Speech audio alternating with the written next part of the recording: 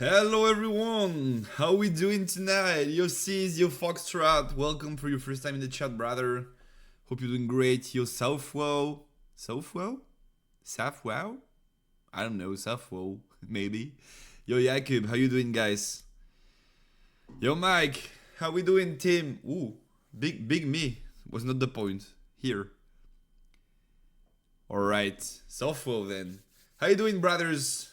Hope you're having a great Wednesday. Hope everything's cool. Hope you had a great Houston. Yo, Mike. Yo, brother. Thank you so much for the Prime sub. Much love, man. Much love. Thank you so much for the support. I tell you what, I love you guys, because, I'm literally on the verge of collapsing. If you guys did not keep up with my weekend, I can tell you what casting has been something. Really something. I'm literally on the verge of dying. I was pondering, do I want to start a stream or not? Because I might die during the stream. And then I was like, yeah, but I will miss them if it's 2 weeks. So yeah, let's just start a stream. So here we are. Hope you guys doing great. Yo, Yuko, how you doing, brother? TLDR. I casted on the French ODP broadcast, you guys may know. It's a big league channel in France. I had the opportunity to cast the Houston qualifier. It was huge. We did cast in French, okay, not in English. From my understanding, we got more people watching the stream than people watching the official stream for most of the time. It was something I think peak was something 1.6, 1.5-ish K, something like that. Someone told me this. I did not see the stat myself, so I might be wrong. Not 100% certain. But I think the hype in France is super big. That being said, with the delay on rounds and how things went, we started, I think we got there at something 2 p.m. on Saturday. We started streaming at something probably 5.5. We got done by 8:30 a.m. so we streamed the entire night. I think it was 5:30. No, what was it? 7:30. Yeah, it was 7:30, and we went to bed at 8:30. So we streamed the entire night, then went to bed at 8:30 a.m., something like that, on Sunday morning. Woke up at 1-2 p.m., something like that. So very short night. Got back to the studio, started streaming again, from something 6 to 3 in the morning. So this beginning of the week is super hard for me. I'm waking up at 11 a.m. and I'm oh, more sleep, please.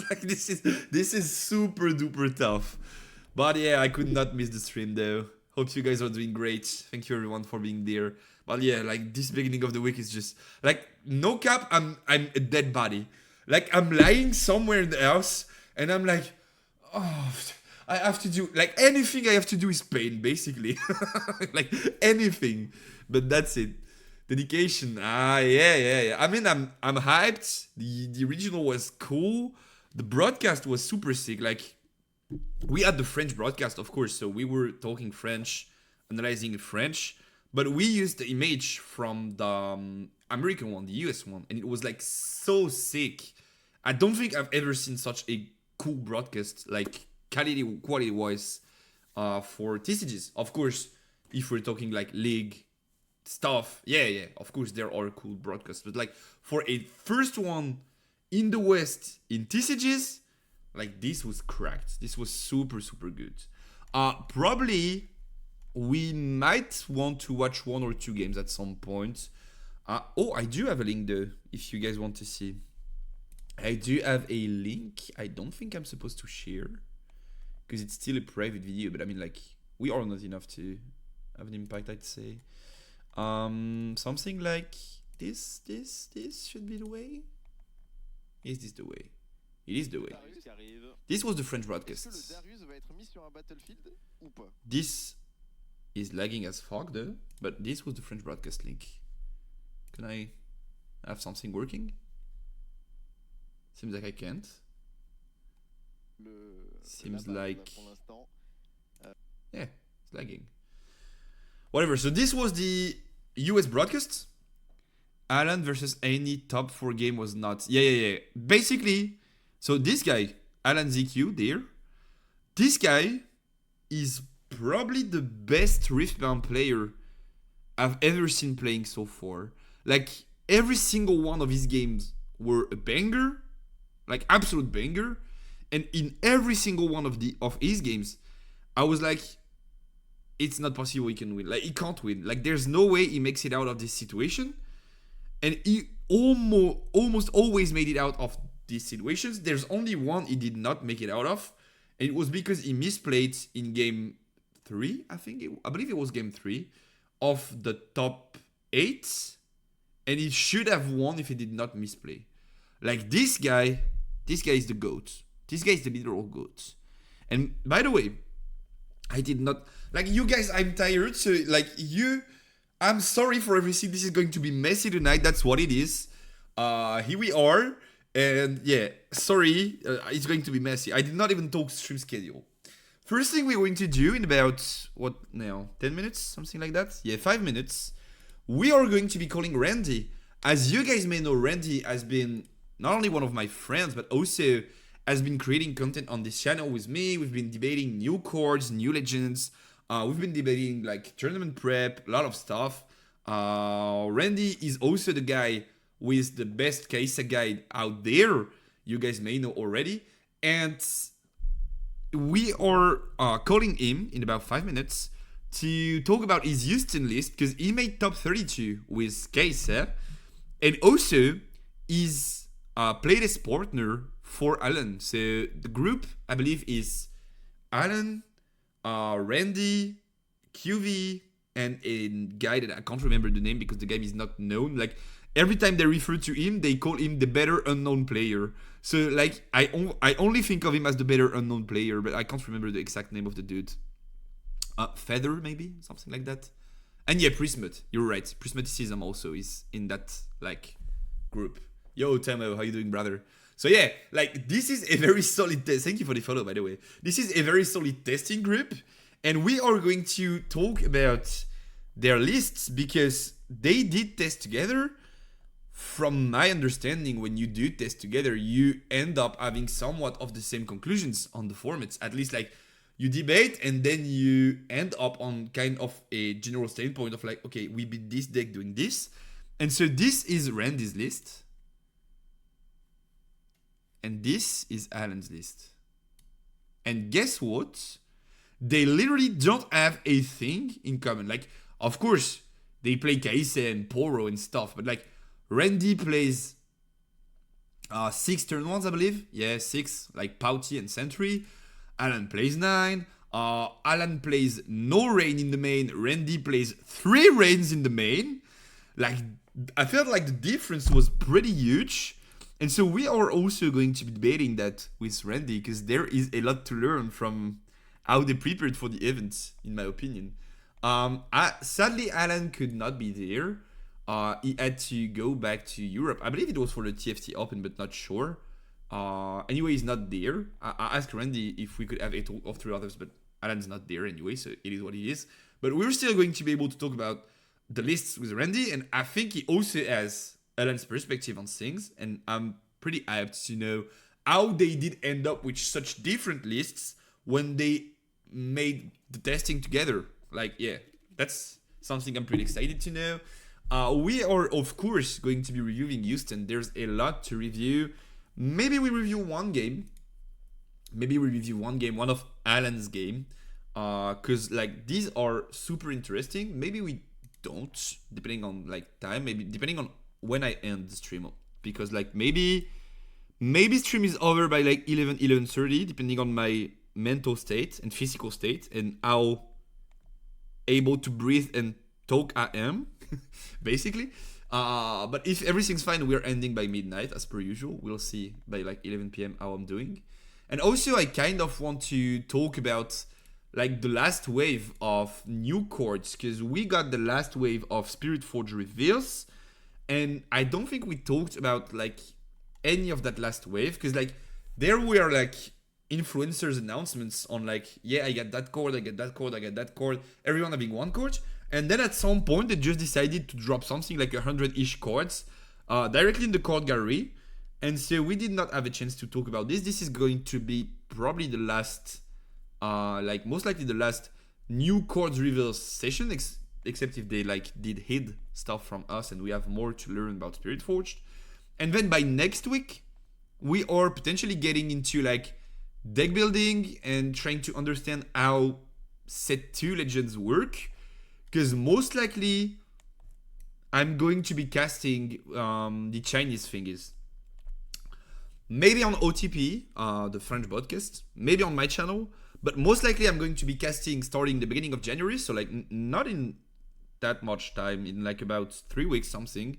I'm going to be casting the Chinese tourneys, and these guys are going to have tourneys in set 2. So we are going to start building these decks starting next week and trying to see if they can function. I'm also going to print proxies and try the decks at local, and maybe like, of course not like official locals, right, just like with my testing partners, and see if the decks works. Maybe we are going to do remote, like I don't know, but there's a lot of content to create around set 2, and I don't want to fall too far behind, because I think I need to be sharp for the Chinese tourneys. Cool, yeah, I'm going to cast them for sure. If OTP wants to do them on their channel and wants me there, I'll of course get there and cast them in French. If they don't ask me to get there, which is possible, like I don't know anything, right? I just think like we did a great broadcast, the vibe was cool, people were happy about what we produced, and the stats were decent. So to my understanding, that would mean, yeah, we are going to have other like more Riftbound broadcasts in the future. Like, bro, I'm so dead. I can't even talk properly. My bad, I guess. We are going to have more Riftbound broadcasts in the future, but maybe we don't. I don't know. Like, from my understanding, it would be yes, but like, I don't know, right? They did not ask me to do so. So like, don't go around saying I leaked something. Nothing's settled. I'm just like considering my options and waiting for the call or not, basically. Olivicas was so good. Thank you for that. Thank you, brother. Much love. Much love. Yeah, I had a lot of fun, actually. And yeah, I did not show you, but like this was the official English broadcast. All right. So we are talking in French, but like this is the image that you could get from watching the Houston thingy, right? But we add this too. If this works, yes, this does work. So like we add the full setup. We add this caster desk. Like the production quality was sick as fuck. The video is lagging as fuck, dude. But like, look at that. Like this is caster's desk. This is pre-shuffling. Like look at that quality. This is basically what they use for League, right? I guess there's a reason why they are top tier in League 2. And this is what we used in game when I was casting, and this was so cool too. Like we had that big thing to pull up cards, and like we hear the casters, and then we have that big space to pull up cards and explain like, okay, this is the build, this is the plan, this is what they want to do, this is the card that should fuck the plan. Player A is looking for this, player B is trying to avoid this. Like this was pretty sick. I don't think I ever felt like there was so much production quality on anything I ever did content wise. Like this was super sick. Anyway, how about I ping Randyyy? Ready. If Randy's ready, we are hopping onto a call and we are talking Kaisa, prep stuff. For you guys who don't know, potentially Randyyy made top 32 in Houston, which is like super big, of course, of an achievement. Also a friend of mine named Sapik, so Sapikot, Kevin, made top 64.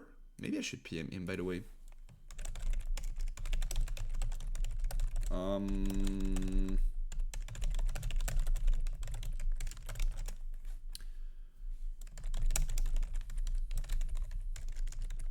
This guy was on Yi. This guy was on Yi, so maybe he can come and talk about his Yi list. Waiting for Randyyy to reply. I'll just have him there. So yeah, the stream was like a blast. The production quality was a blast. We had so much to learn and so much to like from top players playing. To be fair, like I was expecting the level of play there to be pretty. By the way, I should just make this bigger. I was expecting the level of play to be like on another level from like what we see in locals. I was expecting top players from several games to quote unquote migrate to Riftbound for the regional. I was not expecting that level of play. Like if you guys did not watch the top, I'd say top 16, starting top 16, them games were on another level. Like these players were all of them, like most of them were professional players from like all around the games. Flash, One Piece. I don't think I saw so many Yu-Gi-Oh players, but like yeah, Magic and stuff. Like I have the list basically. I can just show you the list there. I can just tell you about the list there. Let me grab it. Where is this? Yeah, it's here. It's here. So okay, this was the top cut at the start of it. So and I don't. By the way, sorry guys if I forgot some of you guys on broadcast. I don't know every single player out there. I just wrote down the names that I did recognize because I've been in TCG world for like quite some time. So I've heard some names. I know some guys. Some of them I don't know personally, but like I know their names. I know they're good at X. And so I did a tiny bit of research, but most of it is from the players I know. This was top 64 before it started. So the 64 best players of rounds. Sorry. Number 2 was Sheki. Is a One Piece top player. Number 4 was Gorika. Is an ex-pro League of Legends player. Number 5 was Alan Ziku, world champion for Legends of Runeterra and TFT Pro. Or maybe I should just like, yeah, I should find a way to put this on screen though, so you guys can see it too. Let me just show you how crazy this was. Like this was the most stacked top cut ever, in my opinion, on a TCG events. Yep. Copy. I just send this to myself and put it on screen for you guys. Paste, paste, paste. Randyyy says he's coming, so perfect. Let me just grab the thingy I just sent myself here.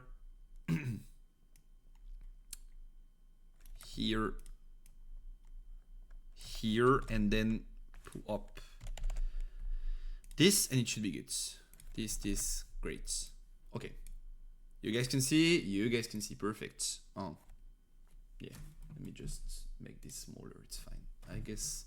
Can we have this a bit bigger size-wise, or can't we? Title? Yeah, I guess. Yeah, I guess it's fine. So from my understanding, thank you for the follow, free stopper. Yes, Linia. Yeah, the briefing. Thank you for the kind words. Find it crazy that a winner was new to the game. I would have put my money on someone who has been testing for a while, but it did draw super well. Yeah. We're going to talk about that too.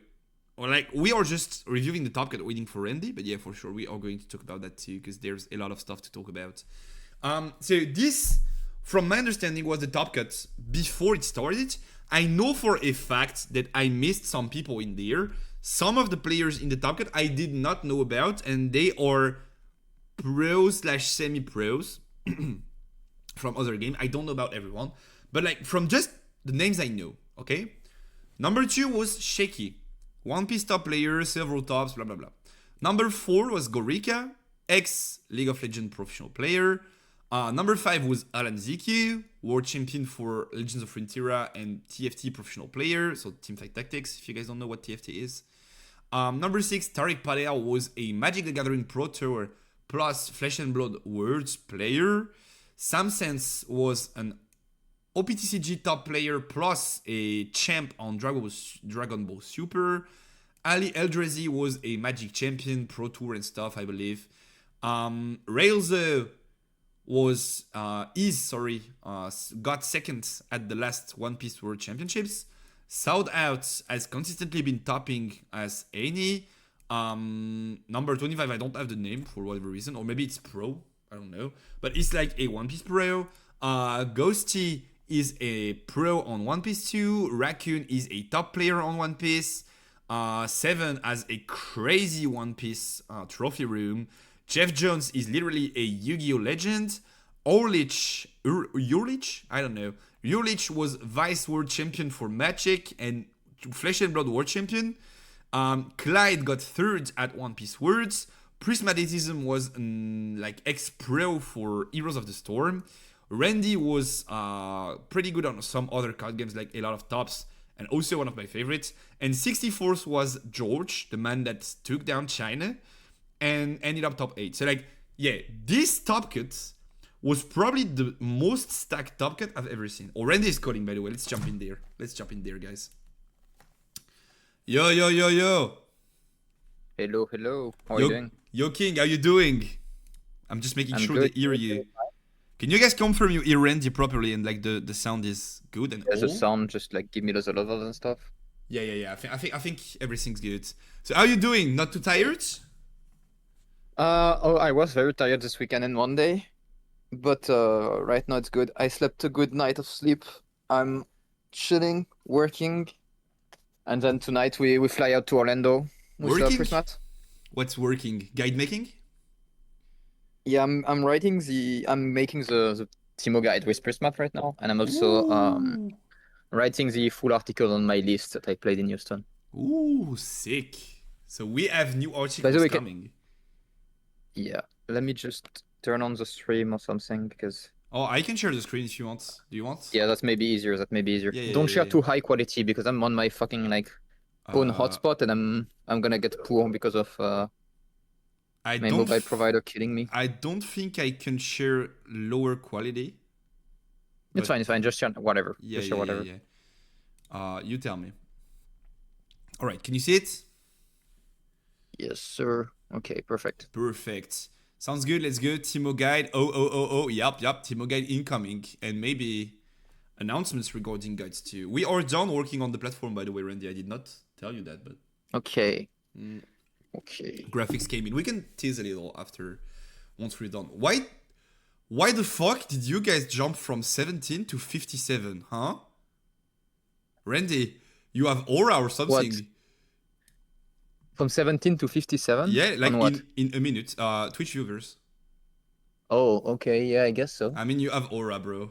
You literally have aura. I guess so. Thank you, guys. Hello, everyone. Hope you're doing great. So, Randyyy, big cheers in the chat, please. Big GGs. Randyyy ended up top 32 with... Yeah, fuck that. With, like, the worst tournament run I've ever seen, I think. So, Randyyy played Kaisa. And in rounds, you ended up playing something like 4 auroras, right? Let me just grab your... Yeah, I know I have... I fucked up something in my round review because I know I have like played 4 auroras.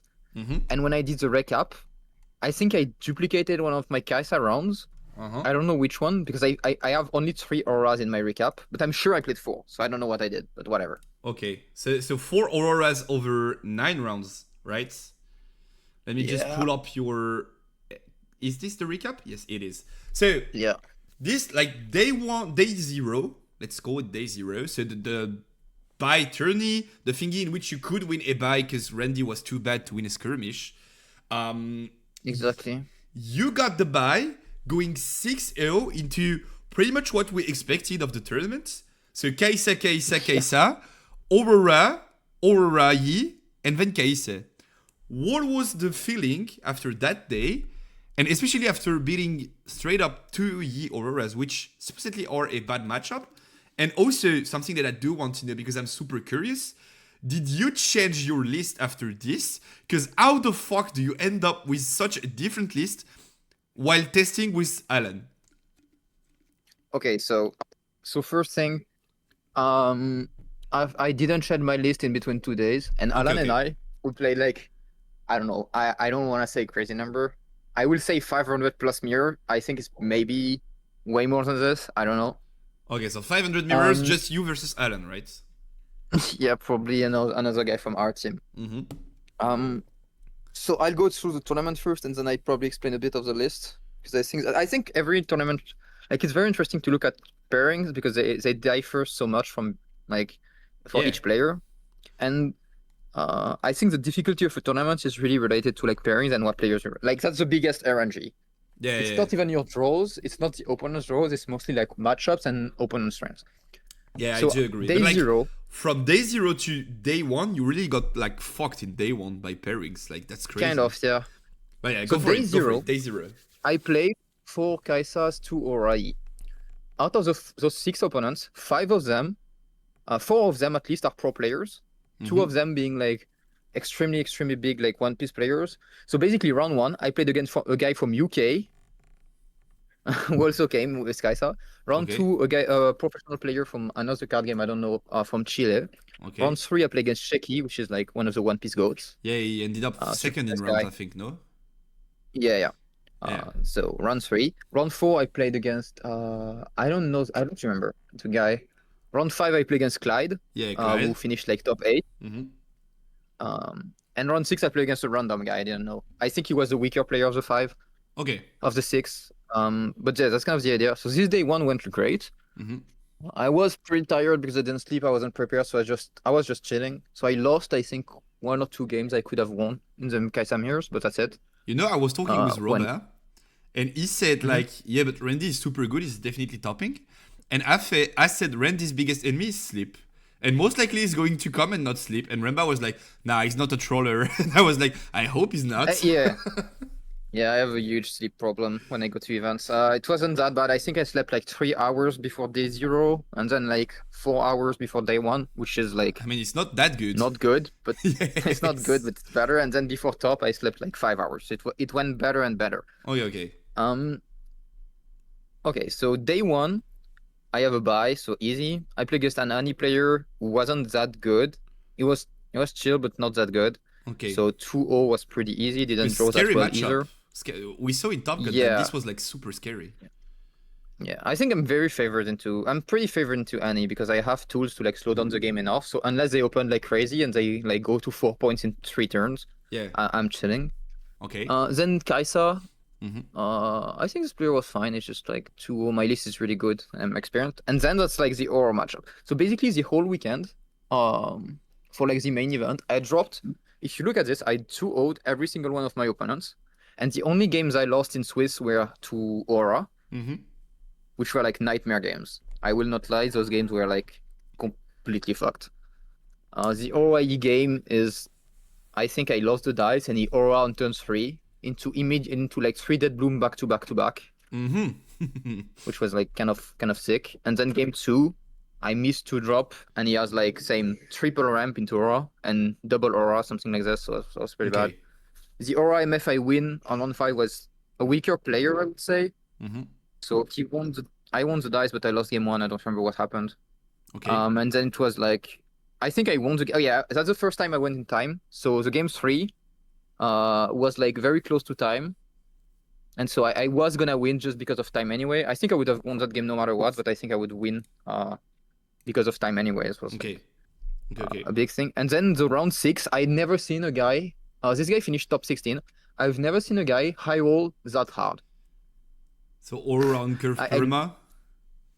No, it's worse than this. So he goes first. He goes ramp on turn 1, so he goes to 5 mana on the next turn. Mm-hmm. I just developed my guy.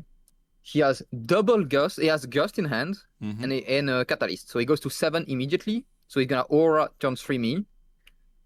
And he gust my guys at push. So I'm 0 points when he plays aura, Facing Aurora, which is yes. kind of crazy. Yeah, kind Yeah, of. and then he hit like double. He hit all of these like he hit Volibear first, which is like probably the worst at Yeah, for me, for sure. considering I have like no unit.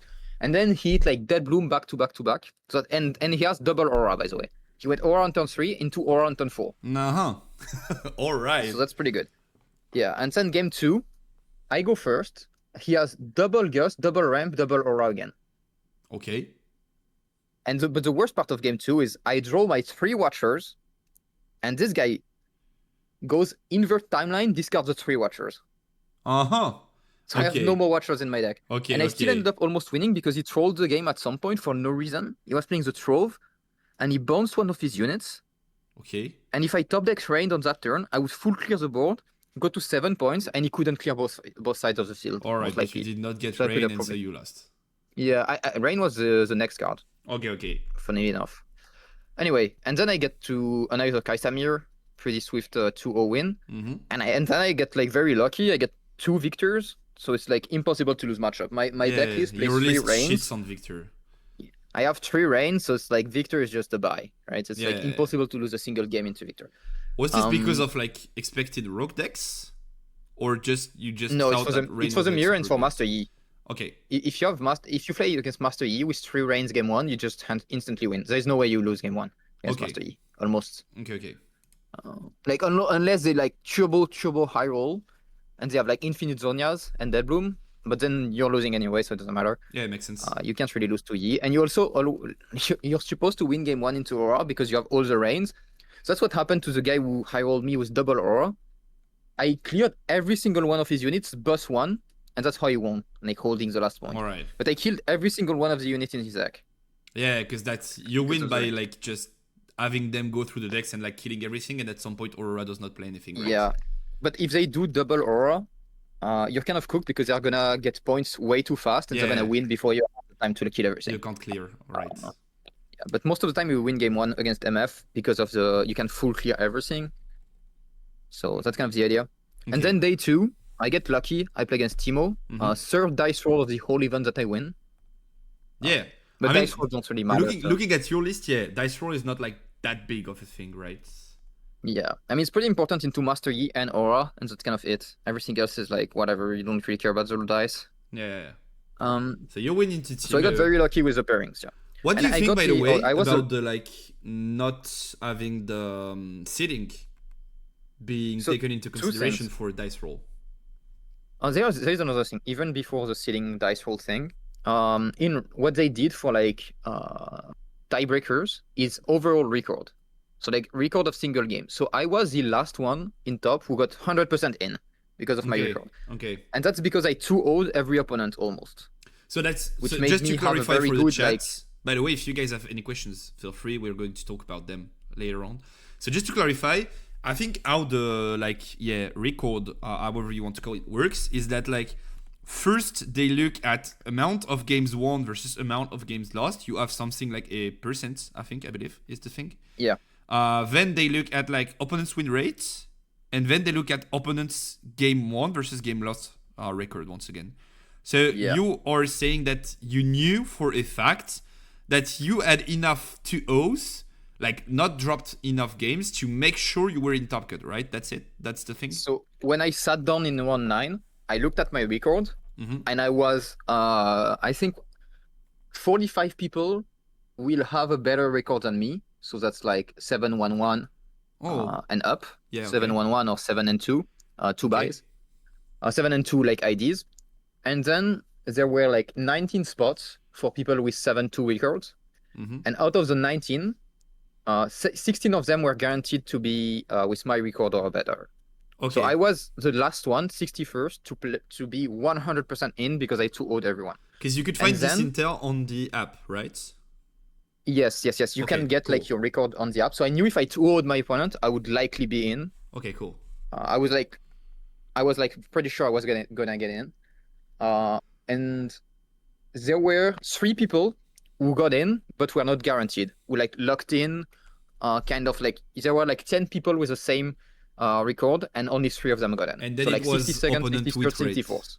It was opponent win rate. Yeah, I mean it's like pretty random, right? Because it's like maybe you win against the guy round 2, and then they do good and not like. This is so that's very different from other games because in other games it's most likely opponent resistance before your own like game score. Exactly. At first I thought it was pretty shit. I do like it. But because it's only 9 rounds, it felt like actually 2-0ing my opponents felt like was important. Yeah, it was worth it. Exactly. Yeah, and I think if you play a 12, 13 rounds event like Yu-Gi-Oh! MTG, or even more now, Yu-Gi-Oh! It's like 15. Yeah, 15, yeah. I think it's a bad way to make tiebreakers. But because it's only 9 rounds, I think it's a better way. Because what would be the difference? I think if they keep from like adding 2 to 3 rounds and doing the same.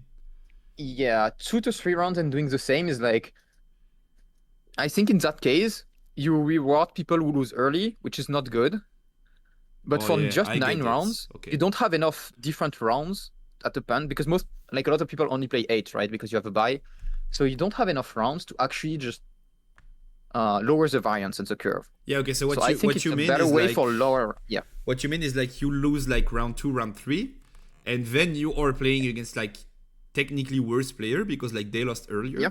And so you have easier 2-0s, and then you can like kind of make a comeback without playing the top players, right? That's what you were implying. That's kind of what I'm saying, but that's also that usually you get like it sucks if you go 6-0 into 6-2, and you like 2-1 every opponent. But at the same time, there are not enough rounds, I think, to lower the variance of matchups. Because when I talk to my teammates. I faced only 2 Kaisas in rounds, and I think I just faced 1. I don't remember. I think there was another Yi. I was very tired, so my memory is not the best. Yeah. Maybe there was another Yi, maybe just 3 auras, and I went crazy. I don't know. But my friend Prismat, for example, on Timo, played like 6 Kaisas in rounds. Okay. And the thing is, if we had like 3 or 4 more rounds to play, the matchup would like even out. But in that short of an amount of rounds, I think this is the best way to go about it. Yeah, I really in the end, I think a lot of people really liked it because it felt like, oh, actually I threw everyone and it mattered. Yep. When usually in One Piece it's like, oh, I lost against a fucking guy round 3 who went like 3-7. Yeah, exactly. And now I'm fucked. So I don't know. It feels like even if it's like worse in some ways, it feels like you have more control over it, which I liked. And it's I think a lot of people skill based. At least you have an impact on it. Yeah, it's less random. It feels like it's bad if you go undefeated into like 6-2, into like 7-2, but in that case, if you go undefeated, you just ID and you're in top anyway. Yeah. Which is going to be to the next point, right? Dice roll is in tops, and once again, I think because of the ID system, if you do higher seeding in top, everything I said goes out the window because now you need to play when you're 7-0, and you could get out and punish for go 7-0. Because the opponent like wants to play for the dice roll, and in that case, I think it was like I don't mind dice roll in top. So I don't really care. Just to clarify things, because maybe some of you don't know what an ID is. ID is intentional draw, and so once you get to 7-0 in the tourney, so like 7 rounds in, you won all 7 of them, maybe a bye, but like anyway, you're 7-0. You have the possibility to be agreeing with your opponent before the game starts on a draw. Which means you both get a point instead of 3 for the winner and 0 for the loser. Which means you're 100% guaranteed to get in if you draw the 8th and 9th rounds. So yeah, a lot of people did this, and the top records, everyone, apart from one guy that got one, I think it was 8-1. I think the first in rounds was 8-1. But aside from that, everyone did IDs. It's possible. I don't know. But yeah, most people, I think everyone ID'd. Yeah. Every single person ID'd, more or less. So the debate is, do you want to take seeding into consideration in top cut? And so the player that placed the higher in rounds as the toss, so decides who gets to go first without having to roll a dice? Or do we randomize everything and roll a dice? At first, I thought like not rolling a dice was not so good. But also, I realized later on in the tournament that whoever had the highest seeding in rounds would win the metal cards if they like George and Alan both lost in top 8, being the last cases remaining. And so Alan won it because he got like 4th or 5th in rounds, whereas George got 64s. So I was like, okay, then seeding kinda matters, so I'm fine with that. Yeah, I think seeding, I think the thing is, once again, if you play 15 rounds of Swiss, seeding is important. But if you play just like 9 or 8 rounds, if you have a bye, which is even less, because actually if you go 6-0, you played only 6 rounds of Swiss, technically, if you go 7-0 and you had a bye. Mm-hmm. And that's kind of crazy to have like seeding matter when you play only 6 rounds for like a major. Yeah, I could see that. I mean, it kind of matters. I see people being like for it. And to me, it's like, I don't really care. I think I don't like it because I think some decks are very, very favored. And in 9 rounds, they have the opportunity to like high roll extremely hard in Swiss and then like steamroll to top. Like I think Master Yi, if you go 6-0 with a buy with Master Yi and you have dice in top all the way, I think it's kind of a stupid like. I think it's kind of stupid. Yeah. I don't really like that idea. But dice rolls don't matter, right? If you look at this event, I won like 5 dices. Yeah. And I 2-0'd the opponent on the play, like on the draw, like a lot. Same for my teammates, same for a lot of people I talk to. No one except except if you're playing Yi. Yeah. The dice roll don't matter that much. Yeah, Maybe Annie and Yi are the only 2 decks that actually have dice rolls that matter. Like, I do have precise data on the matter, thanks to Games Deconstructed, which is a cool YouTube channel that does breakdown stuff and stats and tries to analyze what works and what does not in TCGs. And so apparently, up until Houston, player going first had like something like 54% win rate in a meta in which like Yi is super dominant and Yi is like super good at going first and way worse at going second. So of course he's rigging that data and it's still only 54% win rate going first. So I would say we're pretty fine losing the dice. If you're the better player, you are most likely winning anyway. Would be my take. I mean, you can play like a monkey deck and just like have like all 2 drops and no removal and no way to go second, right? But that's just not real. Yeah. I think Riftbound is one of the games where dice matters the less that I've played. Yeah, Yu-Gi-Oh! It depends on formats, obviously, but this format is not bad. Only Annie and Yi are really like, but they're also, which is weird, is like they're also the less consistent deck. Annie and Yi, I think. Yeah, they have to find the outs, and if they don't draw. Like the guy in finals literally scammed the Master Yi. Like, to be fair, like no offense, he was probably super good Annie player, and he got there like by skill and stuff. And I don't doubt he's a good player, but like you see Yi going sabotage, ripping the rebuke to the bottom of the deck. So he literally can't lose that game. That game is over. And then Annie goes top deck rebuke, and then that game is over, and Annie wins it. Like. Yeah, I mean... You wanna know the funny thing? Yeah, tell me. I was with the Yi player at dinner and stuff like the next day, and we spent like some time doing all the stuff like on the Monday as well. What's funny is like he high rolled during the whole day as well. It's like we all know, it's like to get there, to win an event, you kind of need to high roll. Yeah, okay. And even if the Annie player was good, the deck is so inconsistent compared to like some others that once you get to like top 4, top 16, top 32 even, it's like any of the Annie player could have won. Like after like I talked to some of them, not all of them. I didn't talk to the guy who won, but I think any of the Annie player could win this event. I don't think at this point it's like it depends on the deck you're on.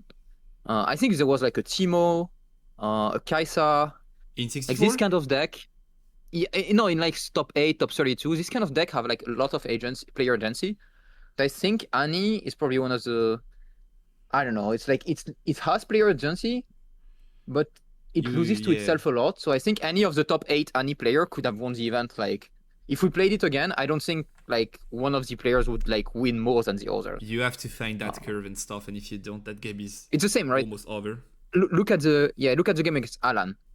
Alan like triple smoke screen, and then the guy top decks the out anyway. Top decks, yeah. You see, it's like. I mean, it's not really about what they did in the game. Those games are so short when you play Annie.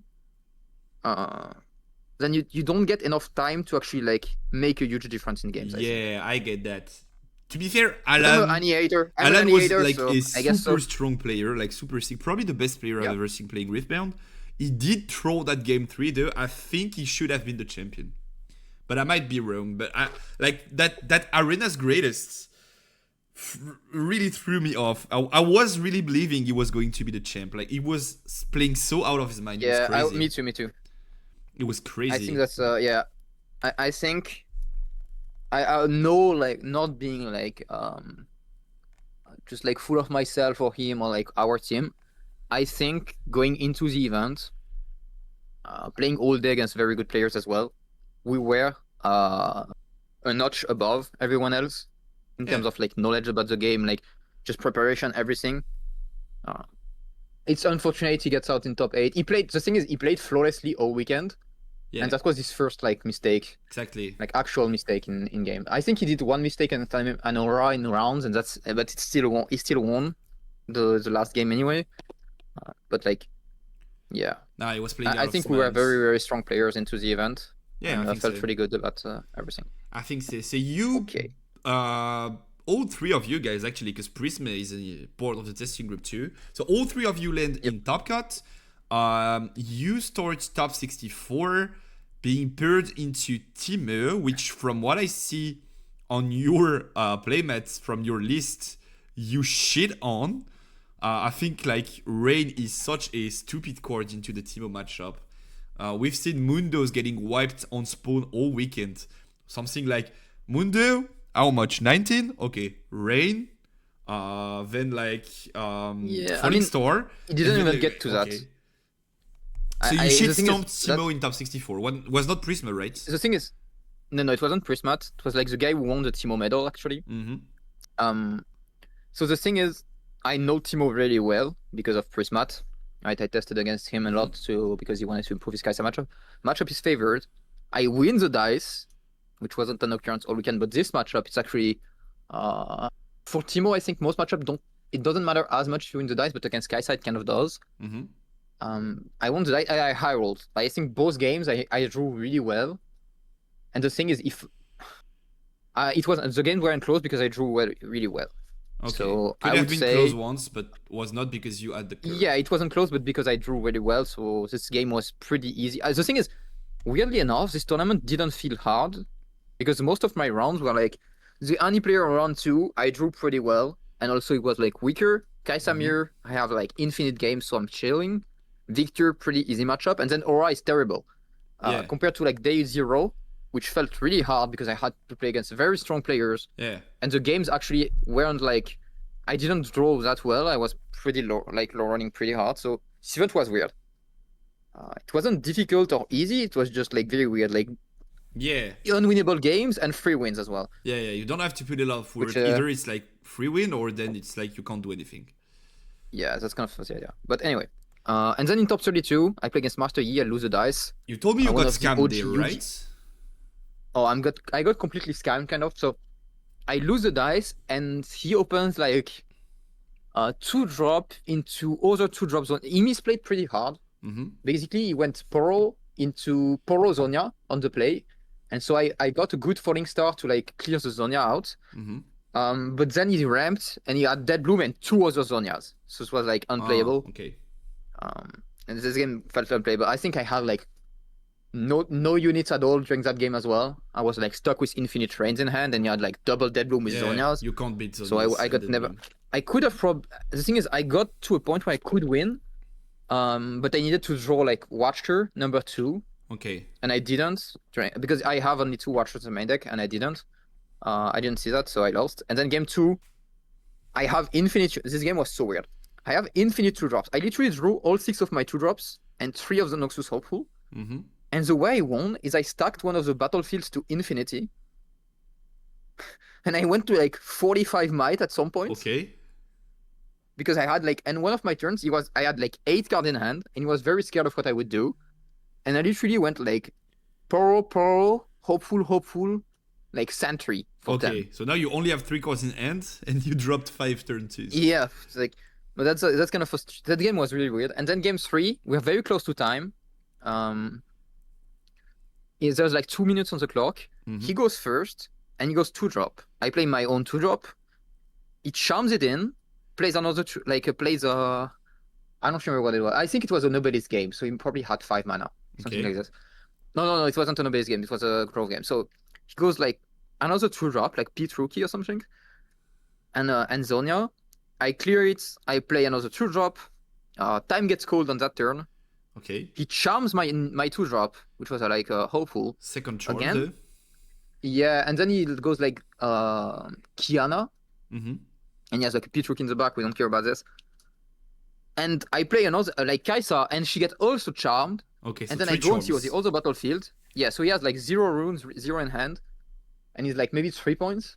Okay. And then I go into the other battle. Second charm. I don't know what I'm saying. Anyway, I was very tired, and I stack a battlefield, and it charms my Kai'Sa out of the battlefield into his Kiana, moves it back, and plays the first mate. To like clear the other battlefield. So basically, I got like triple charmed first mates that was a one-off in time, and I lose to time when I had like, I don't know, like 10 runes to like 4 or 5. Okay, so And long term you win, points, so... but at that exact point, because of time, you do lose. The triple charm was crazy. Yeah, okay. So you kinda get scammed, and your run stops in top 32. But then Alan continues. Alan continues, true. Like after that, so one quick question, and then we can talk about like the overall feeling after that disappointing end, but still pretty good results. I was wondering if we have time being called in top cuts, and at the end of turns we are like 5-5. What's the way they resolve sudden death. First to score a point. Okay, good to know. And the rules of like the game still apply. So if you're 7-7, you need to win the game actually. Okay, you can't score an extra point. You have to conquer both or odds. Okay. Yeah, it's not. Yeah. So quick question. Now, what was the overall feeling after ending top 32? Good news for business, I guess, guys and stuff. Overall. I guess, who you are. I mean, but then from a player's perspective and the prep you put in, it's also kind of disappointing. So what was the feeling there? I mean, I was tilted to lose this way because it's like frustrating. But it's the thing is I couldn't really do. I literally couldn't do anything. Like that, the 2 games I lost in top were like literally unplayable. It's not a matter of list. It's not a matter of like play. It's literally just unlucky. So it doesn't feel that bad. So I was pretty tilted, but because Alan continued, I was like cheering for him. Okay. So that's fine. Okay, so yeah. Sad because I think I could have won the event. I think if it went like better on that round. If I got some Kaisamir, some Annie matchups, I think I was pretty fine. But in the end, I'll go to China, I'll go to Bologna, to Vegas, we'll win there. It's okay. First things first, you are going to Orlando next week, right? So this weekend, basically. Oh, true. I forgot about this. So you have tournaments on Friday, Saturday, Sunday, right? Can you tell us about the schedule before we jump onto your list? So if you guys want to follow Randyyy, I'm just dropping the Twitter handle in the chat. Randyyy is not only a good friend, but he's also an extremely good player, as you guys can kind of figured already. He's posting a lot, posting a lot, because Randyyy loves to talk shit about stuff. But he's also posting some serious stuff, hosting giveaways, and he's also maining a guide maker. Not one of these guys that top an event, then rush to create a MetaFi and make money off of it. Rather, a serious guide maker that was making guide before Houston. His Kaisa guide is overall known as the best there is on the internet right now. Maybe that will change in the future, but so far that's what I heard. I loved it myself. You also have a Master E1, and one of my friends, actually Sapicot, which is also a French player, did end up topping through your Master E guide. He got top 64, so I guess we can call it some success professionally, I guess. Yeah, there are 3 or 4 other people in top who also got my guide and thanked me for it. So, that's pretty cool. Yeah, I guess business is going well. And also, were you guys the only 2 French people there? Because I feel like the French win rate is crazy sick, no? I killed the Luxembourg guy who spoke French in rounds. Okay. I know, so there was this guy. I don't think there was any French. I didn't even see this guy. I knew he was there. You told me like later on, but I was running around doing random shit, so I didn't see him. Because like if it's 2 French people in Houston, 2 French people making top 64 on literally the other side of the world, huh? Yeah, it's pretty good. I mean, if you think about it, our team, like the 3 of us, Prismat, Alan, and I, we're the only team that I know of, because all the other ones are much bigger as well. We went like 100% top rates. Yeah, I think there were some JRB guys, but like they have such a huge team. Yeah, like some other team went like 5 for 12, 6 for 15, something like that. Yeah, but we all topped. There was definitely a guy there who only spoke French, so there might have been a 3rd French person there. I don't know that's about. Possible. Yeah, potentially. But I will say this: I've been playing TCGs for like 8+ years. I think this was the hardest tournament I went to in terms of level of play. Yeah, because there was so many very like big players from other games. Because this released 1 month before the game release, so everyone who like actually booked was someone who was already interested in TCGs. Yeah, like the top cuts. Like I talked about it before, but there were only like 15, 20 of us. Now we are 100. So let me just give you a quick recap, and maybe Randyyy, you have extra names to add to the list because I know I don't have everyone. So, okay. First player was a top player for One Piece. This is Swiss rounds, by the way, like the ranking for top after rounds. So second, was a One Piece top player. Fourth was a pro League of Legends players. Fifth was Alan, so Legends of Runeterra World Champion and TFT Pro. Sixth was Tariq Patel, Magic the Gathering Pro Tour plus Flesh Blood Wears. Seventh was Sam Sands, which is like a super top One Piece player and also a Dragon Ball Super champ. Ninth was Ali, which is like a huge Magic champion. 13th was Razor, which got second at the World Championships for One Piece. 21st was Saud, which we kinda can't count as a pro, but also has had pretty good results on online tourneys. 25th, I don't have the name, but he was a pro One Piece player. 28th was a semi-pro player. 30th was Raccoon, top player for One Piece. 31st, Seven was also top player for One Piece, like crazy pro player. 36th, Jeff Jones is an absolute legend for Yu-Gi-Oh! 38th, Yorlich was second in Magic Words and just world champion of Flesh. 39th, Clyde got third at One Piece Words. 41st, Prisme, ex-pro Heroes of the Storm and also like super good player, obviously. 61st was you, which I consider as like one of the good players there. And then 64th was George, so basically the Chinese killer. So like, oh, you went 64th?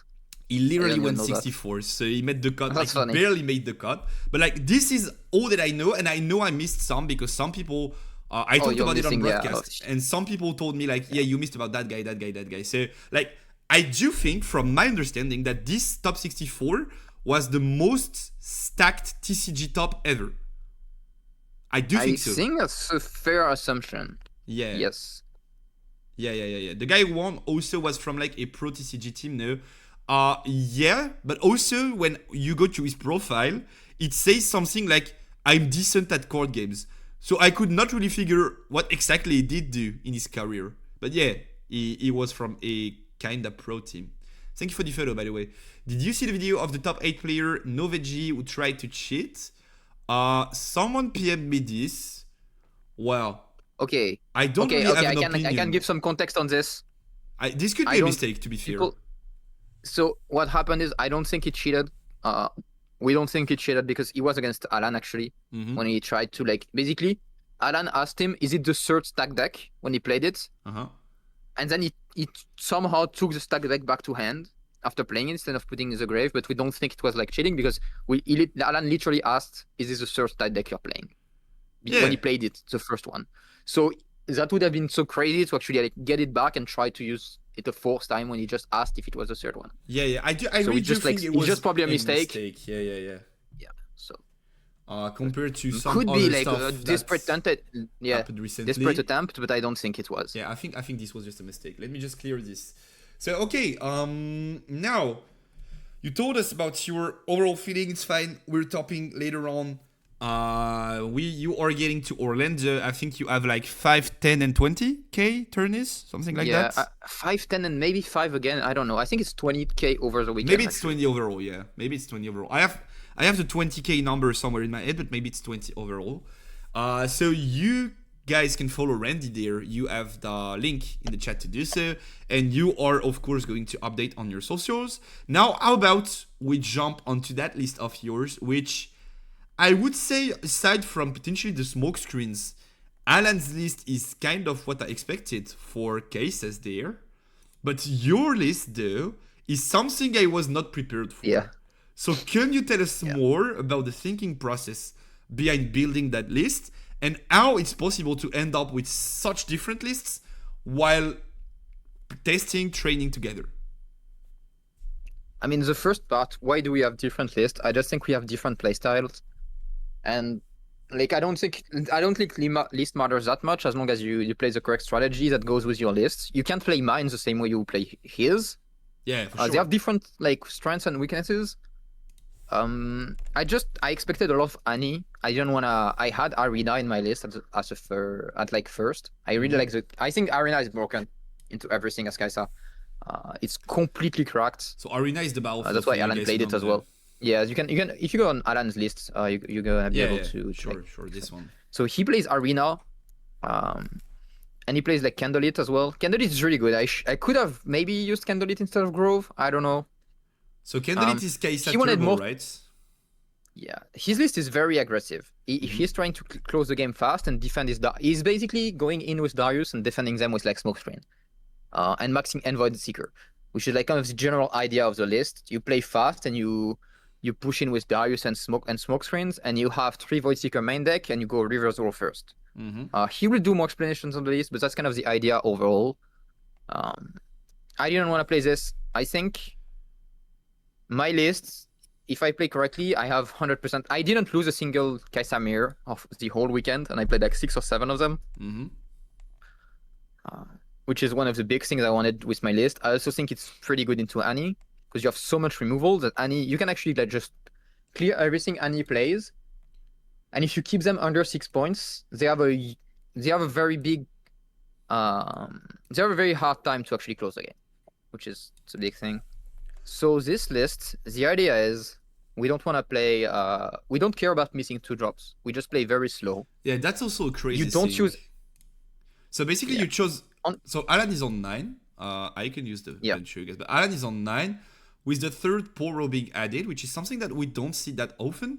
But also I feel like it kind of makes sense in his list of being like very aggressive, as you were talking about earlier. On your list though, you are on 6 turn 1s only, which from my understanding, you tell me if I'm right, but I assumed it was like these cards are the one they don't want to X-Tech Ray, they don't want to Void Seeker. So these are the ones I'm fine playing. And Ravenbloom most of the time is just going to die to Ray or Seeker. So I don't want to play Ravenbloom because it's a dead card. Was it the point? Yeah, I think Ravenbloom fucking sucks. You only need Ravenbloom in the matchups that are like easy. Like Ravenbloom is good into Timos, is good into Victor, is good into like all the random stuff. Obviously it's better to have more 2-drops into Aurora decks. But I don't think even having like more 2-drops into Aura is like that important, because you can just into Aura you keep the 2 draw battlefields for game 2 and 3 and you just win like long term. Obviously it didn't work for me in rounds somehow. We didn't see Thermo Beam, but overall that's kind of the idea. I think 2-drops are kind of fake, because if you miss them, if you don't see them in your opening hand, you have like, even when playing in like 8, you have like less than 50% chance of seeing 1 if you mulligan 2, which sucks. So I'm not taking the 1 out of 2. I barely mulligan with the deck. Okay. I just keep whatever the game gives me, remove like one of the top ends that I see, because I know I'm gonna see it again. Like that's a good thing about playing so many rains, is like if you open rain, you just send it away. You don't care. You don't care. You know you're gonna see another one because you have 2 more in the deck. Yeah. Makes sense. Just so you know, Robalas is framing you in the chat. And also did give a prime sub, so I'm not going to flame him back, but you can do it if you want to. What is he saying? Randyyy doing a deck profile with a chatting, like laughing emoji, whatever. Or time warps mandatory, yeah, I guess kind of. So to get back on that turn 1 thingy, something that I do like and I think is underexploited right now in Rebound is like that idea of like, I play less turn 1s, but I also play turn 2s. That like, I feel Kai'Sa and some other decks, when you miss on turn 1 going first, it's not that bad. But when you miss on turn 1 going second, it sometimes get bad. So you just like add some like 3 energy plays to like make up your numbers going second. And then you don't play bad turn 1 cards, which most of the deck do. Like Yi playing 9 turn 1 thing is because of the deck the way it is, but like you have to play bad cards to make up for the numbers. So I mean, was that the strategy with the Yordles and stuff? Not even. The main thing is, if I miss turn 1, I don't care. I just pass my turn 3 turns in a row, and they can't develop anyway. I let them get to 4 points, and they can't develop anyway because I have Rain in the deck 3 off. So if they overdevelop, I just Rain and they lose the game immediately. And if they don't overdevelop, I still Rain and I have another one in hand, or I have like Singularity, or I have Falling Star. And so I will just kill all. I let them get points and I kill all their units. That's what happened all weekend. I let people get to 3, 4, 5 points. Yeah. I just don't choose any of my removal. And then I just look at them and I pass turn with like 4 open. Or I just play like Poro on turn 3 and pass. And they can't do anything, because if they develop, I Rain and they lose. And if they don't develop, well, then they just pass turn as well. And I have like more removal than they, and I have more removal than they do. And what was the? So it ends up like cooking out. What was the usual play that you got? Were they over developing, thinking like, fuck it, if he's got the 1 Rain, it's okay? Like that's life. No, never. Okay, so they decided to hold back. People Interesting. didn't lose to Rain like idiots, if that's the question. And then how do you do into like if they go like Kiana in the mid game and then they develop Dead Bloom or something like that? Then what's the plan? They can't go Kiana into Dead Bloom because Kiana derams them, so they're kind of stuck. Against CE, the thing is, if they don't see, the thing is, they see Kiana and Dead Bloom, they're gonna struggle to get to high runes numbers, so it's fine. Because they usually just can't go high enough in runes, and you just like end up winning by stacking units in base. And I just stack one battlefield against CE, they don't score that much points, and then you go back and you say, okay, I have Watcher, what are you gonna do? Yeah, I have Time Warp, what are you gonna do? And just win.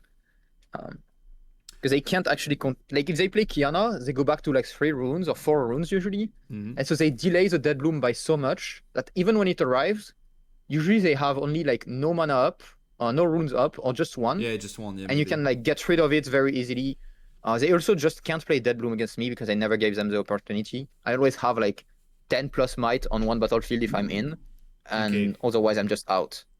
Okay, so the idea behind that list is also warping your opponent's play through the pressure of cards that you potentially don't have but are in your deck, like Watcher and Rain stuff, and then only like this prevents them from going full aggro, full develop, and then you only commit when you know that you can't beat whatever they can develop, and then like that's kind of checkmate. That's the plan, right?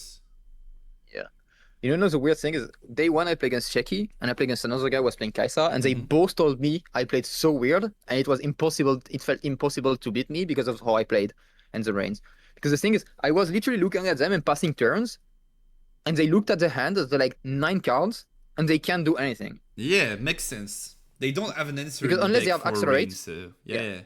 Because if they don't have if they have too many points, I will just like action speed remove like with Ray and Void Seeker.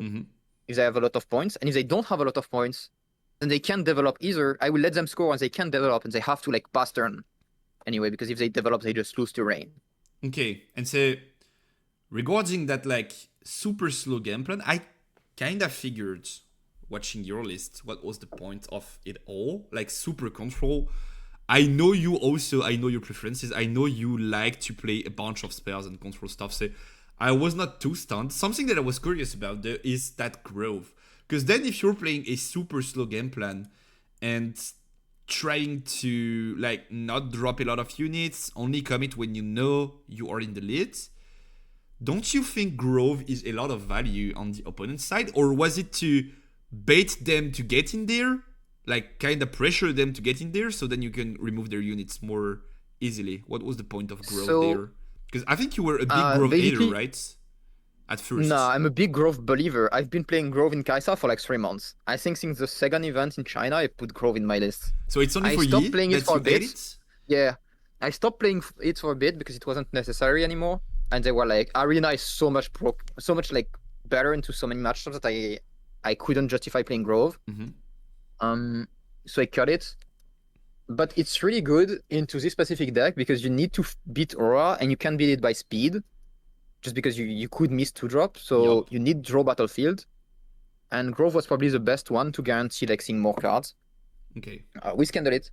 So into those decks, like Aura and stuff, I will just like play Grove whenever. I don't really care. Going first, going second. But into all of the decks that actually try to hold, usually you can't break the hold. Like if Teemo goes in, and you can't prevent them from going in with a Ray, you're not getting in on the next turn. They put too much might, because just any 2-drop plus Teemo is 6. And there is no way, unless you have like double cleave or like Void Seeker in hand, and then you don't really do anything of your turn, you basically just break the Grove. So I would just go second, play Grove on second, and I let them draw, and I go onto the other Grove and I like stack it. Alright. And I trade draws. And the thing is, they can't actually use their cards, because if they do, they lose to Rain. Okay. Makes sense. And also, Grove is very synergistic with Time Warp. Multiple time over the weekend. I have one cheater that survives in the back, like a Poro. And I just go like... And they can't develop, because if they develop, they Rain. So I killed so many of their units that they have very few. So no one is on battlefield. And I just, at some point, find a way to get Poro or like a small guy onto one battlefield. And I like Time Warp and draw like 2 cards for free. Yeah, that makes sense. Okay, so that was the point of Grove. So this list is very specific, Do you think like this gave you an edge because people were not prepared to face that list and that game plan? And then, do you think this is something that if people study your list and read your article on MetaFi that you're going to release at some point on the list, do you think this is still a good call? Or if people find it out, this is worse than a average case list? No, this is not a cheese. This is not a cheese list that won because it played like 3 Rain that people wanted to play it. Actually, everybody's playing Rain, so it doesn't matter how okay, there was one guy I caught because I played 2 Rains and I had the third one and it turbo developed and I called him. All right. This is like one instance of I think day 1 because I played 2 Rains. They were like okay, and he played like double Noxus Kaisa, so he put like 12 might and I killed him with it. But that's it. So I don't think it would matter. I think the big thing in this list is 2 Darius, 2 Watchers. 2 Darius is kind of crazy, I think. Yeah, I mean, but Darius and Watcher just are good. Surprises, I guess, but also Darius is more than Watcher. I would for sure play 3 Darius any time of the week. Yeah, the thing is, my friend Freaks will like also build this list with me. We both came like before a day or 2 before the event, like on the Wednesday before I left. I go on a call with him and I'm like, Darius fucking sucks. Every single time he's in my hand is like dog shit. And he's like, I feel the same. And I was like, okay, let's just fucking cut a Darius and put something else in because I was struggling to find space for the Void Seekers. And so this was Singus Pingus, or were you only already playing one Singularity? Yeah, I mean, Singularity, the thing is, it's good as a one-off to pair with like Rain. Because usually what people do when they're scared of Rain, they don't overdevelop. So sometimes you can like, into a lot of decks, random decks is very strong. And sometimes when they get hit by Rain, then they play like one big guy and one small guy and you Singularity them.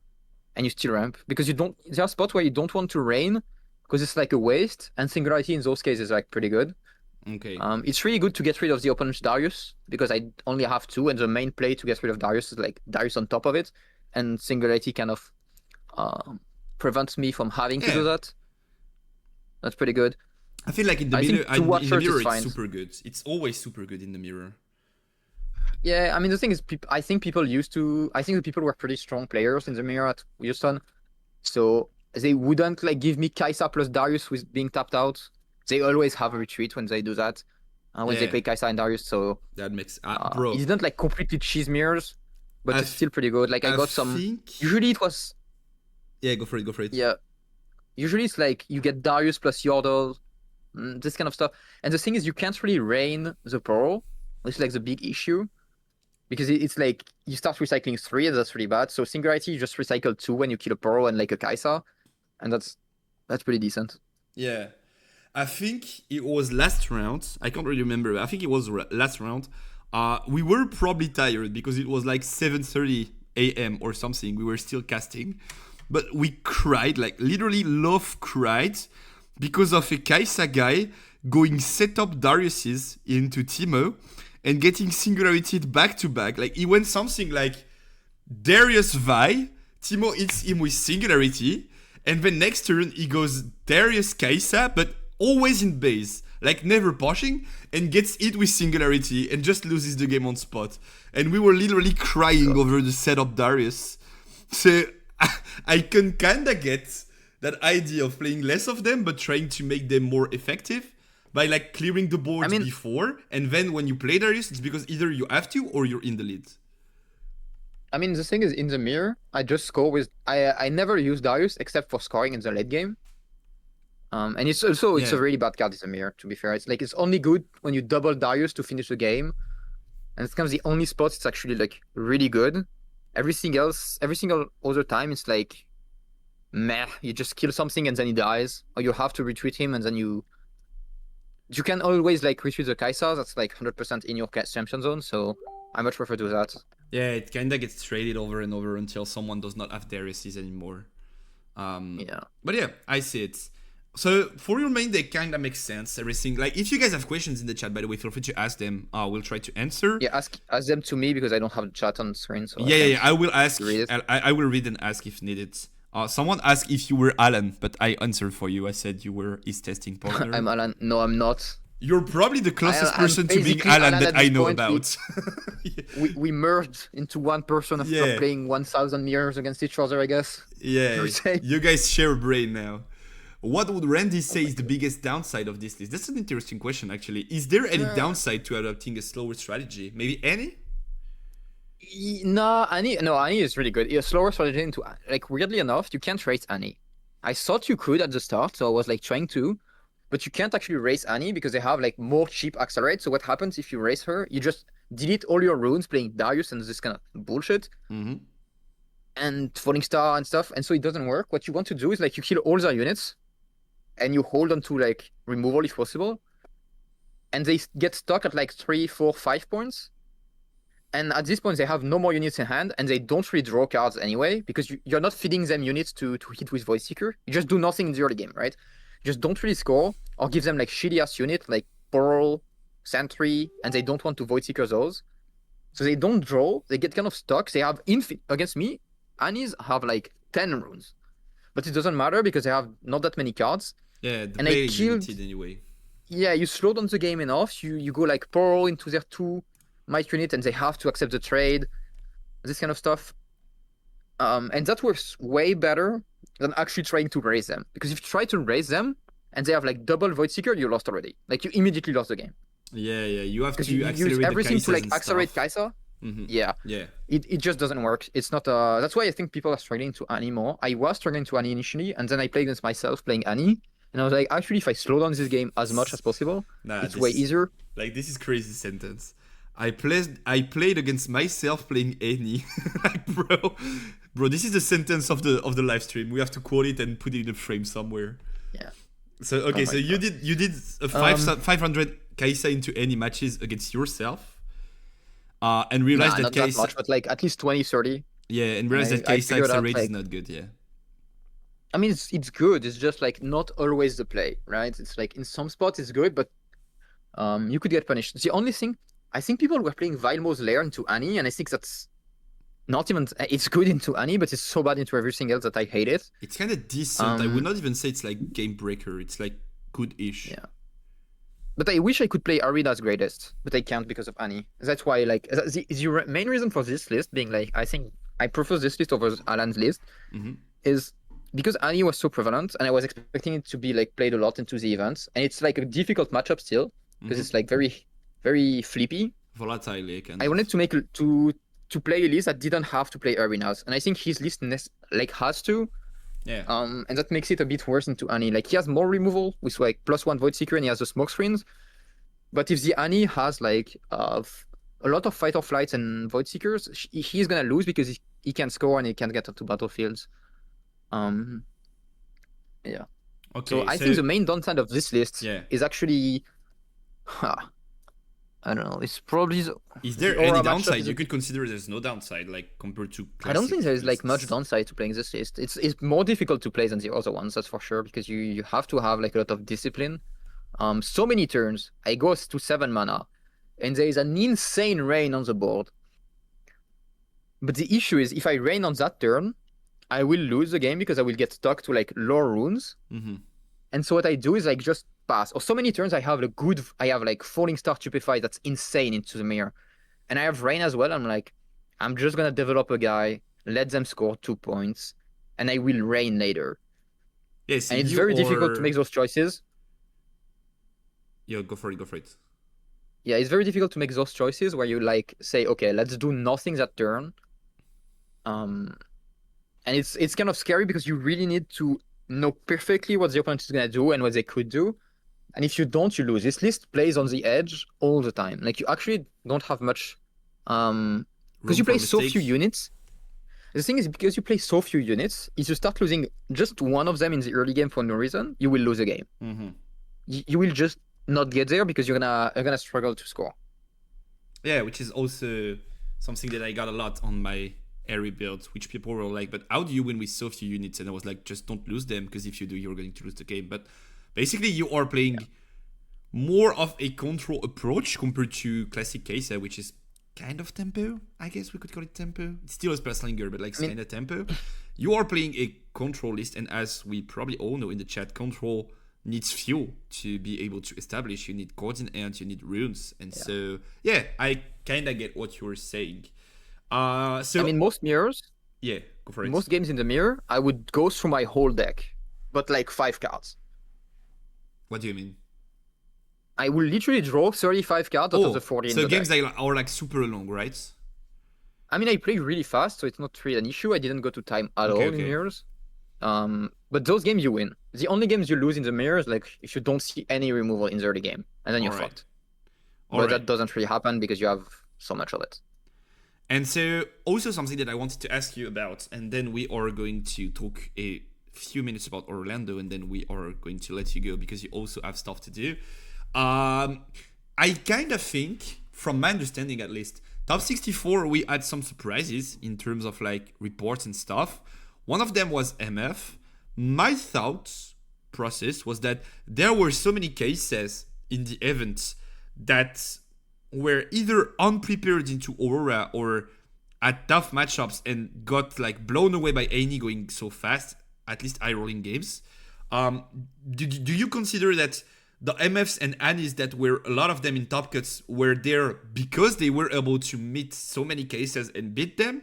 And do you consider this list as a solution to the MF and Annie problem? Because I don't see a way all those MFs and Annies are not in top cut if they did not face like 6 cases or something in the 9 rounds.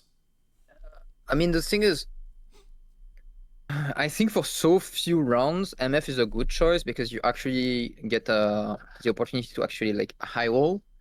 But I also think the main thing is a lot of people disrespect the MF. And I think MF is a trash ass deck. I think if you MF, you're just like a penguin who can play. Like you really have no arms to choose MF. Yeah, also, I will not lie. Also, just a quick sentence to add on to that. I think some super good players from other TCGs knew they were lacking prep, and so they decided to go MF because they kind of expected their fundamentals to be able to make up for the lack of prep, which could also explain part of the MFs in top.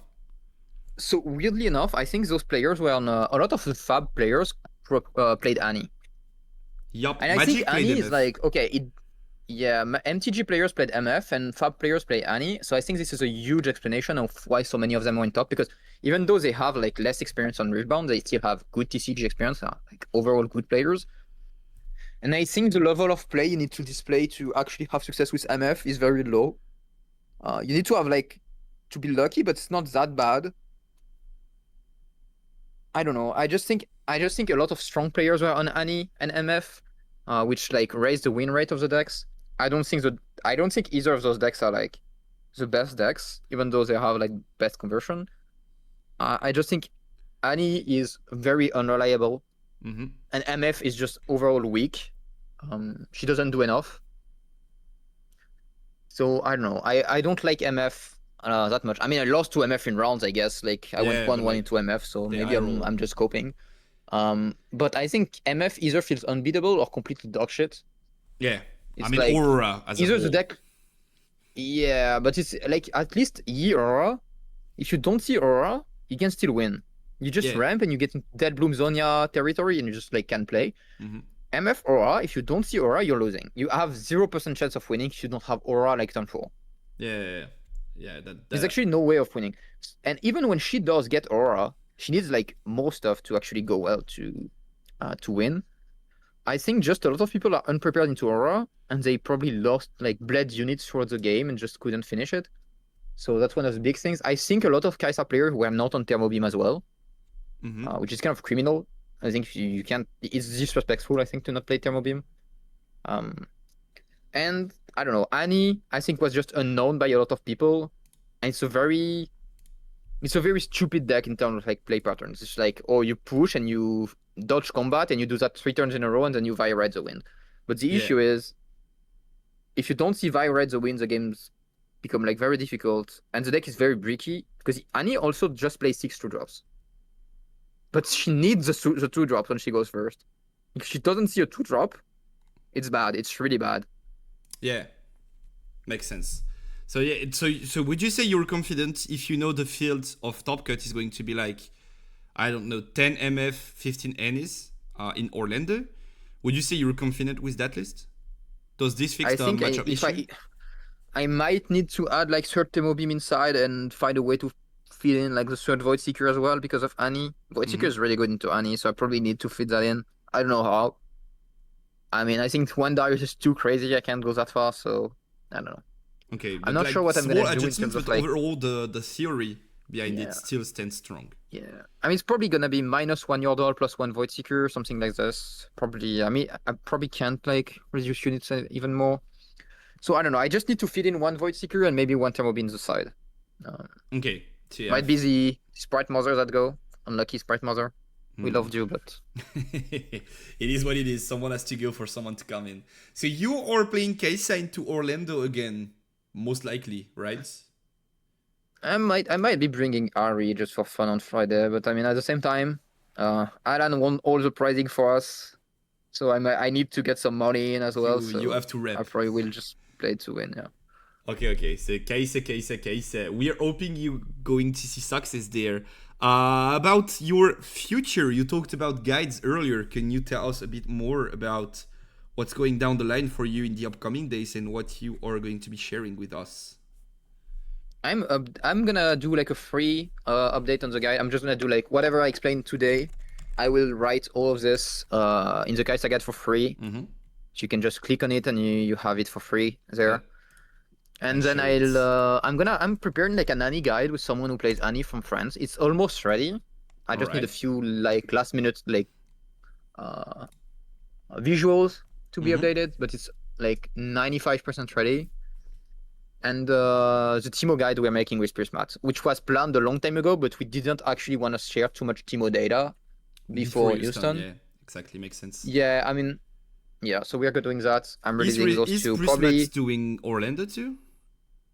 yeah. We're gonna work on the Timo guide. We've been working yesterday on it, and like Okay. today and tomorrow. We're trying to like do most of the heavy lifting, and when I go home, I will make some of the visuals I'm missing, finish like formatting and everything, just like proofreading, Alrighty. making the VODs. We want to make VODs as well, so this is gonna take like a couple of days, and I think end of next week, like in 10 days, we're gonna release that one. Alrighty. So you can expect... And it does coaching. If you, oh no, actually, no, never mind. It doesn't. Okay, don't ask. Like, What do you is mean? he does coaching on Timo if you want, but be careful. My poor guy needs to sleep as well. Yeah, Prismat needs to live. Yo, He's here yeah, how just you next to me, doing? but he can't hear you guys. What is this guy saying about me? Do you want to do more coaching on Timo? Or do you have enough clients? Depends if we're going to China or not. Okay, yeah, depends if we're going to China. So if we go to China, don't come for more coaching. We're full. Yeah, it depends on But if tickets. we don't go to China, then you can DM Prismat and check his MetaFi, Twitter, all that stuff. I know Alan is also gonna do like a video on Kaisa. He wants to make a. So my guides are all written with like VODs. So it's very easy to actually reference them, use them during your training, go back to them. I know Alan is preparing like a guide, which is gonna be, or like not even a guide, more like a master class. Like it's gonna be a lot of videos of him talking over stuff, explaining stuff. So I know he's prepping that. I'll share it on Twitter. He's gonna share it on Twitter if you wanna be ready for that as well. But that's gonna be a very different style from my content. Yup. Which Yeah, is... I don't know what else to say. Yeah, no, it's great. You already talked about big stuff. A bit of coaching on your end too. This is the only thing you did not mention, I think. Yeah. I mean, yeah, I don't think I'm taking any new clients coaching right now because when I come back, I already I think I have like 2 full weeks booked until like New Year's. So I might not have like, but if you want coaching, I don't know if Alan's gonna do some. I know Prishmat is gonna do some. I have really good people I trust fully who do coaching, so you can just DM me on MetaFi or Discord. And if I can't like work with you, I will send you to people I 100% trust, or like great players and also great coaches on top of that. Yeah, talking about trusts, maybe like we can talk about this small project that I've been building. I don't know if if you want to stay there, if you have 5 minutes to spare, it's fine. If you have to go, yeah, you can definitely go. It's fine too. I can stay for 5-10 more minutes. Don't worry about it. Okay. I have Prismat working the heavy lifting. He's writing everything on paper. Oh, for the guide, my guy is paper working. He's basically. Yeah, we are basically splitting some of the work. So right now it's like working some matchup stuff while I'm doing this. So chilling. Gotcha. So this is a project that I actually heavily discussed with you, so Randyyy, for chat, because like you could just not know Randyyy, but Randyyy has been a legend, sorry, a top player in some of them previous games. We knew each other from before, and so we were talking business in terms of what we want to do, how we want to accomplish it, what our objectives. And one of my big objectives was like, I talked to you guys, a lot of you in the chat. Also, like I did some sort of a poll on Twitter. And something that we did have trouble with was like, some people want to get into coaching/guides, but also they don't know where to find trustable persons. And so they either have someone that's pretty good at writing, but that does not have a big like history of topping in TCGs, or they have like a pro player that's not good at writing. And so I feel like Randyyy helping all them creators, I don't know if Prismet is one of those, but like you helping him building the form and stuff is like pretty huge. And I decided to launch a platform, and Randyyy is being showcased in there, which is going to be named the Riftbound Library. We just got done with the visuals. It's up on Metafy now, so it's going to be running. I'm going to make an announcement video and stuff soon.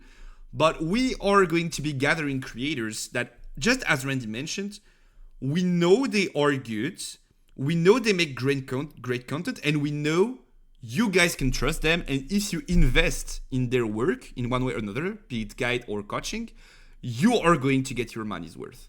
So some sort of a beacon, if you will, of like, I want to get coaching, where do I start? Of course, we are going to be adding more people. Randyyy is one of them. I'm in talks with some of them that I don't want to say the names of right now, because if they don't say yes and they are committed to the project, I don't want to tease and then retreat. But some of them seem pretty interested. We are going to have guides on different legends, of course.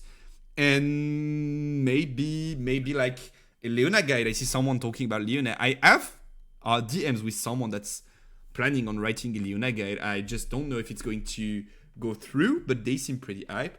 So I'm going to just share the link. If you guys want to get stuff from Randyyy, you can get all of it there.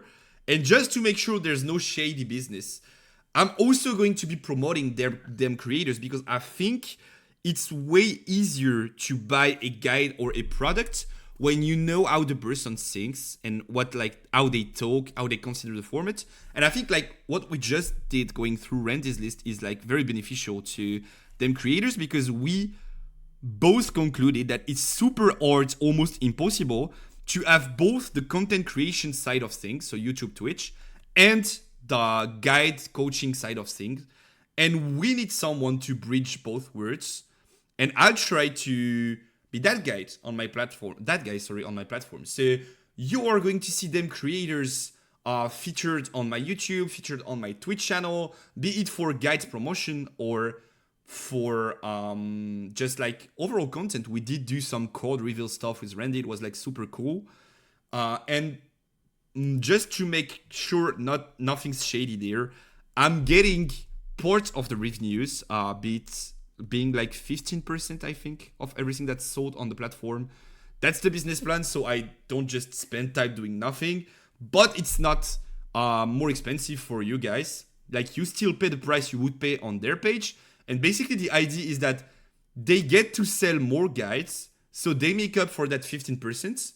And you guys still pay the same price, and we are working on promotional codes too, so you guys can get some sort of advantage. And paying. That's crazy, no? Yeah. That guy makes video in his room and he is taking all my money. That's insane. I don't know what to do. That's literally the plan. No. You did bring me money though, I think. A bit. 2 guides, I think, or something like that. Or maybe a coaching session, but whatever. Yeah. Yeah, so that's the plan. If you guys enjoyed the idea, feel free to drop a free sub on Metafy so you have notifs when stuff is released. And we are going to feature way more guides in the upcoming future. I won't be writing any of these, so don't worry, you're not going to get shitty advice on Ari. I'll just stick to YouTube videos, and these guys who actually know what they do are going to share competitive advice. Yeah, I think that's about it. I'm pretty excited. It's been quite some time in the drafters. There's still one feature that we need to get worked on MetaFight. The MetaFight guys are working on it right now. But aside from that, it's almost ready to launch. So I'm pretty excited. And I hope you are going to like it. And thank you, Randyyy, for being a part of it too. Yes, maybe I'll get you direct news from China when I'm going there. Direct news? I mean, there might be a plan where I literally go live in China for like the next month and a half to do all the events there. So would we'll be see. sick. Would be. I'm probably casting the Chinese stuff either here or on OTP. I don't know. Like they did not say we are going to do so, but they did not say we are not. So maybe it's there, but just know we are going to be rooting for you as we did in Houston. You were one of our featured players, and I didn't get into the stream. Oh my god. Yeah, this was crazy. Because you have such a different list, but maybe they did not look at the list, they only look at the legends. No, that's not the reason why. Everyone who played on stream was actually just pre-planned. So basically the idea is that's why everybody was kind of known who played on stream. So Alan was like we knew the people who like actually kind of did the production. Some of us were planned to appear on stream at some point, and some from other games like Frodan, for example, which is Leona. Yeah. Because he's big in TFT, was planned to appear round 1, and then round 2 they wanted to show maybe I don't remember if it was Alan or like whatever. Then if they wanted to show Jeff Jones, like listen, I think we did see at one point. This is kind of the idea how they do the stream.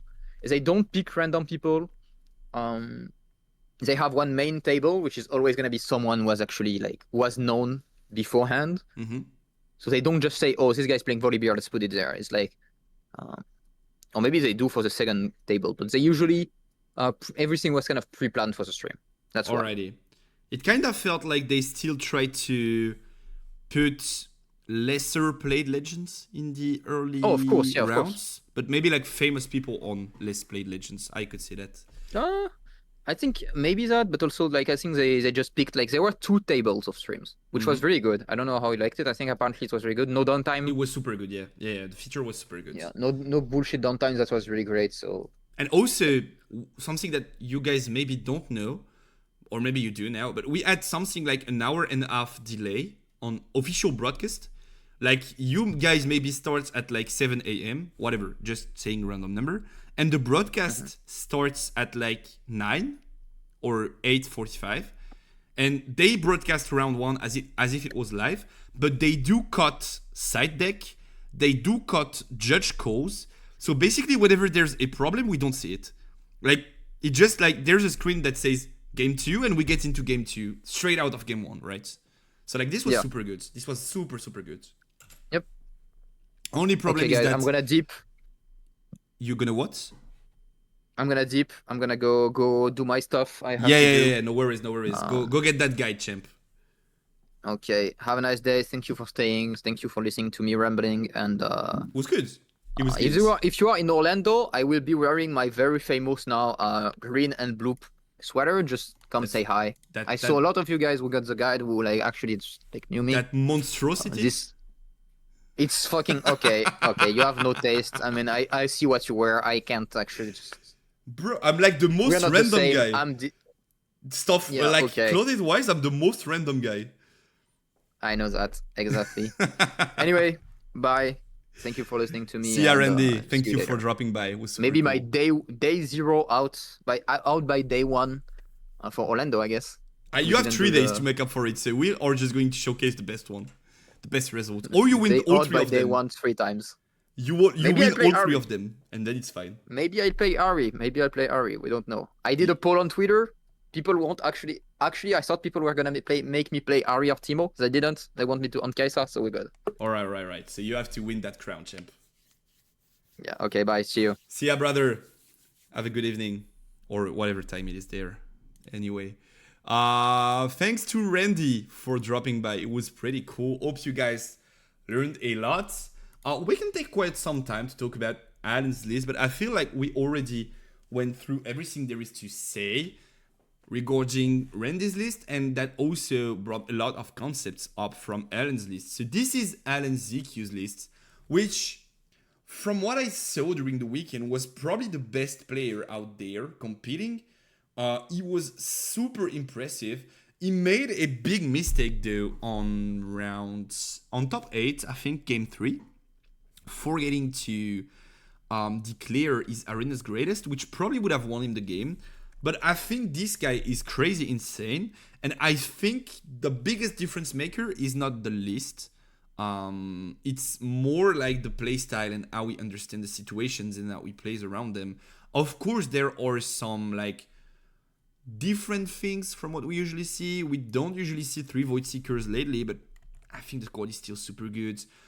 We don't see 3 smoke screens for sure, but I really do like that card. I feel like it combines so well with some of them damaging spells that it's super good, and also it helps you defend your mid game, your Hopefuls, your Dariuses, your Watchers. It helps you protect them from opponent attacking and at least get some fair trades out of them. So I kinda love that list, but it's really standard. I just think like the player was the difference maker there. He gives himself so many lives and like always makes the right decision. Yeah. This guy was super insane. Maybe if we have time, we are rewatching his top 8 game, because like it's super impressive. He makes a mistake in game 3. Yeah, game 3. Forgetting that Aaron is greatest, but it's aside from that, like he's playing perfectly and in what is specifically a tough matchup in any. So maybe if we have time, we are rewatching his game 3 actually. That being said, we did have our Randyyy talk. We did not have a global Houston talk. So how about we jump in there with some of the assets that, by the way, I should just grab some of them. Give me a second. Where they are. Where are they? They are somewhere right here. So these were the assets that we did use on ODP. I guess they won't be too mad at me for... Oops. Okay, this is fine. This is fine to share. This is not a problem to share, and this is also not the link I was looking for. Fodder. Did they... I have it here anyway, so I could just share this.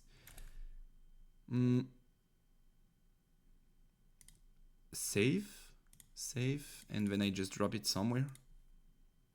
Yeah, cool. So this is the report, what we call the report of what we saw on both day 1 and top cuts.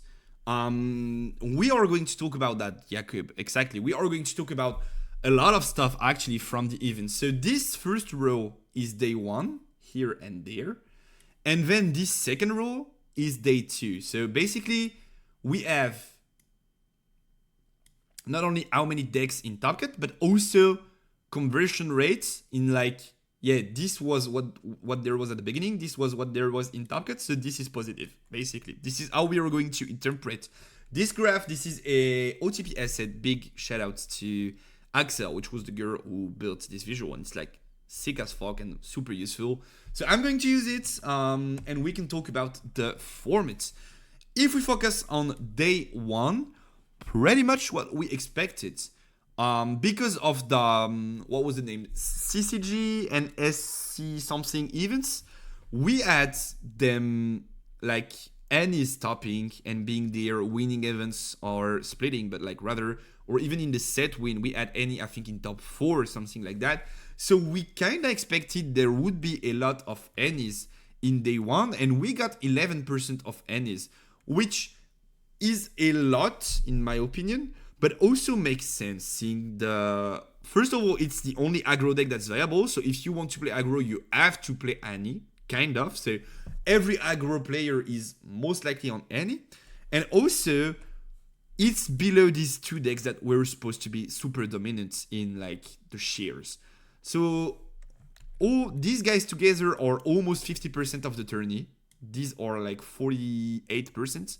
So let's say like these guys are 50% of the tourney, right? Then we have Annie. We see Timo as a fourth, as the fourth, represented deck in day 1, which is super surprising to me. I was not expecting that many Timos. I guess Prismat's lobbying ended up working with his top 8 in, I believe it was San Francisco, but unsure. Because like, yeah, 5.5% Teemo in at entry, so 64 of them is pretty sick in my opinion. I was not expecting this many Teemos, and this is one of the performers that we are going to talk about after, but kinda failed in terms of conversion rates. Ahri, I was expecting to see a lot of Ahris because Ahri is a popular character, and Ahri is also a strong deck in the format, in my opinion. But we have this, the bubble, no Ahri in top cut, so we are definitely going to talk about that. Same for Set, by the way. A lot of, like, all of these decks are kind of in the same range of like 5.5 to 5% representation there, 55 to 65 players, and like the three of them kinda flopped. And on the other end, MF really did an overperform with like 5% in entry and almost 11%, so twice as much in top cut. We are going to talk about that, of course. So let's start with the big failures of the weekend, being Ahri. Let's just add Teemo in there. Like, the other ones are kinda random. I don't think we need to talk about the other ones. Beside this is just like, this is my pet deck, I want to play it, or maybe I'm playing for the metal cards. We can probably talk about like them single stops, but I don't think like these are very relevant. This is the thing that I'm most interested in. And I think the first thing we need to do is explain how the hell from 63 Ahris, 56 sets, both of them did bubble. Set to me is kind of a head scratcher. I don't see, because like I mentioned, Annie got good results in the big 10k events before Houston. Set did even better. Set won both of them, one through split, one clean win. Set also won in the Rift Lab events in the UK. So I kinda don't get how we see 0 sets in Top Cut. I don't think it has a trash matchup into Kai'Sa, especially with the new lists of like Fiora and Yellow Set and Arena and stuff. I don't think the matchup is as unwinnable as it was considered before. And I don't think there were only bad players on it. We kinda saw Tog on Set on stream. I think we saw another set that I did not know about, but I think there were definitely some strong Set players there. And I kinda can't explain why it did not go like it did so bad, basically. Maybe Set did not get the free stoppers. Yeah, I mean, that makes sense, but also there were other sets performing, so I would not say this was everything to Set's performance before the event. I don't think it has such a bad matchup into Kai'Sa. I don't think it has a bad matchup into Mastery. Actually, I think it has a pretty good matchup into Mastery. The only problem being multiple charms, but aside from multiple charms, you still have that edge in the matchup, I think. Maybe Annie is a bit tough. I think Vi is somewhat of a problem, and maybe Set players were under-prepared into Vi.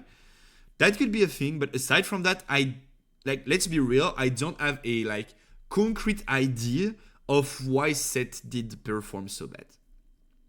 I don't know. I still think it's a strong deck. I still think it has shots into a lot of these matchups, and I really don't know how it ended up being like 0 in Top Cut. Like 0 is crazy to me. You tell me there are only 2 or 3 in Top Cut, because the deck is like super hard to pilot, so only the top players are getting there and making their way through. But then once in Top Cut, one of them makes a deep run to like top 8, top 4, because like, yeah, it's super hard to play, but when you're super good, it's super rewarding. I would be like, yeah, probably I could see that. But 0 is completely crazy to me.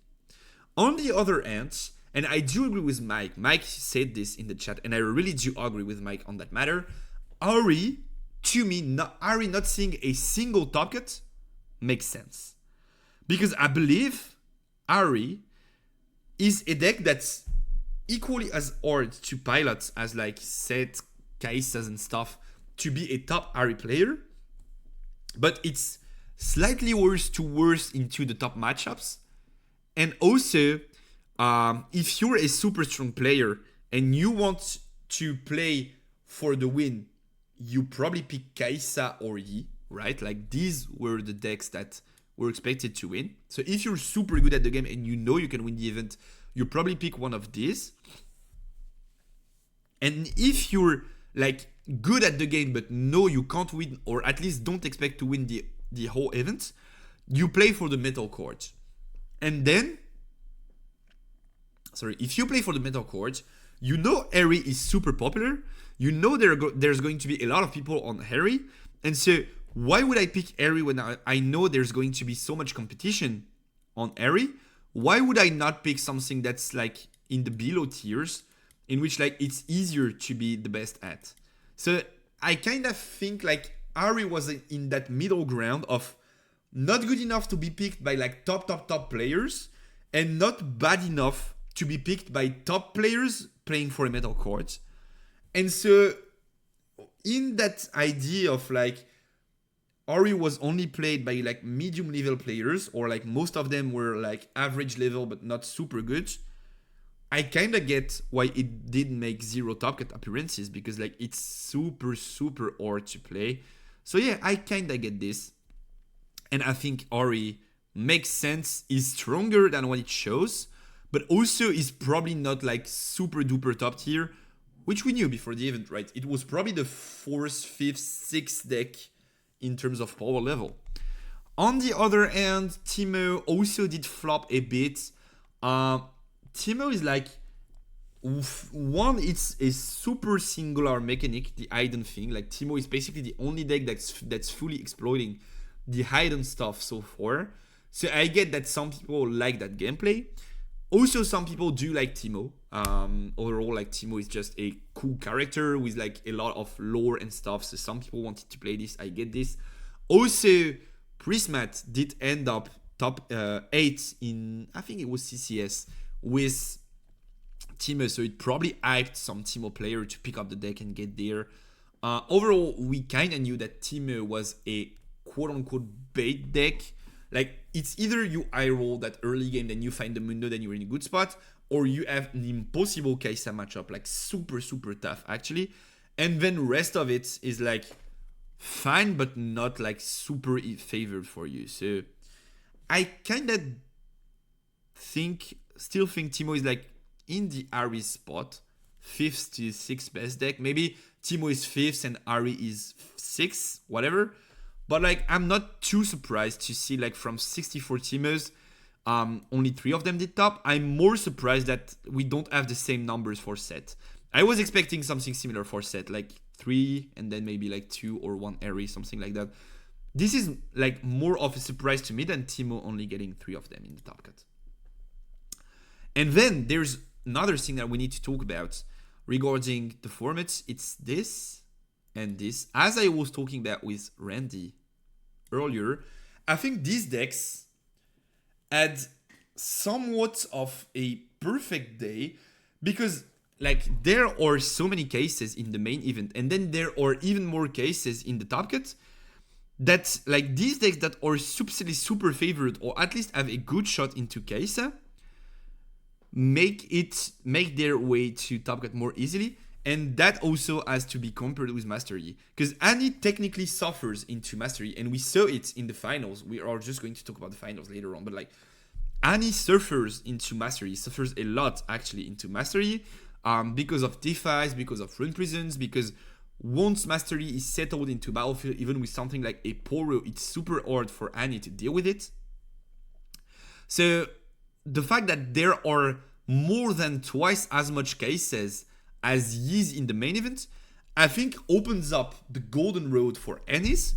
And then even if Mastery converts into the top cut fairly well, Kaisa converts even better. And so they still face a lot of cases in the top cut, and they basically stomp them. And that's what we saw in like progressing into the top cut, because in top 8, we only had 2 cases left. Whereas in top 64, they were almost half of the top cut. Like not completely half, but like almost half of the top cuts. And in top 8, we only had 2. And both of them lost in top 8 to Annie. So I would say right now, what we are seeing for the remainder of the set 1 formats, because soon people are going to switch. Like once Orlando is done and the second wave of skirmish is done, which is like by mid-January, I would say, we are definitely going to switch to set 2 format because Bologna is coming next, and we are like already players are going to be preparing and stuff. But like from my understanding of what we can expect for the remainder of the formats, we are going to still see a lot of cases. We are going to still see a lot of master years. Annie is going to bump even higher. I think a lot of people are going to want to play Annie because it seems fun. It's not super insane expensive. You can find workarounds with like the veins instead of the cases. It's obviously not as good, but like you can build somewhat of a functional deck without all of the pricey cards. I think Timo is going to go down a bit. I think Ari is going to go down a bit. Seth is going to go down a bit. And most likely MF is going to rise in popularity again through this weekend's results. But like this is only what's going to be played. In my opinion, if we were to build a format tier list real fast, I do have one already, don't worry. I'm just going to rank things up. This was my prediction for Houston. Here. This was my prediction. We kinda are in that range, except like set is probably something like that, right? But we kinda are in the correct range. I think what we can expect right now, power level wise, is still something like that. And maybe that. And yeah, Annie is probably now the only deck in the could win category. Like it's still a fair bit above all of these guys. Probably like this, right? It's still a fair bit above these guys, but still a bit under these guys, in my opinion. If we want to watch the finals, because you guys will say, yeah, but Annie did stomp Mastery in the finals. Well, Annie did not stomp Mastery in the final. Let me tell you that. What happened is like Mastery had to play Annie, basically in like this guy, Blorg. He had to play Annie in top 8, 1. Had to play Annie in top 4, 1. Had to play Annie in the finals and kinda got scammed. Did I just snipe the correct timing though? I might have sniped the correct timing. Let me just check. Yeah, I sniped the perfect timing. So this is what happens for Annie to win finals. Let me just jump a bit earlier. If I can. Because this VOD is like pretty big. Yep. Here we go. If this works, we can analyze. I think Riot troll by making the next regional set 2. It makes set 1 useless for all the pros content creators now. I mean, we did make a lot of content on set 1 already. And I think the fact that China has their regionals in like January on set 2 was going to hype set 2 anyway. And a lot of people would have been talking about set 2 anyway. So I think it was more logical in their sense of like, okay, we kinda stop building the hype on set 1 mid-January and we start building the hype on set 2, and then when Bologna arrives, this is like the build-up of all the hype is going to be exploding at Bologna, and we are going to have a lot of stuff going on there. I think that's the plan, and I think it makes sense because of the Chinese thing of like they have sets like 2 months something before we do. So what I told you guys regarding the Annie into Yi matchup is that there were 2 win conditions for Annie, and basically aside from that, everything was going Yi's way. Either she manages to go super fast and Yi pseudo bricks, not seeing turn 1s and stuff, and so Annie can claim it, but like this is not something that's supposed to happen on a consistent basis. Or second win con, Annie plays a billion rebukes. If she manages to drop like 2 to 3 rebukes in a game, she has a fair shot at winning, because that gives her that extra turn of like, I'm at 6, you are developing big units which I can't fight, but then I rebuke, you can't defy. I play purple Annie, I rebuke, you can't defy. I conquer both battlefields and I win that game. And I close it there. That's the only 2 win cons. None of them are consistent enough. And this is game 2 of the finals in between Yi and Annie, so Dawali and Blorg. And if we see that game, Blorg is making the correct play there. We are on 8 runes. We could think we want to do something like Dead Bloom. We want to do something like Sabotage. But we know that into any, when we are getting closer to that 6-point range, so right here we are on 3 points, we want to develop boards that's going to stabilize the mid game for us to be able to drop them big units. So instead of going Dead Bloom on 7 runes, we are going to go, I think, Sabotage plus Yi Champion, which is pretty good. And Sabotage allows us to check for Annie's big win condition, which is Rebuke. And so we check Daoli's hands, and Daoli shows Rebuke, Flash. So both of these are fairly decent cards, especially on Dreaming Tree, but they are not menace to Yi's game plan. Like, flash out all you want. If I have a 10 Might Dead Bloom, you're not getting over it, right? That's the point. This, though, the Rebuke, is a big problem for Yi. You can't defy it. It does not have a Might restriction, so they can kind of bounce anything they would want to bounce. So we are definitely ripping the Rebuke with the Sabotage. And one super good thing with Sabotage, like you can see it right here, is that you recycle the cards.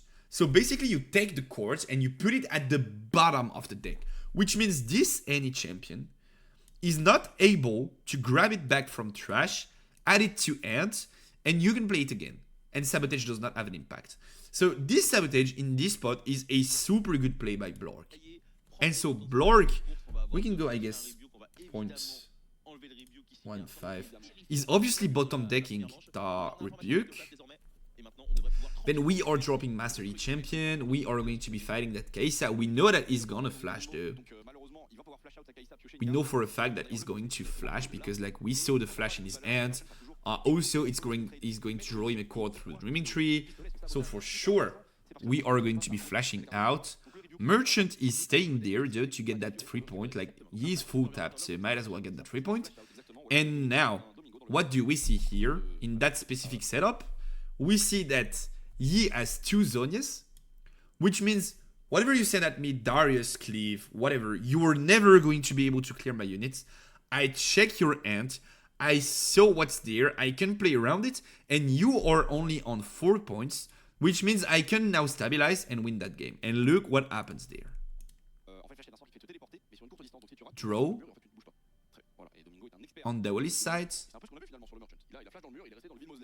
Thinking a lot actually, so maybe we just skip that. And top decking the Rebuke. And this, guys, this is literally game breaker. Like, top decking the Rebuke there, so it literally drew it from either Dreaming Tree or from the top deck of the turn, like the draw of the turn, and we draw the Rebuke. And what this means is not only we can now Rebuke the Yi, so we have free conquer with Kai'Sa, we can value flash next turn by flashing out, drawing 2 again, one of Kai'Sa, one of flash, and having like infinite board advantage. Also, Blarg is full tapped. Or, and that's both are going to happen, we can also use Purple Annie to grab back that Rebuke and bounce the next unit that's going to come into play. So basically at that point, after the Wally drew the second Rebuke, Blarg lost the game. Like, that game is over. So we are having Randyyy back to hand. Then we are going to be playing blah blah blah blah blah blah blah blah blah blah. Kai'Sa draws. Blarg is going to play the Dead Bloom. We are going to flash out the Kai'Sa. And then Daoli is just going to go for the play. He's just going to drop Purple Annie. Purple Annie is going to add back Rebuke. And Rebuke is going to be played bouncing the Dead Bloom. And then we are on 7 points on the Daoli's side after conquering. We are on 7 points.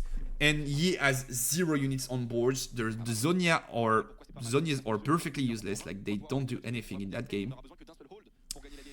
And yeah, basically we have Darius conquering or Merchant. I think it's Merchant, but like, it's whatever. Yi does not have an option to conquer both battlefields and fight at that time. And so that's what wins the finals. And I would not say Daoli is a bad player by any means. That's not what I'm trying to say.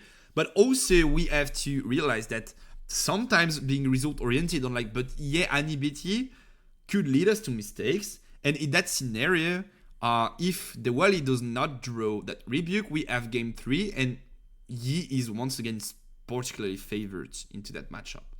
So yeah, that was the story of the weekend. I think Annie shouldn't have won as a global deck, not specifically Dawali.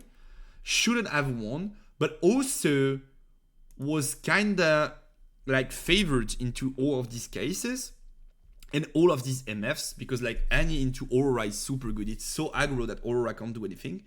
And so it makes sense that it found its route to like top 4/finals, and then it needed a bit of luck, which like a sparkle of luck actually in the finals to close it out, and it did end up finding it to close that run. So big congrats to Dawali. This is my analysis of the format. I might be wrong once again. This is just what I think happened and what we can get from it. And so expect a lot more Annies, expect a lot of more MFs. Make sure you pick a deck that can regularly beat them, beat Kaisa or something else. Randyyy did adapt the list to try and beat these decks. This is something that you could consider on your end of stuff. But if you think because Yi or Kaisa did not win the event, these decks are trash or bad or not as good as people thought, I think this is not the case. I think Kaisa really could have won the event, because we saw the Alan game going to game 3 and he just forgot a trigger that probably would have won the game. We saw Yi losing in the finals to a stroke of luck on any side, but most likely Yi is like, if they do the rematch, Yi is winning 9 times out of 10. So yeah, there are a lot of like one-time factors that affect the overall end of things, but I still think the tier list looks something like that, and I still think most of these decks are pretty decent and playable, and I still think Kaisa is the best deck out there. 2 things we could do.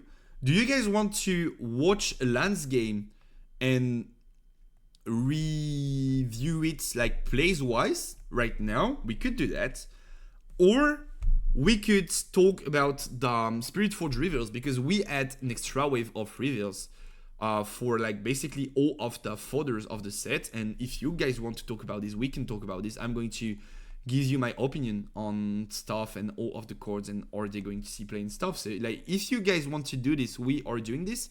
If you guys want to watch the Alan game, just tell me and we are watching the Alan game. I'm fine with both. I don't think we will have the time to do both, but maybe we just don't talk about the Spiritforged reveals and it's fine, or maybe we just don't watch the Alan game and it's fine. I'm good for both. Does not help, Mike, but thank you for telling me. Is Yi the only deck that beats any? I think this is the only deck that consistently beats any, because Yi is the, like, weirdly enough, Yi is theoretically a scaling deck, but Yi is the deck that applies pressure in the early game on any. Because like, it's about having, like, if you have, let's say Poro, but like whatever. Let's say Poro. I'm on Spiritforged stuff. Set, my bad. Set. Oh, sets. Poro, yeah, this guy. If you have something like Stalwart Poro, okay. You play it. Going first or second does not matter, right? You play Poro. They have, like, let's draw a bit of, where do I do it? Here, I guess is fine. So this is BF1, this is BF2, this is Yi, this is Annie, right?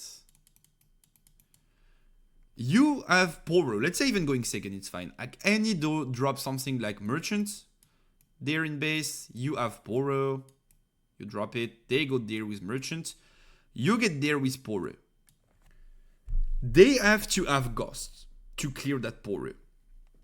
Because if they don't have Ghost, then only something like Darius push it through this.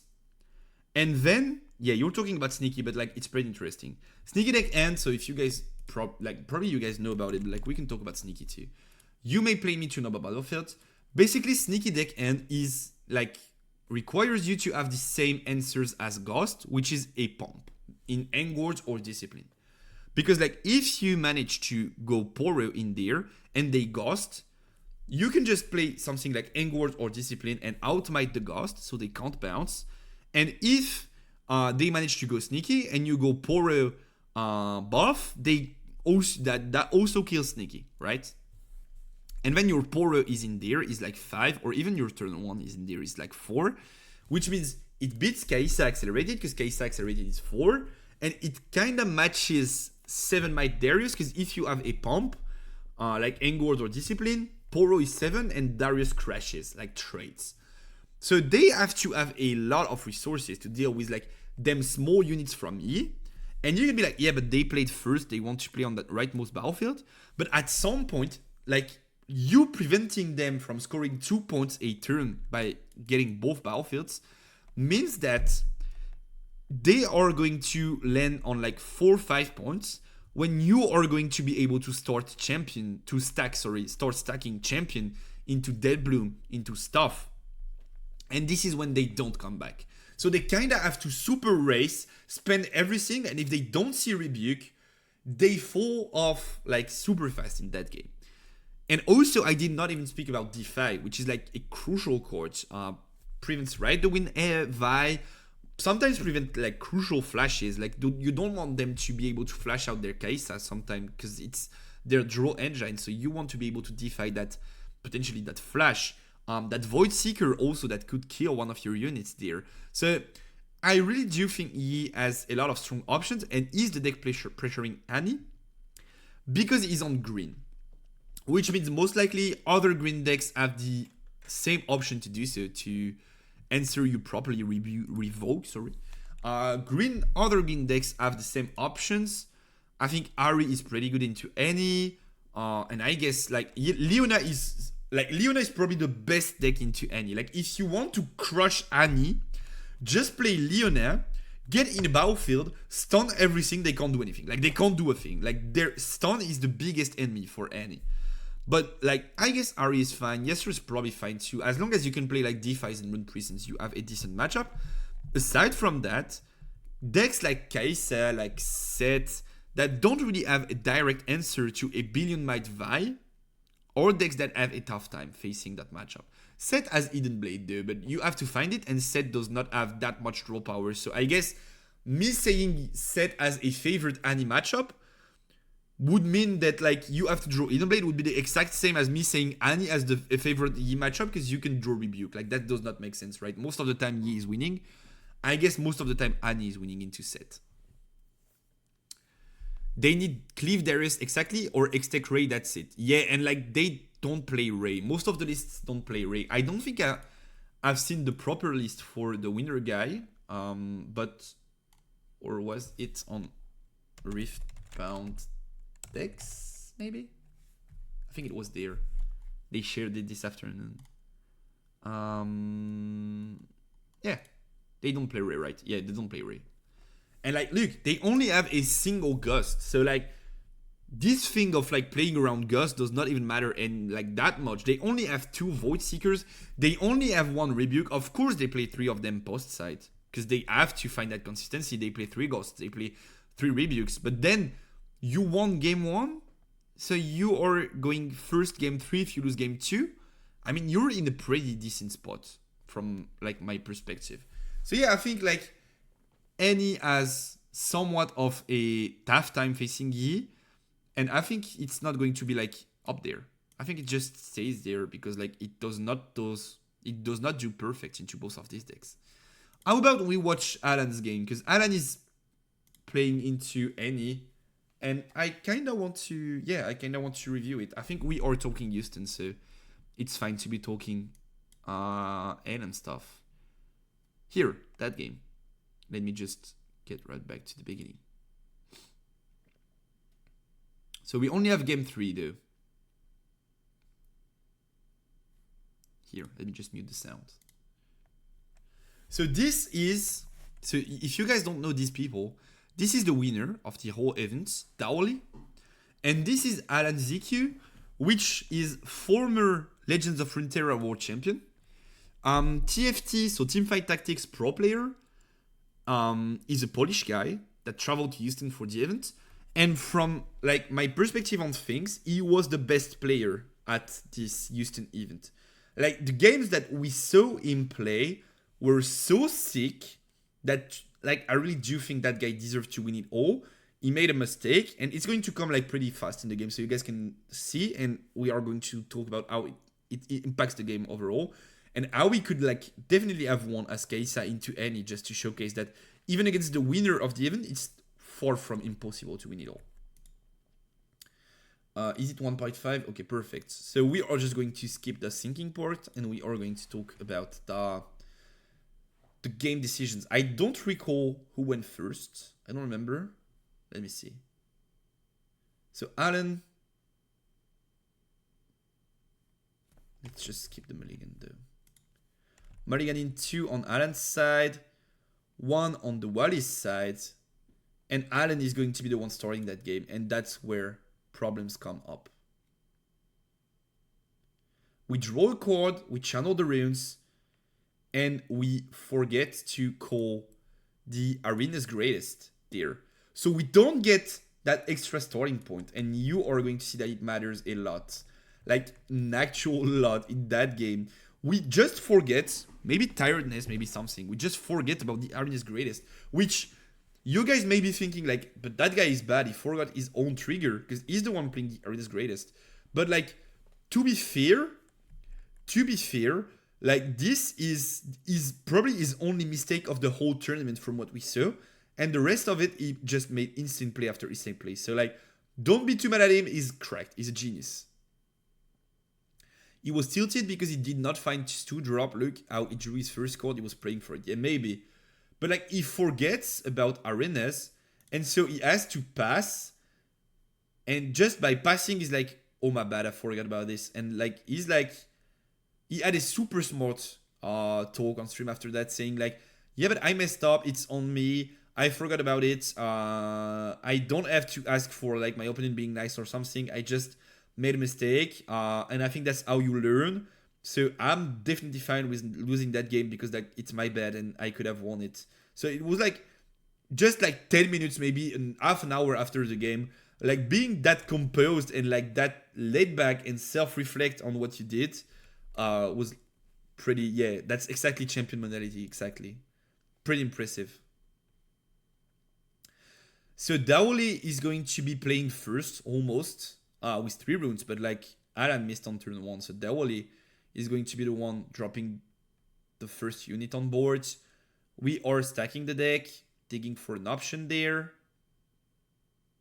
and then we are just going to be dropping the merchant and passing turn. So Dawali there is in a decent spot, but also you know that when Kaisa passes, like when Alan passes here, most likely it means he has a lot of spells. So it's about like 5 seconds earlier than that. It's here. When you know that when Alan passed turn 1, he most likely has a lot of spells. So there are still some problems for Dawali there, because like if he wants to push there but then gets Extech Raid or Void Seekers, I mean he's not scoring points, his board is cleared. So it's not like super good for him. Maybe he can Ghost his Traveling Merchant and drop it again, draw a card off the thing, but like it's not super good in his spot. And then Alan is going to be doing something else that is terrible. He's going to be dropping his Kaise in base, tapping out. So this means 1, there is no spell to fear for that Traveling Merchant on Dawali's side, and 2, also means that Alan did not find a single 2 energy unit on that top deck neither. So he has to play this Kaisa, else he's losing out too bad on tempo, having nobody on board. So like this game opener is terrible for Alan. Missing out on Arena, not finding a single turn 1, not finding a single turn 1 to play on turn 2, and having to full tap to drop that Kaisa. So that like at that point of the game, you're in a spot in which like, yeah, Alan is losing that one for sure. And then he's going to make one of the biggest comebacks and is like actually close to winning it. But unfortunately, he does not manage to do so, mostly because of that arenas in the early game. So Merchant is going to untap. We are going to be able to push one of the battlefields, knowing that we are not facing either Extech Ray or Void Seeker. And we are thinking on Dawali's side. Sneaky. No, Kaisa is going to be accelerated, into that Dreaming Tree battlefield, because like Kaisa, once again, Alan is full tap. Most likely Alan in his hand at that point has something like a Void Seeker or something. but we can't use it because we have to develop boards, and so that Kai'Sa is like super free. Whereas one of the big perks of Kai'Sa in that direct matchup is to be able to threaten that Kai'Sa with the Void Seeker. And then if we want to go like Kai'Sa Void Seeker versus Kai'Sa Void Seeker, Kai'Sa is not paying runes, so Kai'Sa is in the lead, basically. Then Merchant is going to drop the When I Move, conquer that Arena's Greatest, Dawali is on 3 points, is going to pass retaining 2 runes through any, and Alan is getting on 6 runes and is now going to be able to play. That Kai'Sa has to resend 2. She's going to get pushed into the Dreaming Tree. We are going to use the Cleave to mitigate for the cost of the court, being able to draw 1 from the Dreaming Tree. This resolves. And then Dawali is going to find the Fight or Flight.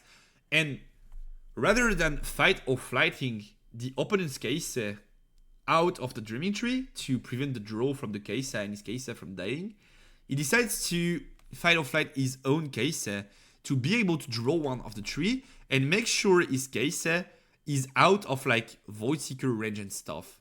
Because then if he pushes that Kai'Sa here, he could still get Void Seekered and his Kai'Sa is dead.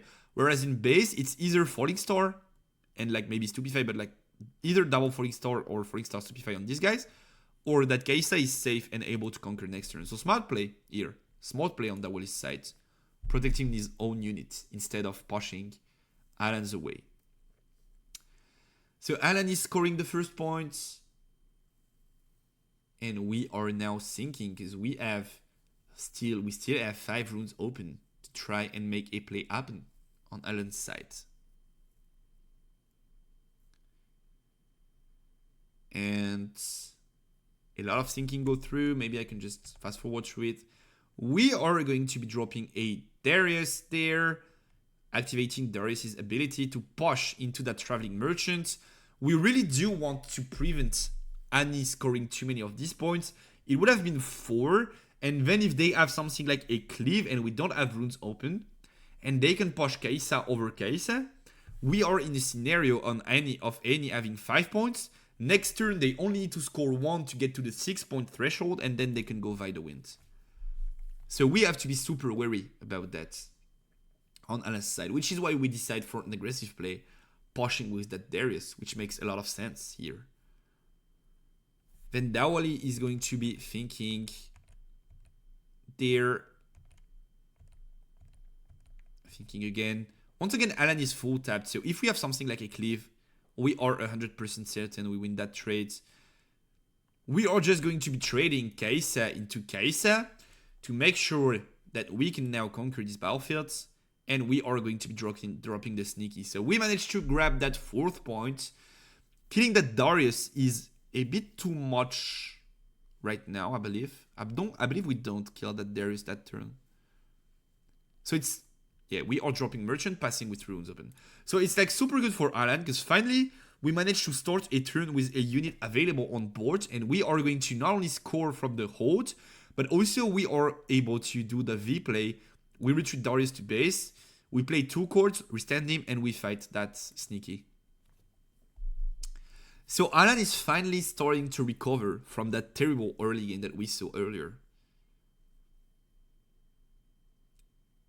And then we are going to drop Ravenbloom with the Darius to make sure we have somewhat of a hold of the Arena's Greatest. Also, Ravenbloom can be combined with spells to make a bigger hold. So fine to drop it there. Also, we finally got all of a turn 1 play.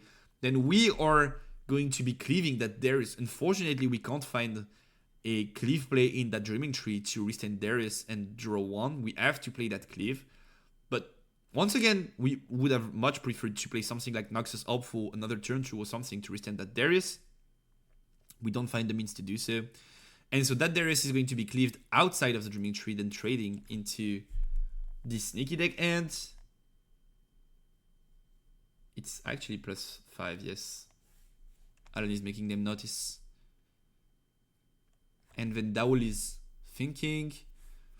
With 3 runes, either we push this Darius back to base with something like Fight or Flight, or we don't have a way to protect the Sneaky. So we are just going to cleave the the Sneaky there to draw an extra card and bring back the Sneaky to hand.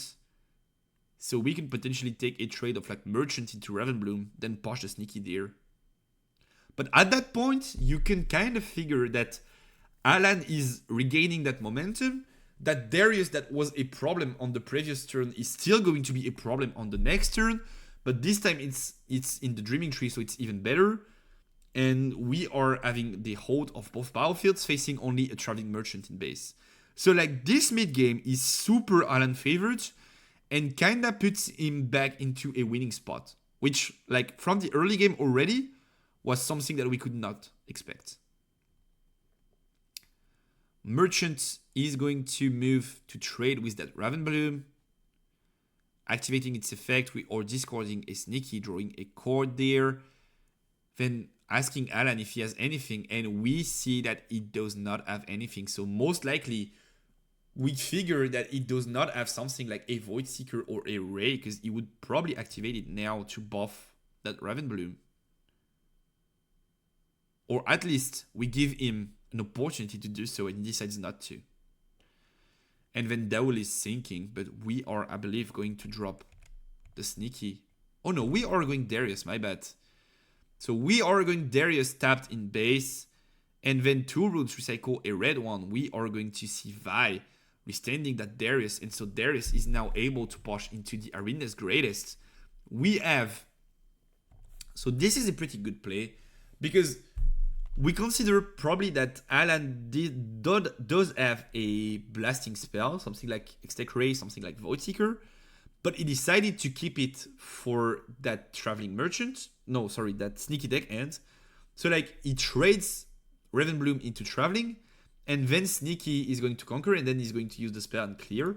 So we decide to push with Darius there, which is 7 might. So it beats Void Seeker, it beats Ray.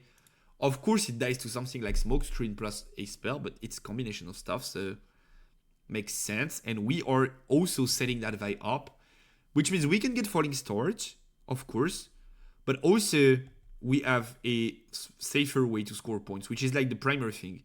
Of course, having Vi and the setup is important, but if you don't have the points, Vi is useless. So might as well secure them mid-game points. Then we see Alan thinking there, laughing even. What a champ.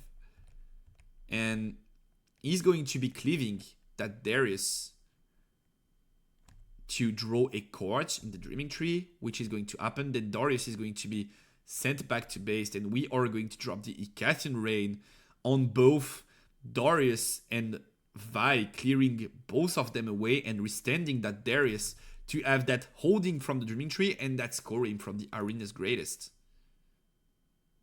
And we are sinking on Dawali's side, but both units are dead.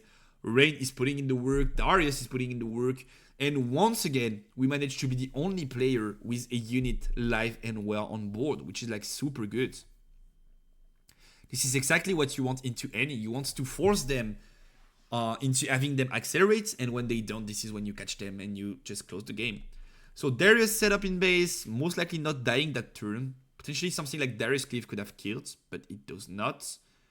And why does Dawali, by the way, do that that Fight or Flight play? Is because if that Darius conquers, Alan goes to 6, and that opens a window next turn for Alan to close that game. Because if he manages to score here and there, he wins the game.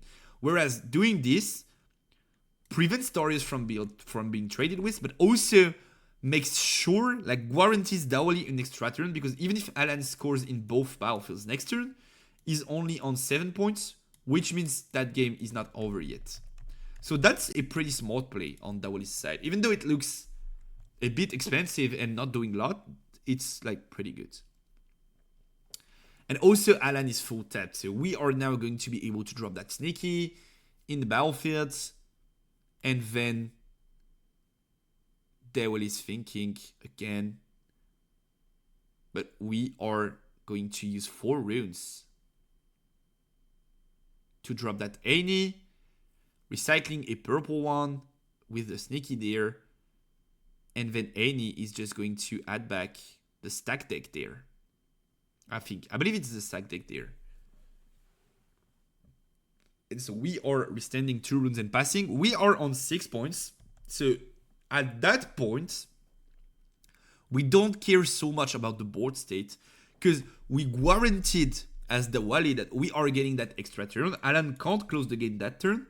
And if we have something like the Vida win combo, Kaisa does not have an answer to it. So that game is almost entirely won. And this situation would never have occurred if Alan was on 6 because he did not forget about the Arena's Greatest. Because then if Alan is on 6, Dowley literally can't make that play because he has to face 9 Kaisa runes plus Darius coming there. And if Alan manages to make that push, he wins the game. So that completely warps Dowley's turn on like a different track. Like that extra point difference is everything to that game. Like literally forgetting that Arena's trigger loses him the game basically. But let's see how it unfolds. When Alan is drawing, we're going to be thinking about the plays for a while here. Because we need to find an opening. And then we are going to see the Falling Star on Alan's side. Clearing both Sneaky Deck and Annie. At least trying to. Devil is thinking. We are going to be flashing both units. So sure, they die. But also through the flash, we have the draw from the Dreaming Tree. Then Darius is going to be able to push into that Dreaming Tree. We are going to have the stack deck that we got back from the Annie seeing play. And now we just have to fight the Vida Wind. And theoretically, we're winning that game. When you are Annie there, you know that Kaisa does not have an out to Vida Wind. They don't have Defy. They don't have Hidden Blade, like insta-kill cards. They don't have a way to play around it. So you just have to set up and make sure that next turn you are able to drop the combo. And on the other end, if you're Alan, you know that that combo is coming and you want to try and find an out, which is why he's thinking so hard. So we are just going to score that point from Darius there. And we are going to pass on Alan's side. And now Dawali is going to go for Mathis, but we have TLDR, we have the Vi to win combo there. And that Vi is super big. Like, he recycles all of the trash. It's just like 5, 10, 14 cards. So that Vi is 17 might. And Alan is like, oh my god. And that Vi is going to become even bigger because we are going to see the Ride the Wind moving that Vi straight into the Arena's Greatest, scoring the 7th points. And then the Ride the Wind is going to hit the trash, so Vi is going to recycle an extra card to have that. Like, you have to go all in there. You don't need trash for the next turn. You just need to win the game on that spot if you're Dawali. So we are stacking that Vi as much as we could, considering Alan's runes, and thinking like, okay, maybe what does he play that would kill me? Something like Seeker, something. And you are going to see why Alan was so bricked up in that early game and had to take all of them bad trades. You are going to see it now. Void Seeker is going to get used on Darius. Draw a card, and also that's another card to recycle for Vi, so an extra might there. We are now on 19 might, and we are going to gank there. And look at Alan's face. Like, we know that like this is a super tough time, super tough scenario, but everything planned. Everything was planned, guys. If you're on Alan's side, he's thinking super hard, but everything was planned already. Look at that beauty of a play. Smokescreen is going to get used on that Vi. So we are taking away 4 might. Smokescreen is going to get used on that Vi. So we are taking away 4 might and restanding Darius, giving him +2 might there. So Darius is now 7 might. And then Smokescreen is going to eat that Vi. So that Vi now is only 7 might into 7 might Darius. So this is now a trade. We came from a desperate situation to finding a trade, and here we needed something like potentially ideally Stupefy to bring that Vi down to 6 might and win the trade with Darius. But unfortunately, we don't have it. We only had the 3 copies of smoke screens, which we probably had in that very early game, and that clogged the hand and made us unable to play turn 2s, made us unable to blast them units in the mid game. I remember seeing it in his hand, the Stupefy, but could be wrong. Do we have the Stupefy there? Because if we have the Stupefy, we use it, right? Oh, he does have it. He does have it. It's there. Why would you not use Stupefy there? Why would you be happy with the trade, though? He had to play around the cleave. Oh, because he has something like... He has something like Extech Ray too. Bluff Extech Ray. Yeah, I could see that. I could see that. Like, if you go cleave, I go Ray, then it still trades. Yeah. Makes sense. Is Darius got Void Seeker? Oh, you're right. He did Void Seeker the Darius. So this Darius, we don't have the damage, but this Darius is minus 4 HP. Because I think like bluffing the Ray is cool, but I think if you have a winning spot, might as well go for it. Like if he just resolves Stupefy there, he wins the game. But true that is Darius got Void Seekered at the very beginning of the turn to add 1 extra fodder for Vi. So this Darius is losing the trade anyway. Like not losing the trade, but dying. And we just want to make sure he's trading so Vi does not get the conquer and does not end the game. So this is the situation we're in. You're perfectly right, Duby Hubby. Thank you for helping us. And so yeah, this Darius is going to die. That Vi is also going to die. Alan is accepting the trade. And we now are going to see a Poro being played on Dawali's side. We are going to have Annie's effect withstanding 2 runes though. Don't we? Then Alan is going to be dropping the Darius there. And pass. I think we forgot about withstanding 2 runes, right? I remember yelling at the screen when I saw that Stupefy. Yeah, but like, I mean, that makes sense from like the Void Seeker, right? But yeah, if he had the opportunity to Stupefy, it would have been such a crazy play. Like, minus 13 might would have been like so sick. And then he only has Darius, does not have a cord to withstand it, I believe. And we already used a lot of the hands already. So we are not in a very favorable situation, both rune-wise and hand-wise. And on the other hand, Dawali, like that game was over for Dawali if we had a way on Alan's side to accelerate in one of these battlefields and defend the unit there. Something like a Seeker, a Ray or something. That game was over. Except if you, like, even if you have like Vi to win again, you don't have enough cards in the trash to make use of them properly. You had to have something like sneaky, like you had to have basically combinations of cards, and Alan not having any blasting spells there. Because even if you have something like sneaky plus fight or flight, and you just fight or flight the Darius, then Poro there, sneaky there, if he has something like Ray, your unit's still dead. So yeah, you have to have combinations, and Alan has to have nothing. And this is what's gonna happen there, unfortunately. We are going to see Ray being used on a Poro.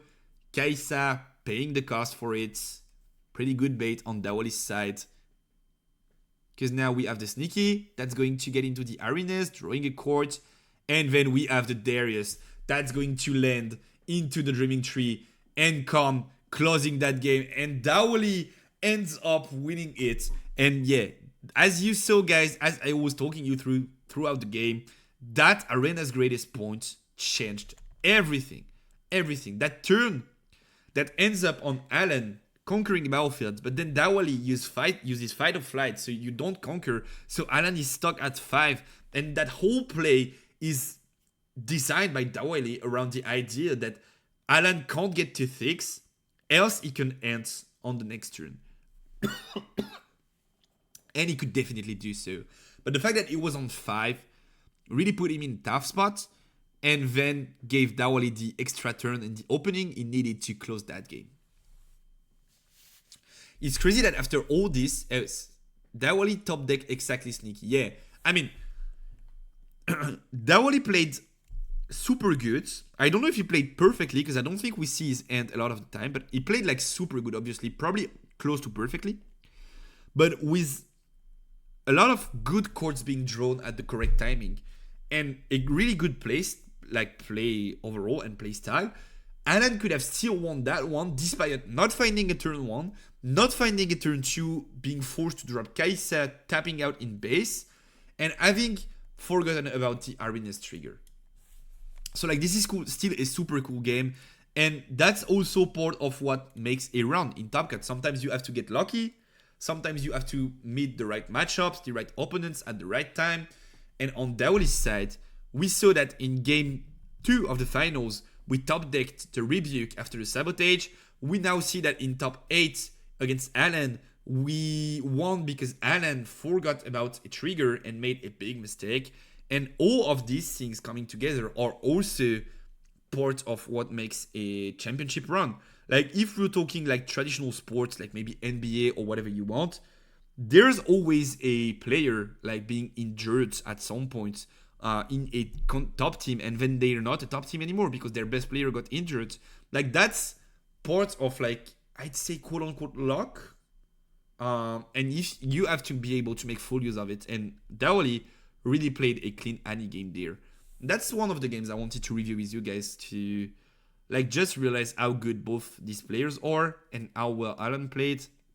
If you want to go back to the regional stuff and watch the full vote, I strongly advise that you take time pausing and thinking about Alan's play, because we also had games with him. I think we had a top 16 mirror match of Kai'Sa in the previous round, and we also had one of them rounds in the main event day 1 that we saw Alan play, and all of them are like literally mind-blowing to me.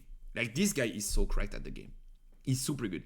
I did not know him from TFT, weirdly enough, because I do follow the TFT competitive scene from time to time. I did not know him from TFT. I did not know him from Legends of Runeterra, because obviously I never played that game, so like can't know the names, right? Also, it's a digital game, so like they don't travel to events most of the time, so I don't get to meet them.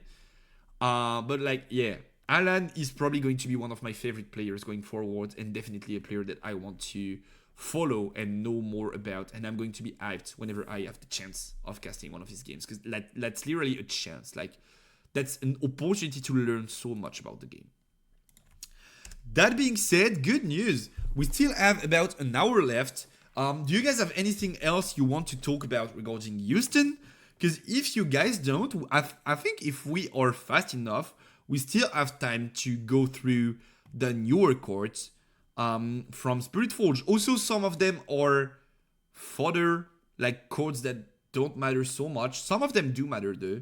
So we are going to talk about all these, but some of them we don't need to have a super long talk about. So that's great. That's perfect, actually. We are going to be able to do everything that was planned tonight. And we also had the chance to have Randyyy. So super good. If you guys don't know about it, we do review every single new card that was announced. We did do every wave of Spiritforged. Some of it is available on the YouTube channel. Some of it is on the way. But Twitch votes are free. So if you want to have my analysis on past reviews, feel free to jump into the votes and you can see it. And I'm just going to update the stream title. I'm just going to grab some water because I'm like thirsty as hell. And we are going to get in there. Last wave of Spiritforged reveals. Analysis. Let me just update that, grab a quick drink, and I'll be back.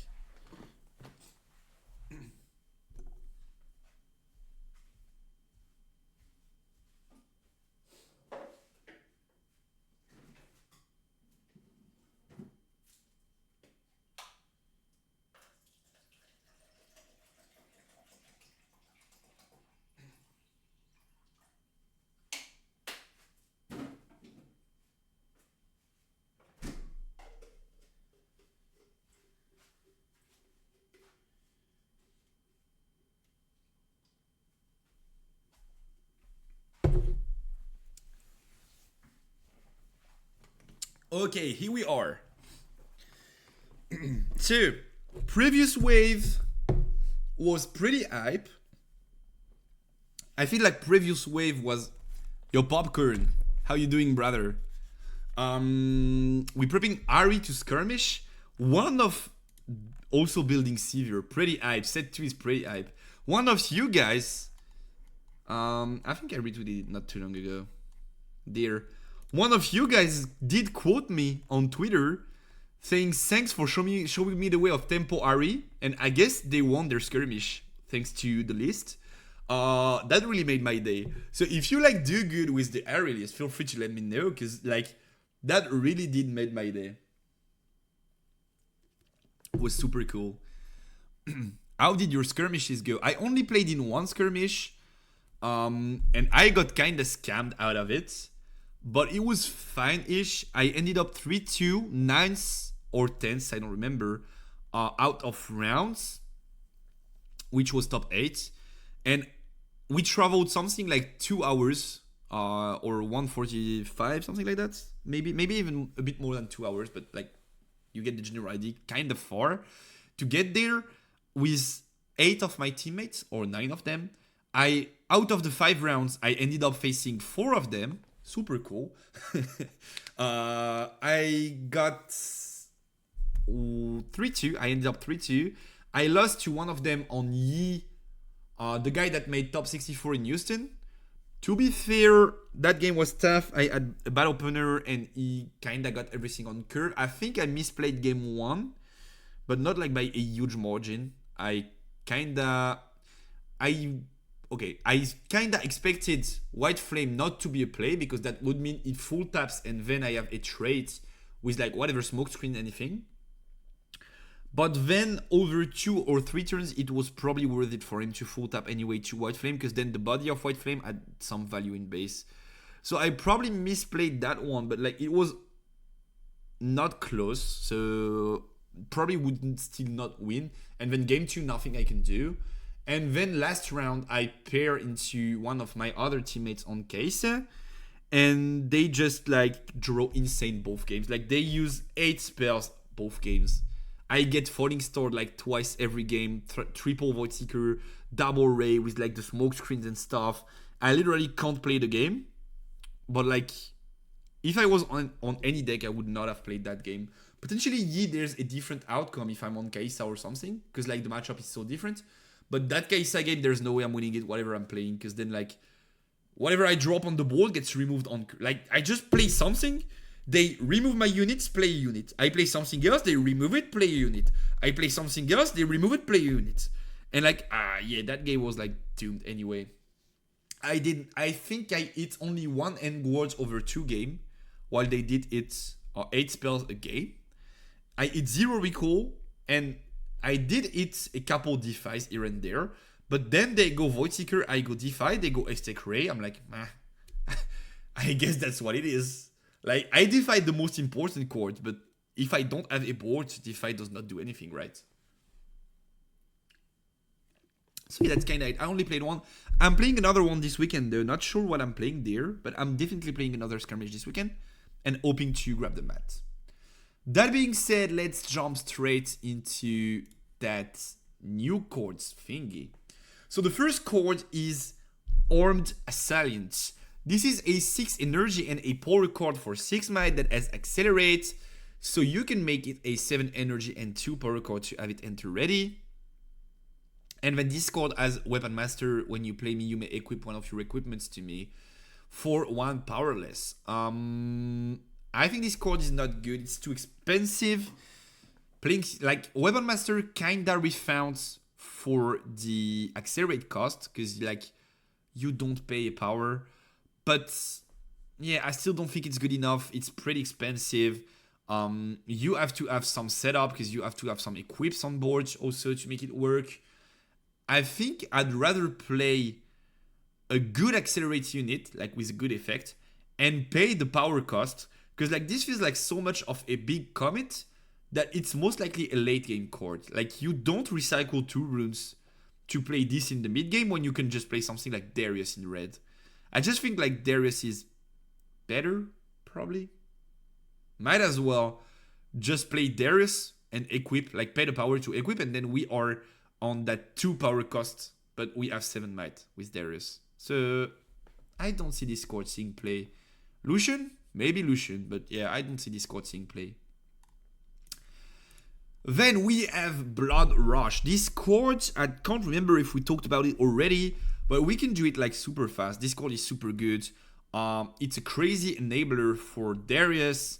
It's a crazy enabler for Red as a whole. Allows accelerate cases to be like way stronger than what they used to be with a few spare runes. Pretty good on basically anything that has accelerates. Also pretty good in Lucian though, because like Red Lucian inflicts damages equal to his assault value. So being able to use Blood Rush twice on it makes it kinda threatening. But also I still don't think like this card is going to crack Red. It's just a super good Red staple, but it does not do anything that Red could not do before. Like it's a better cleave in a way. It's like a better cleave, but it does not crack Red, like bringing completely new mechanics to the stuff. Bushwhack. I think some of these cards we did see already, but I can't remember exactly which ones though.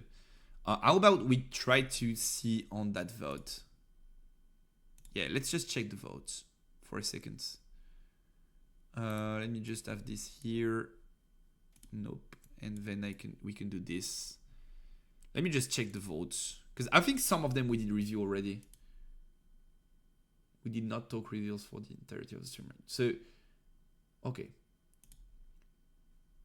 Let me make it big. So, I think I saw it. Yeah. Oh. So this is Fury Seal. This is Mind Seals we saw. One of those Gearbreaker we saw. What's this? Soraka, okay. Blood Rush. Okay, so we did speak about Blood. We did talk about Blood Rush already. This we saw. Okay, so basically we went to the end of this thingy. So I just have to scroll, I guess. Where are you at? Here. Respawn reports. Let me just scroll down to find the posts. And this is Houston, runes, Houston stuff, Forge Fire Cape. Okay, so this we saw already. Desert Skull, Angle Shot, or Salient? We did not see these though. No, we saw the seals. So we stopped there. Yeah, we stopped there. Yeah. We stopped there. So these ones, like Rumble we saw. So these ones we did not see, I believe. Salient I don't remember talking about. Alrighty. So Bushwhack. Did we see Bushwhack? Maybe we did. Bushwhack. Let me just scroll down a little more. Yeah, we saw Bushwhack. Yeah, I remember that. Gear we saw. Drakehound was in the new card, so we did not see Drakehound. I mean, what's there to talk about? I don't think that card is like super good. We have way better cards that are landing in Spiritforged to enter ready in the mid game. This card is fine, I guess. So it's a 3 energy and 1 power card that has 3 might and that reads I enter ready. The only thing that's kinda cool-ish with that card is that it has the dragon type. You can see it here. And we get quite a few decent dragon cards in Spiritforged. So potentially we could see something like a dragon deck with the Herald of Scales as the MVP taking shape. I'm not saying like this is going to happen, but oh, Scales. I'm doomed. I'm stupid. Yeah, all sets. Scales. Exactly. This one, which reads your dragon's energy costs are reduced by 2 to a minimum of 1. So like if you play the...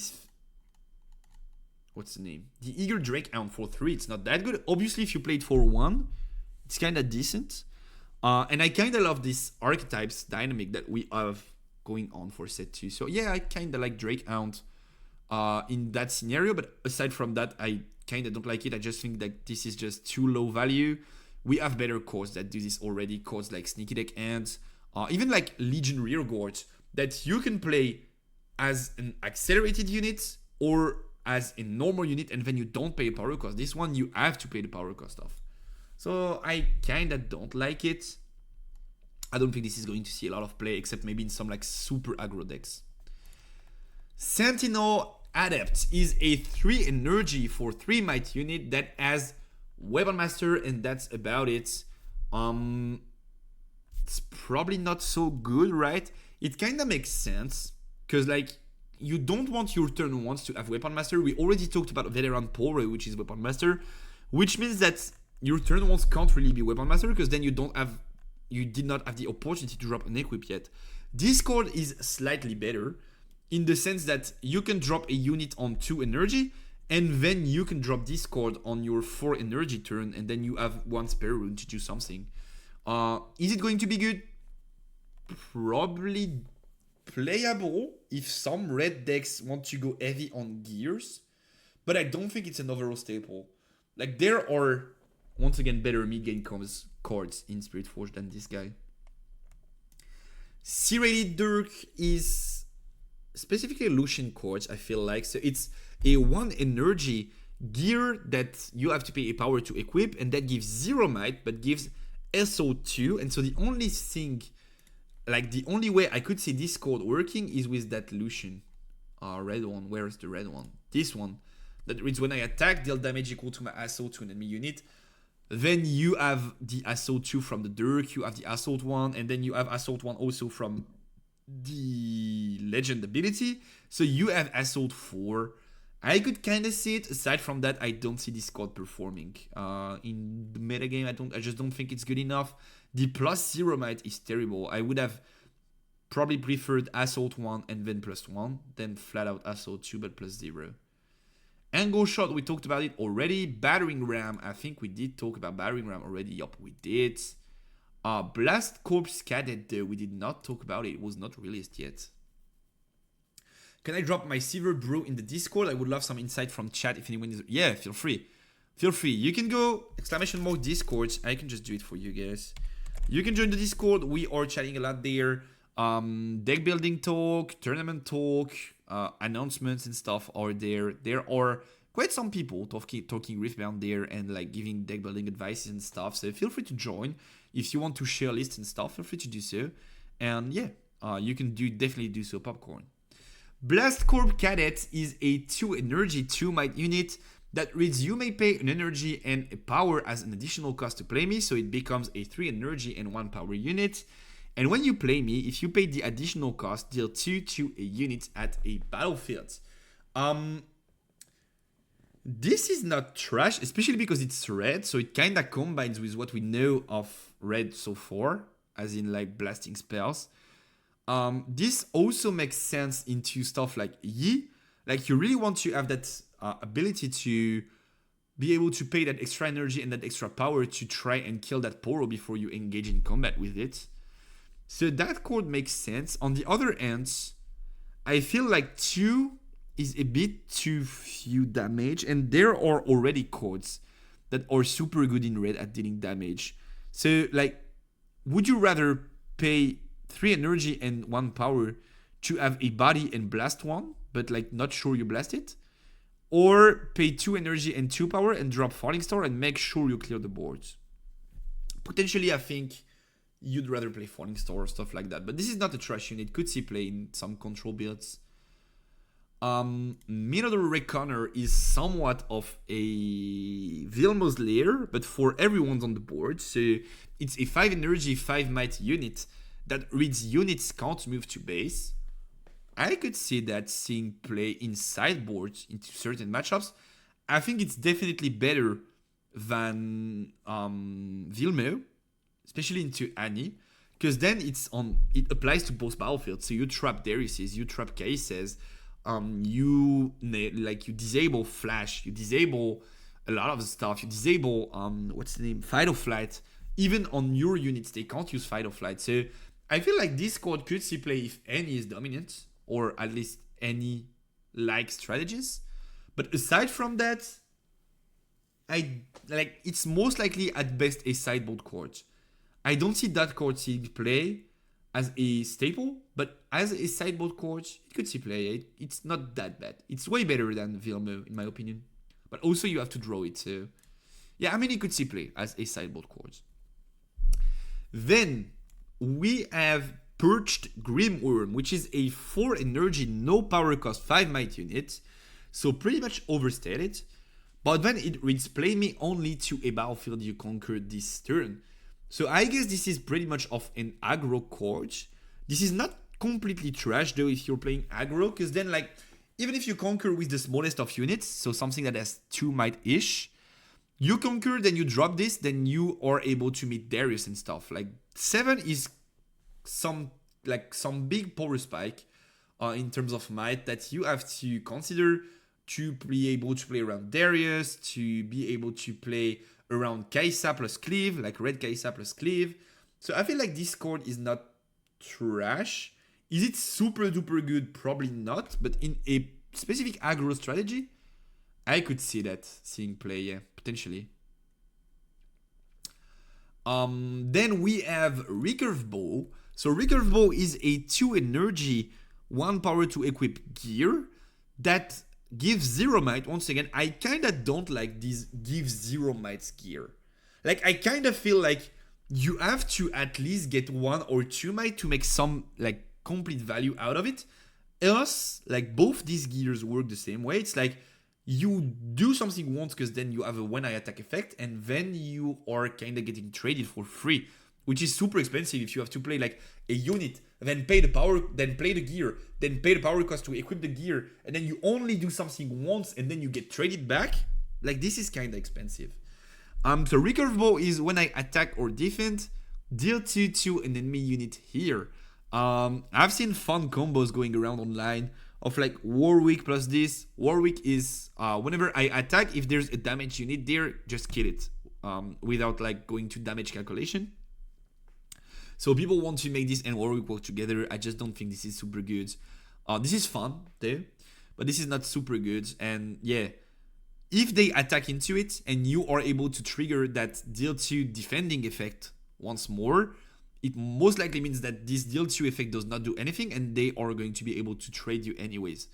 So yeah, I just think this card is too expensive. I don't like it so much. Sudden Storm, I feel like we talked about it already. We talked about Sudden Storm already. And then Assembly Rig, we did not talk about this one though.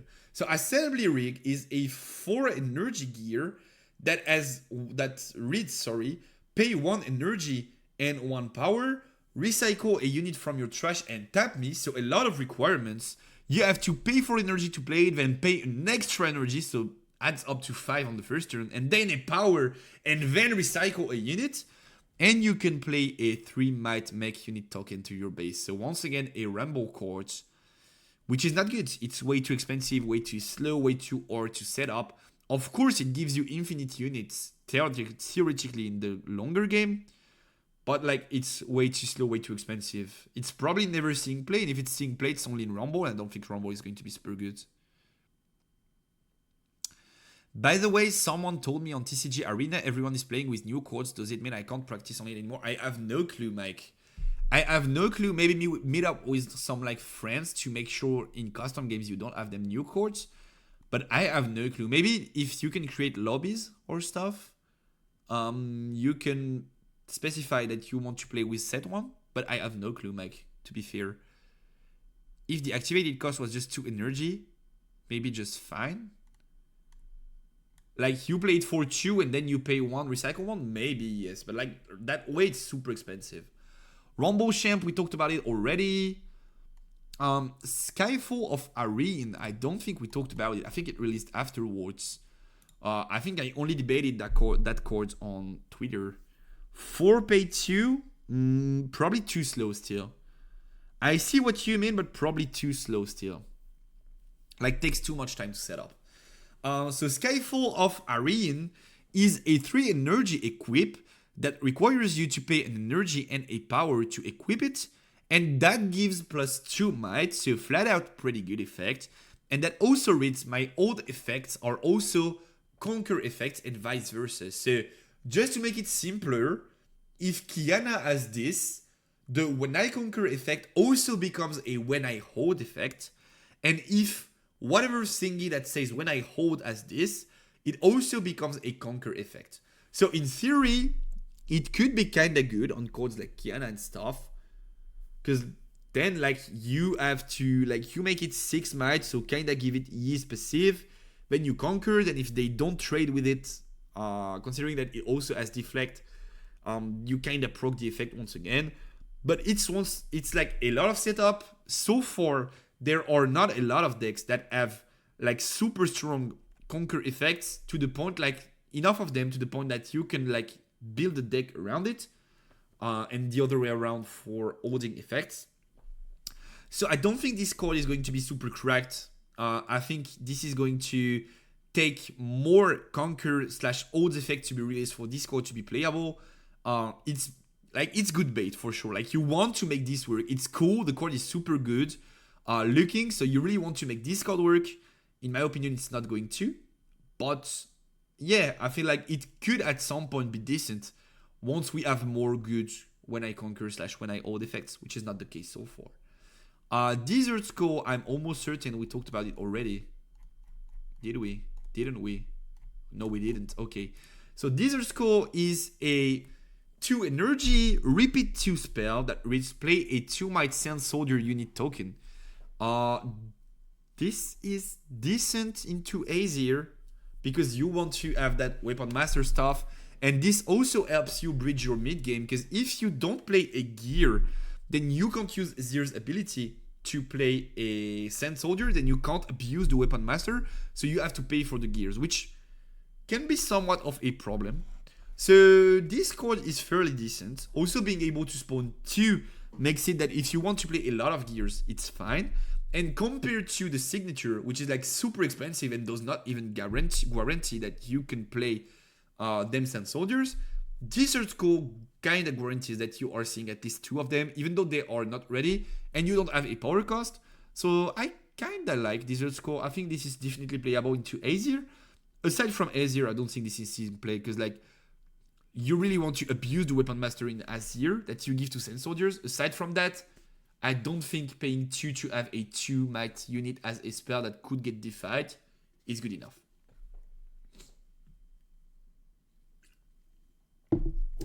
Feral Trance, we knew about it from a long time ago, so no need to analyze it. Navari Scouts, we did talk about it already, I believe. Yup. Ribbon Dancer, we did not talk about it though. Ribbon Dancer is a 3 energy, 3 might unit that reads when I move to a battlefield, give another friendly unit +1 might this turn. It's not even when I move. If it was when I move, it would probably be decent. Like, cool. But since it's not when I move, but it's only when I move to a battlefield, you kind of can't make it work in my opinion. Like, yes, you could move it around, give my 2 stuff, probably could be fine. But now that's only when I move to a battlefield, there are too many things preventing you from abusing this effect. Even if you go something like move this, then ride the wind to the other battlefield, or like move whatever to the other battlefield, you only give like +2 might. It's not worth it. So this card is not seeing play in my opinion. It's just too weak of cards. Then we have Emperor's Divide, another cool looking Azir card. 2 energy spell that has the hidden keyword but also the action keyword, so pretty flexible. And that reads move any number of friendly units at a battlefield to their base. So this is literally flash, but for more than 2 units, and as an action, not a reaction. So the fact that it's not a reaction is a bit worth because you can't use it to react to Kai'Sa's spells and like dodge the damaging ports and save your units. But also this kind of makes it so that you can save your sand soldiers and you can use them to push and you can use them to like save them equips, not pay the power cost again. So yeah, that's pretty good. I think this is potentially seeing play in Azir. The only thing that scares me is that there are a lot of cool cards that you want to play in Azir and you're not going to have room for all of this. But this card is definitely playable. I think it could see play. It's not bad by any means. Next card is Porous Next. I think this card is cracked in Ornn and utterly unplayable in the rest of the field. So it's a 1 energy, 1 power gear that says when you play this, draw 1, and also you can pay an extra energy and an extra power and kill this to draw 1. In Ornn, this is super good because like this allows you to value your early to mid game Ornn effects when you don't have the gears to do so, and this also allows you to get free card advantage because then like you tap Ornn, you pay an energy, you draw 1.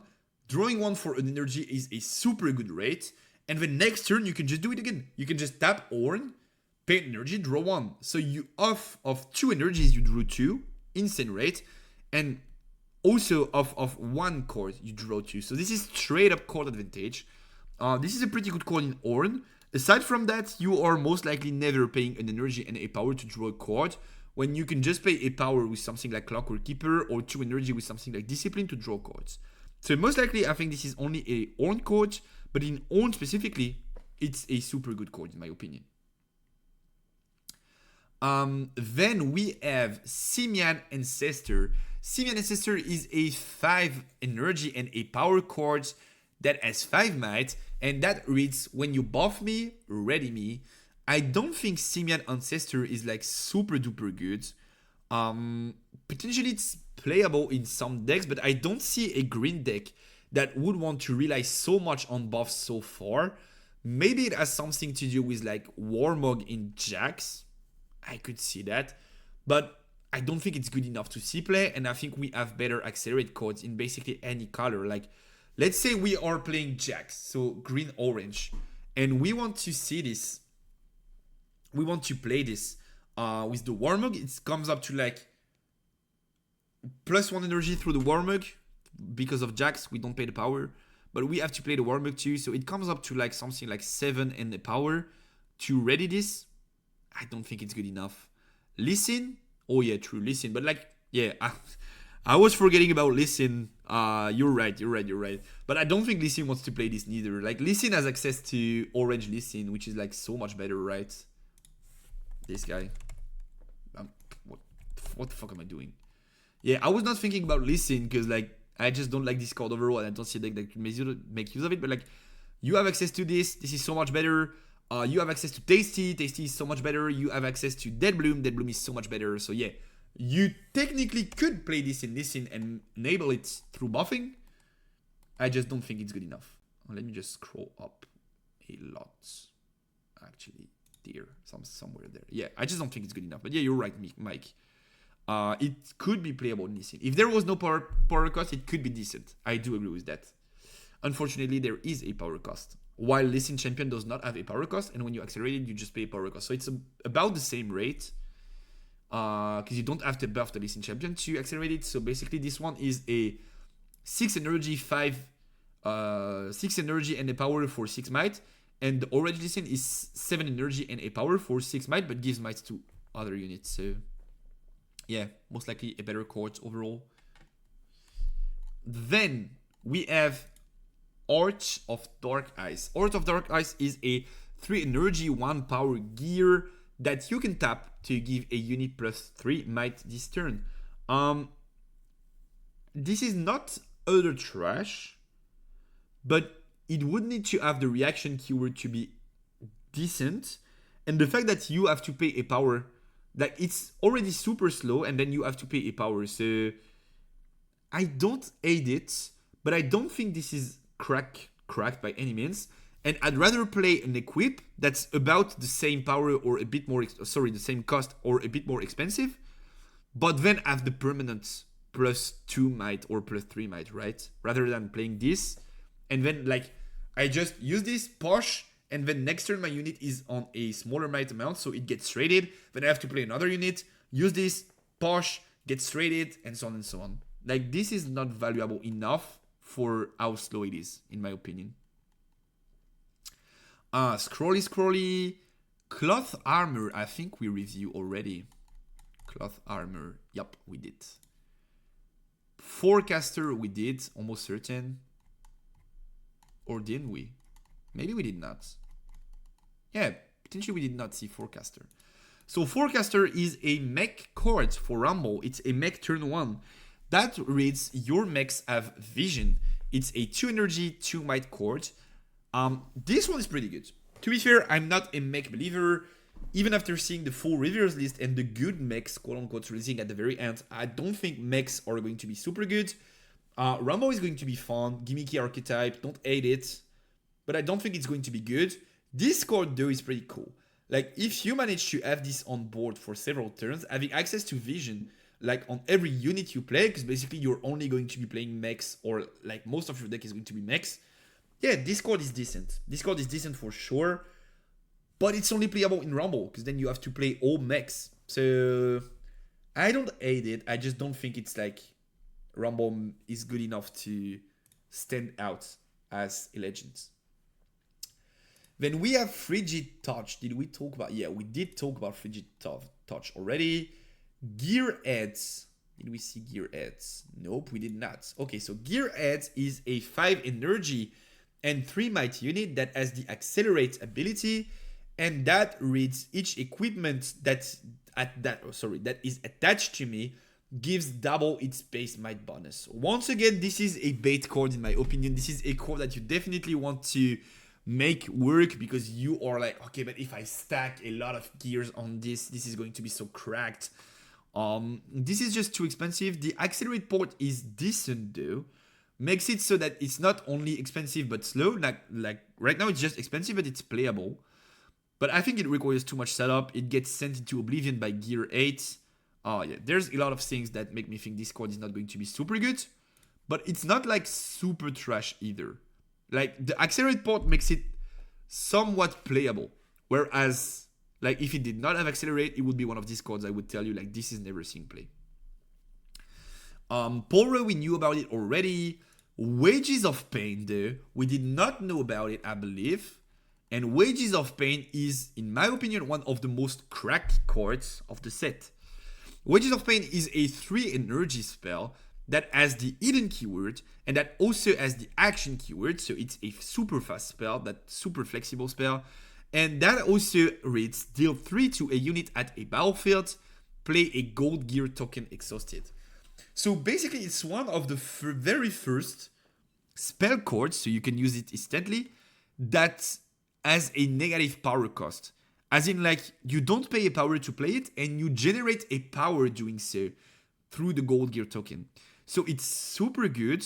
Also the fact that it has the action keyword makes it playable on like in the early game. You pass on like 4 runes open, they try to conquer with their turn 2, you play this. You force a spell because else their turn to dice. And then you also play a gold gear anyway, so you're pretty fine with that. This card is like super good. It's seeing play in a lot of decks in my opinion. Victor is going to want to run this. Randyyy is going to want to run this. Ezreal is going to want to run this. Like Kaisa maybe is even going to want to run this. This card is like super good. This card is like super good. And yeah, it has the hidden keyword, so it's like super flexible too. This could enable Ezreal. Yeah, this is definitely one of the cards that is going to see play in Ezreal. Do you guys want to see my first Ezreal brew?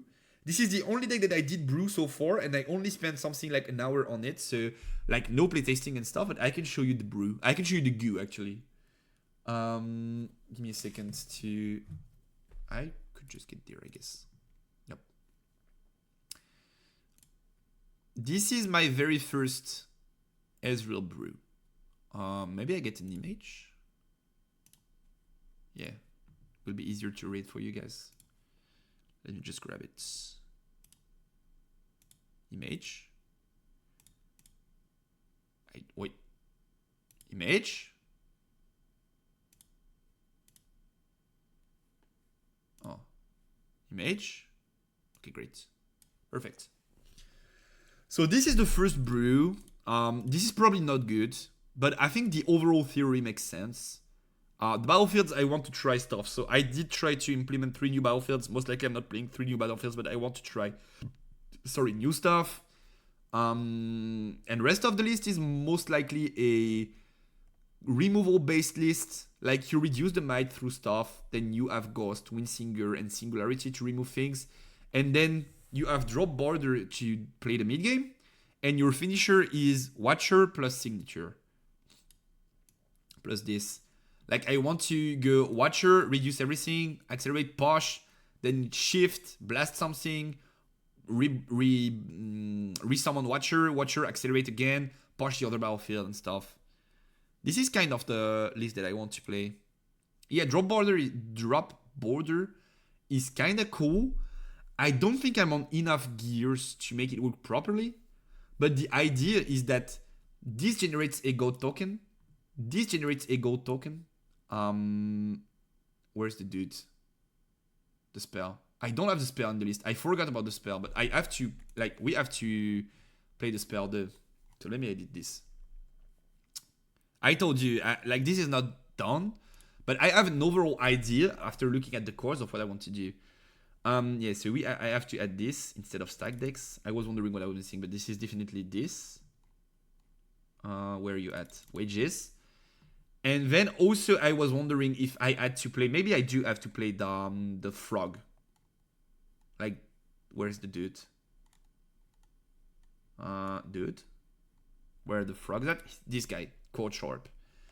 Like, because this generates a gold gear too. And then I guess I want to, through gold gears, so like, yeah, once again, don't think of this as a finished build, like done build, but I want to have them gold gears act as enablers for the drop border. This is the plan. This is the plan. So I kind of want to do something like this. Deck building with chat. We are probably doing a deck building stream next week or the week after that, because set 2 is coming by. I want to take some time thinking about decks and what I want to do with them.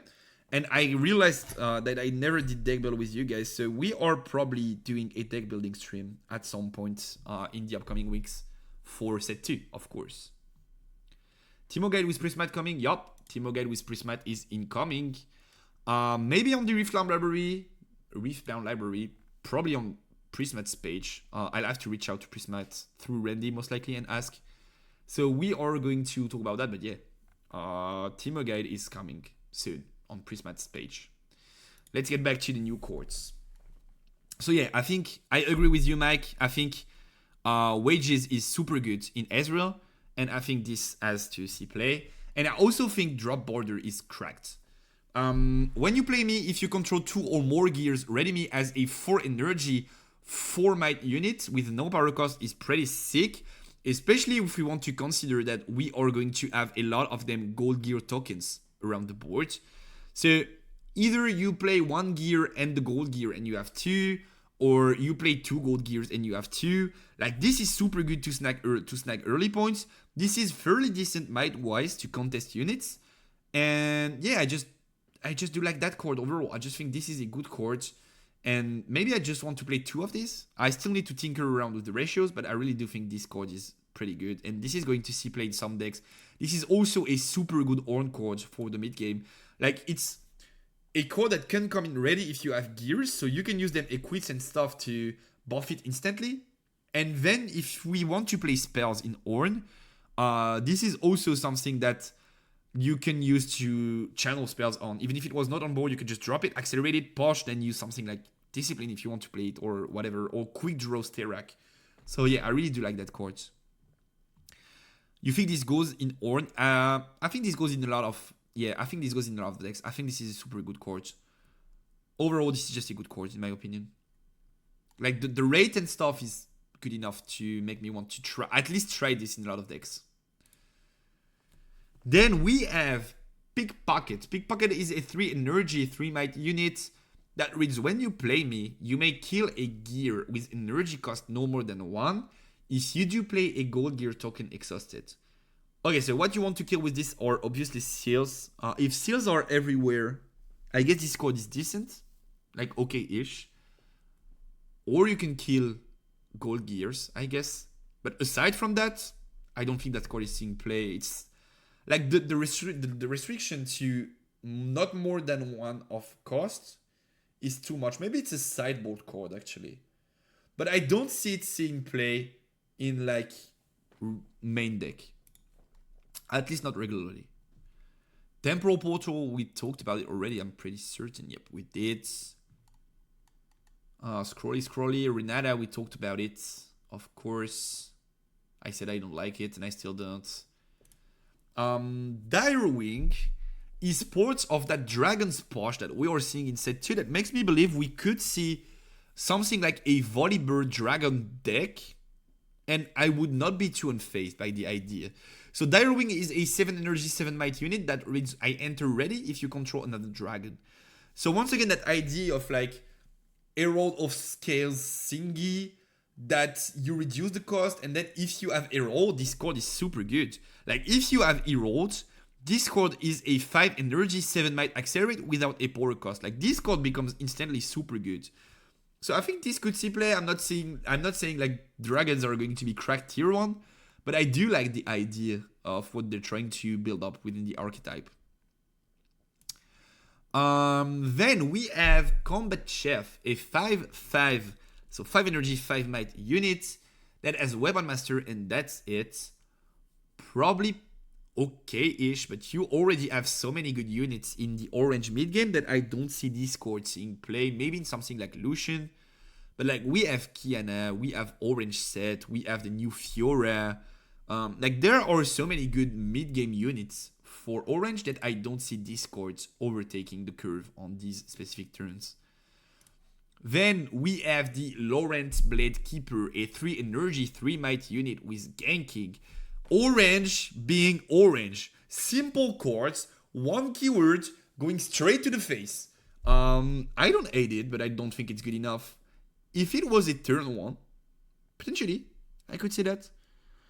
It being a 3 energy, 3 might unit makes it like it's not strong enough in the mid game, and it's not cheap enough to be played in the very early game, except going second. But then going second, what does ganking do? Like you'd rather have ganking going first so that you can like conquer, then they conquer the other one, then you restand and you can gank in there. Like that would make more sense. I don't hate it, I just don't think it's good enough.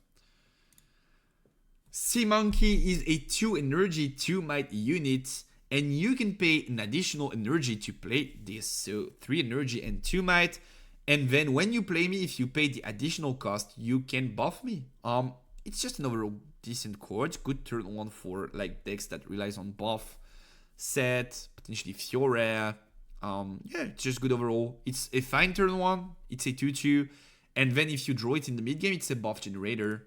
So it's fine. I would not say it's like super good, but it's fine. Another dragon comes our way in Fee Dragon, which is a 7 energy, 1 power unit for 7 might. And Fee Dragon reads, when you play me, you can buff up to 4 friendly units, and when you spend a buff, you can play a gold gear token exhausted. This is fun. On paper, people will for sure want to make this work. It's not good. It requires way too much setup. Like you have to have 4 friendly units on board to make this work. This is crazy setup. Technically 3, because you could buff it. Like it could buff itself, but like even 3 is crazy setup. And then you have to spend them buffs to get them gold gear tokens. It's fun. I don't think it's seeing play. X-Drinker, I kinda like that card. The X-Drinker is a 2 energy equip that you have to pay a power to attach, and then it has deflect and gives +1 might. So it gives deflect to the unit it's attached to, rather. This is pretty fine, especially because you can value it throughout the game. Like you can drop this in the early game, value it on a mid-game unit, something like, I don't know, something like a mid-game unit, yeah, in like set or something, orange set for instance, something like that, or like Fiora. Some mid-game units are going to benefit from this, and then when your unit dies, you can just like equip it to the bigger stuff that you are playing in the late game, and then this gets kinda good. The only thing that we have to know is if this mechanic makes deflect stack, which I do believe, but I'm not certain, because if this gives Kiana deflect 2, or if this gives like Dead Bloom deflect 3, this is definitely a powerhouse card in Jax. Because then you don't have to pay the power, so you can kinda ramp your way to the mid-game, late-game bodies, and then you give them a lot of deflect, and you make them basically impossible to deal with. So I do like that card. I don't think it's like super cracked, but in some decks like Jax, maybe Lee Sin even, it could see play, in my opinion. Petricite Monument, did we say this already? Nope, we did not. So Petricite Monument is a 2 energy gear that has temporary and that reads friendly units have deflect. So you give deflect to all of your units for a turn and then you kill this. To be fair, I don't see the point. Like if you're in a spell heavy matchup, such as Case, for instance, why would you just not play the gear that gives a buff and makes it so your buffs give deflect, or the the Discord that we just saw? I'm getting tired. The X-Drinker that we just saw. Like these codes are just like overall better, because this would basically mean like you have a super strong board. You know that they are going to want to control it with spells, and then you drop this to protect it. But it's like so much setup that I don't see it being viable. If you don't have a board, it's trash. In the early game, it's trash. In the super late game, it's most likely trash. I don't see this card seeing play. I just don't think it's good enough. Then we have Show of Threats, which is a 2 energy 1 power spell that has the reaction keyword and that allows you to draw 1 for each of your mighty units. This is probably playable in Volibear, maybe even in Fiora. The thing is, it's not good. Like, let's be real. It's not good, rate-wise and card-wise and conditions-wise. But also, Orange does not have great ways of drawing cards. So if there's an Orange deck, like let's say Volibear, Volibear does not have great ways of drawing cards. So maybe Volibear wants to play this to at least have some draw power, even if it's not like super top-notch. But aside from that, I don't see this card being super good. I mean, if you play it in something like Set, do you want to pay 2 runes and a power to like draw 2 cards using one from your end? So just going like net +1. Basically, you pay 2 and a power to go net +1. I don't think I like it. I don't think this card is seeing play. Action, I'm pretty certain we talked about already. Like basically, it's only a take aura card. Aside from that, it's not so good. Then jumping straight to purple, we start with Black Market Broker, which is a 3 energy 3 might unit that reads when you play a card from face down, you can play a gold gear token exhausted. So this is probably a Teemo card, because then in Teemo you can like flip your items that you did not pay a power to play to get a gold gear. So basically your items become valuable, and then you can like play big cards like Fox, Mundos, Singularities without deramping. So I could see it seeing play in Teemo. Aside from that, there's no other deck that utilizes Hidden as much as Teemo does, first of all. And then if you have to pay a power to generate a gold gear token, it's kind of not worth it, right? Like you pay the power, you generate the token, you make it like you broke even, but you did not make it, like you did not make any value. So yeah, I just probably a Teemo card, but could see play in Teemo though. Looks decent in Teemo. Then we have, if the image wants to load, you don't want to. Oh, wait, can I have the image there? Okay, great. So then we have Corrupt Enforcer, which is a 3 energy 1 power unit that has 4 might, say above the curve, and that reads when I move to a battlefield, discard 1, when I win combat, draw 1. On paper, the above the curve stats are pretty good, especially going second. Like dropping this unit going second is definitely scary. You kinda prevent them from pushing with their turn once, else they just die. But then the condition that when I move to battlefield you have to discard 1, and then when I win in combat you can draw 1 is pretty tough. Like if it was only pay a power to play me above the rate stats, and then like when I move to battlefield, discard 1, draw 1, something like that, like some kind of a merchant, it would be fine, I guess. Not broken, but fine. But you can still have this like met with Smokescreen, met with Voidseeker, met with a lot of cards that can clear this, and then you just discarded the card, paid a power, did nothing, did not draw 1. So this is way too expensive. This is probably not seeing play because too risky. But on paper, that curve, I kind of liked it at first, but then the effect is just too bad. Then we have Fee Porter, which is the best friend of Tasty Folk, it's an eggplant once again. 4 energy for 4 might. When I move to your battlefield, you may pay a power to move a unit you control to the same battlefield. This is giving accelerate to units you just dropped this turn. This is not super trash, but this is also not as good as accelerate because then you have to push into a battlefield with 2 units, which means you can't split your forces, and if they manage to fight back, you just lost the game. So this card is just probably not seeing play. Too restrictive in what it does, but not like terrible trash, but not seeing play in my opinion. Then we have Master Bingwin, a 6 energy 6 might card that has a weapon master. Just as for the 5/5 orange cards, I think no power cost weapon master are not terrible, but I also think that they are not good enough to make it into main decks.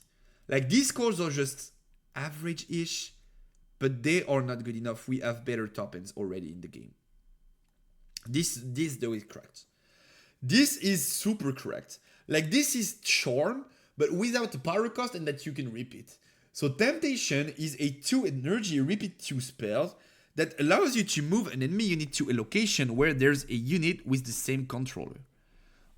This is super good. Gives charm to another color, and if you guys play into green often, like into Yi and stuff, you know how frustrating charm can be because of how broken it feels. This can basically do charm twice without a power cost. Of course, it's a bit more expensive, but also we have to remember that we are adding gold gear tokens to the game. So most likely, every deck is going to have a bit more runes that we used to have in the past. So being a bit more expensive is not a problem in my opinion. And the port that reads that you have to have an enemy unit there to move enemy units there. So you have to have a unit already in base. Let's say if you want to move everyone in base, is not so much of a problem in my opinion.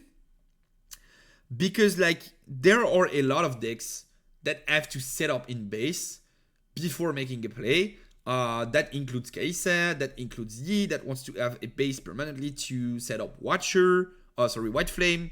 There are a lot of decks that need to have a base, and being able to, like, let's say in the late game, you play purple, you play somewhat of an aggro deck, like let's say Draven, Annie, Irelia, those decks that are strong in the mid game, and you have to close the game, you just go like, send this to base, and then just conquer with your units and you win the game. Like, this seems super strong in my opinion. This is probably not a mandatory 3-off, because I think you want to play it later in the game that you want to play Charm. I don't think you are playing that card in a scenario in the very early game of like, I move your units around the board. But in the late game, this is definitely going to be a super strong threat that we have to care about. Ancient Warmonger is a 5 energy 4 might unit that has accelerate, so you can technically pay 6 energy and a power to have it enter ready, and this has assault equal to the number of enemy units here. This is not good, definitely not good. So you have to have it fight 2 units there to break even with the curve, to have a 6 energy 1 power 6 might unit. And you have to have even more than that to make it worthy. This is just too much setup. Most likely not happening. This card is not seeing play in my opinion. Beast Below. I think we did not talk about this one. Beast Below is a 7 energy 2 power cost unit that has 8 might. So the stat line is decent and the effect is decent too. When you play me, you return another friendly unit and an enemy unit to their owner's hands. Why is it good? Is because it's just like Traveling Merchant, Zones Warren and stuff, in that if you don't have another friendly unit, you just bounce an enemy unit to hand. And that's pretty good. That's pretty good. Like, let's say they traded your units, let's say you don't have one, let's say you refrained from playing one because you wanted to play this. Then you just play this and bounce another unit, enemy unit, to the end. Pretty decent. The thing is, if it was return a friendly unit and so it could bounce itself, it would not be good enough. But if you can just bounce a friendly unit, an enemy unit with it, it becomes pretty good. So yeah, I don't hate it. I think this card is pretty decent. Potentially seeing play because purple lacks good ways to control bigger units in the late game. So it could see play in purple, for sure. Teemo cards, maybe. I think the fact that we have treasure tokens that are going to mitigate the power cost makes it that a lot of decks are going to be able to play more topping cards because you just read top end runes more often. And I think this card is going to be one of the cards that benefit from it. Then we have the Call, which is a 1 energy, 0 power gear that you have to pay a power to equip. And then it gives +1 might, and when I conquer, you play a gold gear token Exhausted. This is a pretty good card overall. I like that +1. The when I conquer is a bit situational, but like playing the gold gear token makes sense. The only thing is like you pay a power in hopes that you make a gold gear token. So this is probably not seeing play in every deck, because you have to be fine paying the power. But then if you're fine, I guess it's playable. I get, like, let me get back on what I said. I don't think I like that card a lot. I think I said a lot. I'm getting tired. I can't exactly remember the word I used. But I think this card is playable in a few decks because it has that +1 flat might. And playing a gold gear token is fine-ish. But like you also have to pay that power to hope to generate that token. So it's not that good neither. Yeah, I think it's like okay-ish. Probably not seeing play in a lot of decks. Maybe not seeing play at all though. In Seaver? Maybe in Seaver, yes. Maybe in Seaver. Purple big winner, yeah. Purple has cracked cards all over the place. Like purple has cracked cards racing in set 2. Probably like this was the weakest color by far. And I think after set 2, I don't know if it's going to be the strongest color, but it's definitely the color that's going to receive the most support and that's going to be able to do the most out of the new cards it gets, for sure. Let me just clear my throat, drink a bit of water, and I'll be back for the end of it.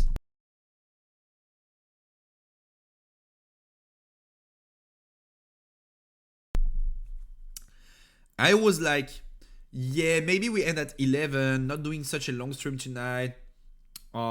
It's midnight and we are probably there for something like half an hour. I don't know how to stop, guys. Sorry, I just love doing this so much. So Factory Recall is a 1 energy spell that has the action keyword and that reads return a gear to its owner's hands. I think this is trash. I don't see this thing play. Don't see why you would play this except on like super expensive gears, but then they are just probably dropping them once again next turn. Like if you do this on Aurora, it literally does not do anything. If you do this on equips, maybe you get a trade, but the next turn they could just set up the equip again. I guess this is like playable if this is the only gear removal. Like they have to pay the cost again, so you're making value, right? But then like we have so many better gear removals. Like purple has acceptable losses, which is kill one of your gears and kill your opponent kills one of their. I think this is just straight up better than Factory Recall. So yeah, we have better removals already. Then we have Harpoon Squad. Harpoon Squad is a 4 energy, 4 might unit that reads when I move from a battlefield, give me +2 this turn. Which is not good, of course, because it's from a battlefield. I was wondering if there is a way to make this playable in Yasuo or Aurelia, but I just think it's too slow. I don't think this is seeing play. This is not a good chord. Resetting up equips is super awkward. Yeah, it's kind of expensive. But also, if your equip is that important, you don't mind playing it again. And if it's not that important, like bouncing it does not have that much value, right? So, like, let's say you bounce something like Aurora, like in terms of power, like that is crucial to their strategy. They are definitely dropping it again. And if you bounce something like Torrent Shield, Warmog, like mid-sized equips, gears, I mean, they just don't care, right? The value is not good enough. Might as well kill them gears anyway. Might as well kill them gears. Spirit Will, we talked about it already. Ezreal, we talked about it already. And then on to yellow, which is the last color before battlefields. And then we're done with them new chords reveals. Eminent Benefactor is a 6 energy, 5 might chords that reads, when I ult, play 2 gold gear tokens exhausted. This wants to be a Renata chord, but Renata does not need that. Renata needs chords that allow her to be better in the early game, and this is not one of them. So this is most likely never ever ever seeing play, in my opinion. My throat is dying. My throat is dying. Next up is Eye of the Hero. 1 energy gear that can equip itself for 1 power, and that gives +0 might, but reads when I move, play a 1 might recruit unit token here. This is only good if you proc it twice, because the cost of a recruit is 1 might. 1 energy, sorry, basically. This is set up by Victor. Victor is 1 energy setup. A recruit, you also have the Faithful Manufacturer, which is like 3 energy for 2 might. So basically it's more expensive than it should be because it spawns a token. So we can kind of guess that tokens like recruits are 1 might. This is 1 might and a power, so you have to resolve it twice. Kind of slow. Don't think it's seeing play. Kind of don't like it. Then we have, I made a blue Ezreal list. Did you? I really do think purple Ezreal is better, but maybe blue Ezreal is playable. I really don't think it's good though. Guards is a 3 energy spell that has the hidden keyword, and that reads play a 2 might send soldier unit token, and you may pay a power to ready it. I just don't like that card. I really do prefer the green one, which is like 2 energy, spawn 1, then repeat 2, spawn another one. Like this one is straight up 3 energy, spawn a 2 might, and then you may pay a power to ready it. So like you could say I want to hide it, but then like, do you want to pay power for a 2 might sand soldier? I'd probably say no. So I don't think this card is seeing play. I'd rather play the green one. Low Randyyy list, 4 energy for 3 might, Assault 2. This is not a good card, it's too expensive. Assault 2 is not good enough to make up for the low might of this card. Dies to Falling Star, blah blah blah blah blah. Not a good card, not seeing play in my opinion. Even in Fiora, like you have way better mid-game cards. Then we have Sand Shifter, 5 energy and 2 power for 6 might, and that reads when you play me, kill an enemy unit with 3 might or less. This is pretty expensive, but this is also actually not trash. Like once again, we have to remember that now tier tokens are a thing. Gold tokens, sorry, whatever, treasure tokens, whatever it is. They are a thing, so probably you are only paying 1 or 2 power for this card to resolve. And then killing an enemy unit with 3 might or less is pretty decent. In blue-yellow decks, like Victor, Renata, you could even combine this with like Smokescreen or Stupefy to kill like super big units. So that would be pretty cool. And like overall, killing a 3 might unit is not trash. So I could see this card seeing play. It's kind of playable on curve if you have 1 or 2 gear token. Like you can kind of play it on 5 energy and then you maybe recycle 1. But you kill one of their units and you have a 6 might unit on board. Like this is pretty good. This card is seeing play for sure. Maybe only in purple blue, but most likely it's playable in a lot of purple decks. Then we have Trusty Ramhound, which is a 2 energy 2 might unit that reads while you have another unit here, I have +1. From my understanding, this is not super good, but not super bad. Someone teased me that this was a code that helped Renata work. So if this is seeing play in Renata, I might as well. The +1 might is not terrible, as you don't have to pay a power or energy to get it. So the +1 might is fine. That just means that you have to like either push with several units, which is kind of slow for a turn 1, or draw it in the mid game and drop it in the battlefield. And then I guess it's kind of fine to be able to drop 3 energy for 2. So, oh, come on. Getting tired, but still, come on. To drop 3 might for 2 energy. Here we are. Sorry guys, I'm like getting exhausted by now. Then we have Zone Pong. Did we not see Zone Pong before? I think we talked about it. No, am I wrong? Might be wrong. Yeah, might be wrong. Anyway, Zone Pong is a 3 energy and 3 might unit that reads you may kill a friendly gear as an additional cost to play me. When you play me, if you pay the additional cost, kill a gear.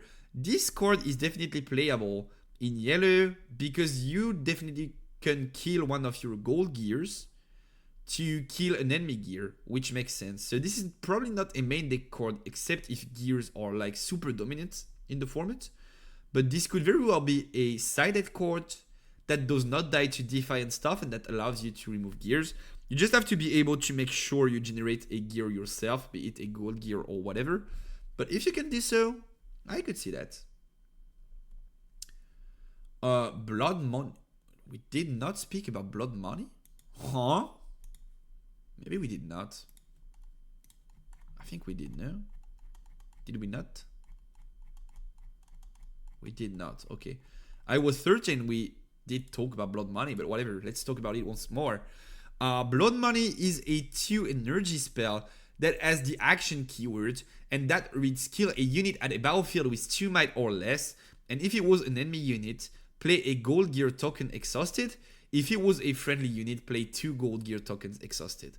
This is super insanely good. This is literally broken, because like killing a unit with 2 or less allows you to kill the poros, allows you to kill the stuff in the early game, which like is already valuable in itself. And then you make a gold gear token. So like this is super good rate. This is basically kill a unit that has 2 might or less for 2 energy and -1 power, which is like super crazy. And also this is yellow and you can just kill your own units like tokens because you play yellow, so you just generate a lot of them to play 2 gold gear tokens exhausted. This card is super sick. I think this is seeing play in Victor and potentially in Renata too.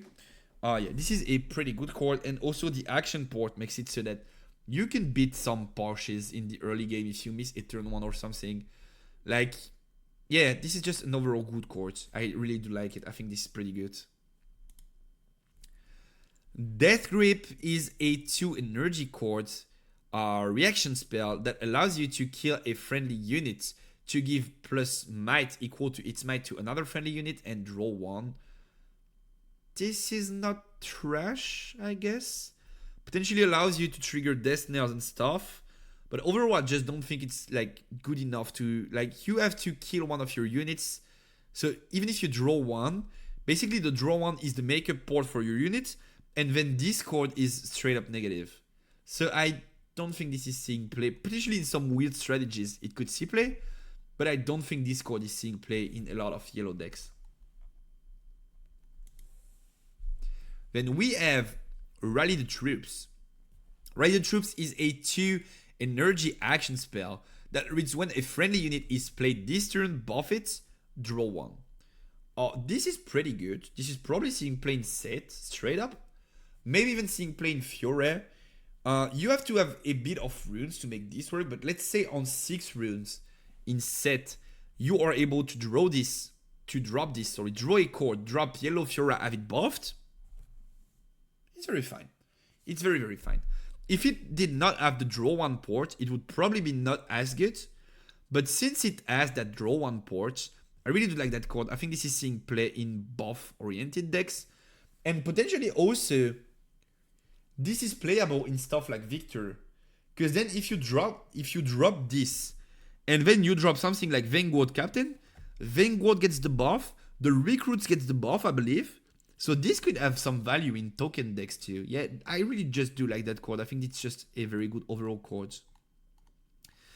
And I think we are done with the units and spells and gears. And now on to battlefields, because we have a bunch of new battlefields to talk about. And then we are done with the reveals, and I'll go to bed because I'm dying inside. But that's fine. We did have a great stream. It was very good to have you guys here. So, the first battlefield that we want to take a look at is Emperor's Days, I don't know. That reads, when you conquer here, you may pay an energy and return a unit you control here to its owner end. And if you do, play a 2 Might Sand Soldier unit token here. I just don't think this card is good enough. It's super expensive.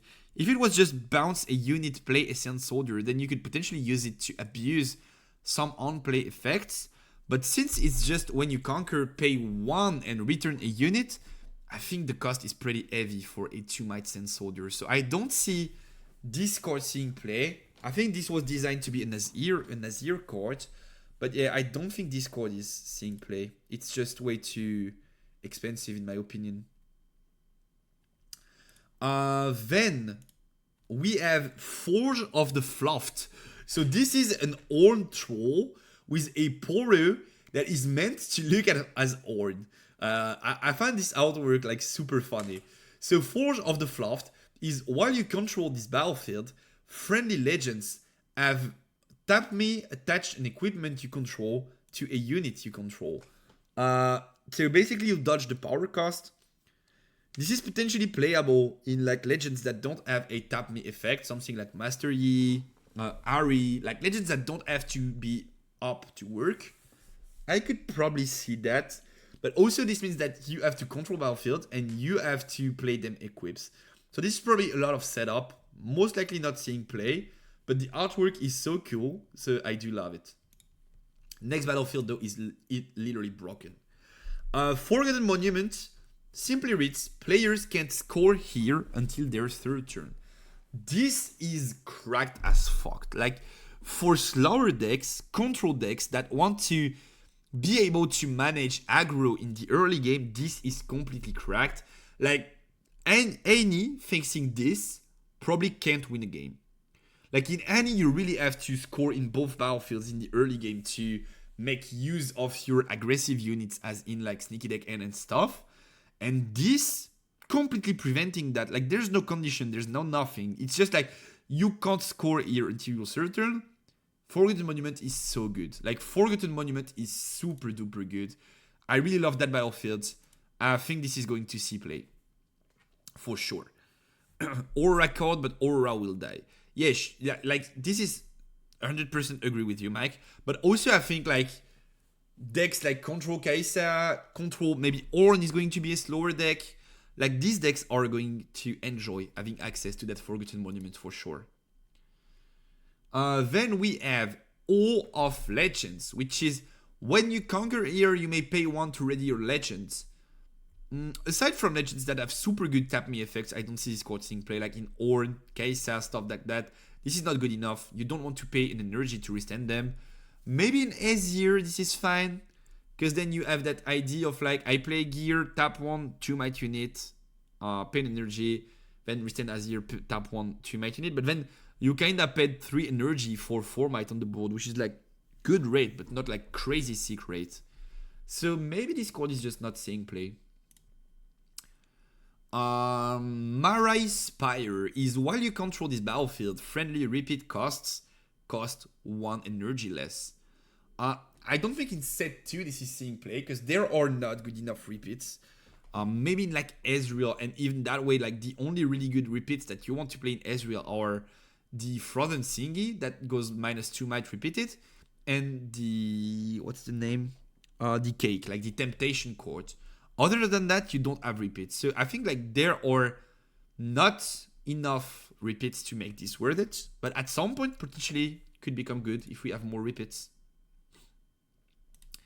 Then we have Minefields. When you conquer here, put the top 2 cards of your main deck into your trash. So far, I'm not so excited about Minefield that I want to play this card, but I think at some point it's going to be a good card for a potential purple-yellow deck that would fill the trash and then play units from the trash for a cheap amount. I could see that seeing play in that scenario, but so far it's just not good enough, and the trash does not have enough importance to make this battlefield worth it. We are seeing some cards that say play from the trash though appear. So if we get most of them, if we have a legend that revolves around that entire idea of stacking the trash and playing from it, that could see play. That could be a good battlefield. Then we have Rockfall Path. Units can't be played here. This is never seen play, I believe. Like, this is... Like, the fact that it prevents your opponent from getting in there and then holding in there is almost never happening. Kinda useless. The only thing that I could see is this being used to counter Dead Blue. But then, like, is it that good? And is it that important that you want to be able to counter it playing, like, using one of your 3 battlefield spots? Not certain. Not certain, yeah. Or any for sneaky, yeah, potentially. But I think, like, against any, you just want to play this. Like, this is so cracked. Yeah, I don't think this card is seeing play. It's just not good enough, in my opinion. Then we have Seat of Power, which is when you conquer here, draw 1 for each other battlefield you or allies control. This is definitely a multiplayer battlefield, like a 1v1, v1, v1, or a 2v2 battlefield. In that sense, I guess it's fine because they have 3 battlefields on board. In a 1v1 game, I mean, drawing 1 is not bad, but we have better battlefields at drawing 1. Grove is better, Dreaming Tree is better, the new battlefields that read when you defend, flip the top card if it's spell added to your hand is better. There are definitely better cards than this at drawing, so I don't see this thing play aside from potentially like 2v2 and stuff. Then we have Sunken Temple, which reads when you conquer here with 1 or more mighty units, you may pay an energy to draw 1. This is super good. This is one of the battlefields that's better at drawing than Seat of Power. This is going to see play in Fiora, this is going to see play in Set, this is going to see play in Volibear, in my opinion. Most of the time, when you want to... maybe in Yi even. Like, probably in Yi even. You want to play this. Most of the time, when you play a mighty deck, especially with the new Gold Gear tokens landing, you are able to reach them big amounts of runes because you need them to play your big units.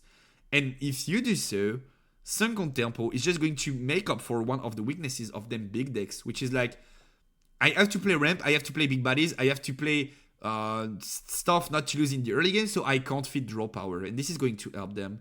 And then like you have a lineup of like this plus Grove, which is pretty good at once you get this, you can kind of permanently draw cards. So yeah, I do like Sunken Temple. I think it's a very good battlefield for late game decks. Then we have the Paper Tree, which is when you hold here, each player channels 1 rune exhausted, which is literally the worst version of... What's the name? I can't remember the name. I'm a dumbass. I should know that. Startip Pick. This is literally the worst version of Startip Pick. As in, like, you give a rune to your opponent, whereas the other one is just when you hold here, you may channel a rune exhausted. So aside from like potentially like 2v2 stuff, in which you want to ramp super fast for your ally to be able to do stuff, I don't see that card seeing play. Like, that card is just strictly worse than Startip Pick. So yeah, I don't see that card seeing play. And then last battlefield is the Veiled Temple, which reads when you conquer here, you may ready a friendly gear, and if it's an equipment, you may detach it. Detaching equipment seems appealing on paper. I don't think like you are able to move equipments around. I don't think this is seeing play because it's too situational. You have to be able to conquer, you have to be able to have an equipment, you have to have one that you want to detach, and then you still have to like pay the cost to attach it again. So I just don't think it's good enough. Most of the battlefields for set 2 are like close to being playable, but still we miss a few things.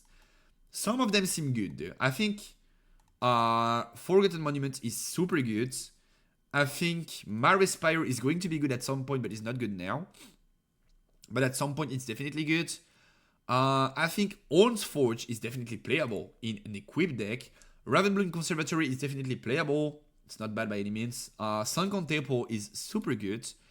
And yeah, that's pretty much it. But that still makes it like 5-6 new battlefields that we are going to see play in the upcoming formats. So yeah, I kinda like it. And that's about it for the review. We are not going to be doing a tier list update tonight because I kinda want to... So if you guys don't remember... I can just show it up. This was the tier list after the last wave of reveals. I still think we are getting there, but I think Ezreal is a bit more playable than what I expected. I think Randyyy, Lucian, Rumble are not seeing play. Sivir is like decent. Jax looks not good.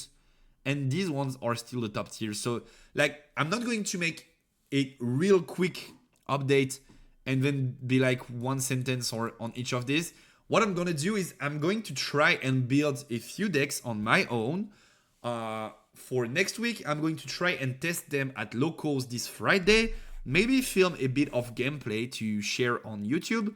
And then I'm going to come back next week and we are going to have some sort of deck building stream in which we try to brew a list for all of these legends, or at least some of these legends.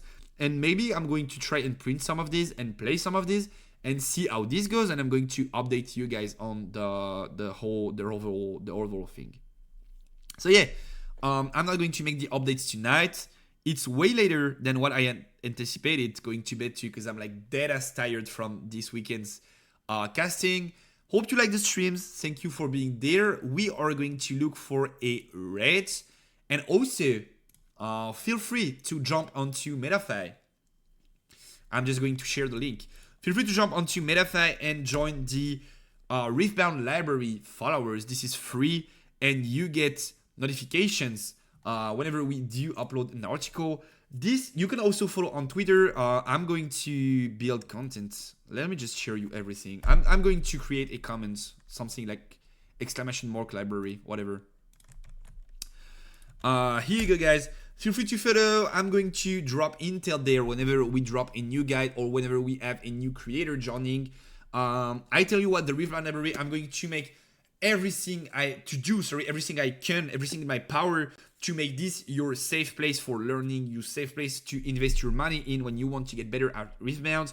So far, you can find Randy's content there, so feel free to get there and join in on the fun. And if you want to get better at Riftbound, I can't recommend someone that's better, that's more fitted, more suited to teach you than Randyyy. So feel free to watch his content. And we are going to have more creators joining on the fun in the upcoming days. I'm going to make a proper video. But if you guys want to be early birds of the Riftbound library, feel free to do so. And thank you for the support. And how about we find a cool raid? Oh, Robalas is playing. Let's just raid my friend Robalas then.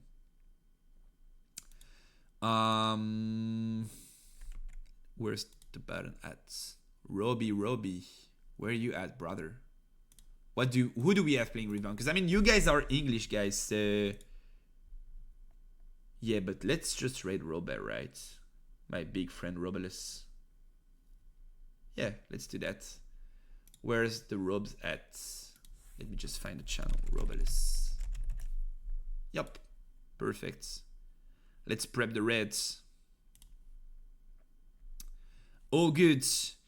Thank you guys for being here. Was cool. A lot of you were eager to watch Randyy's stuff, and I could not be more happy about that, because Randyyy definitely deserves to be known for how good he is.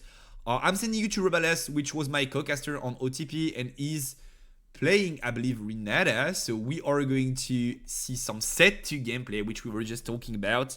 I hope you guys have a great end of the week. I hope you guys have a great weekend. Your skirmishes go well, and I'm going to come back next week with some deck building for set 2 and also most likely some skirmish report. Don't know if I'm playing Ari yet, so we'll have to see about that. But I hope you guys are having a great rest of your week, and up until then, take care. See you next week on Wednesday. See you on YouTube. You guys know the drill. Love you so much. Thank you for the support.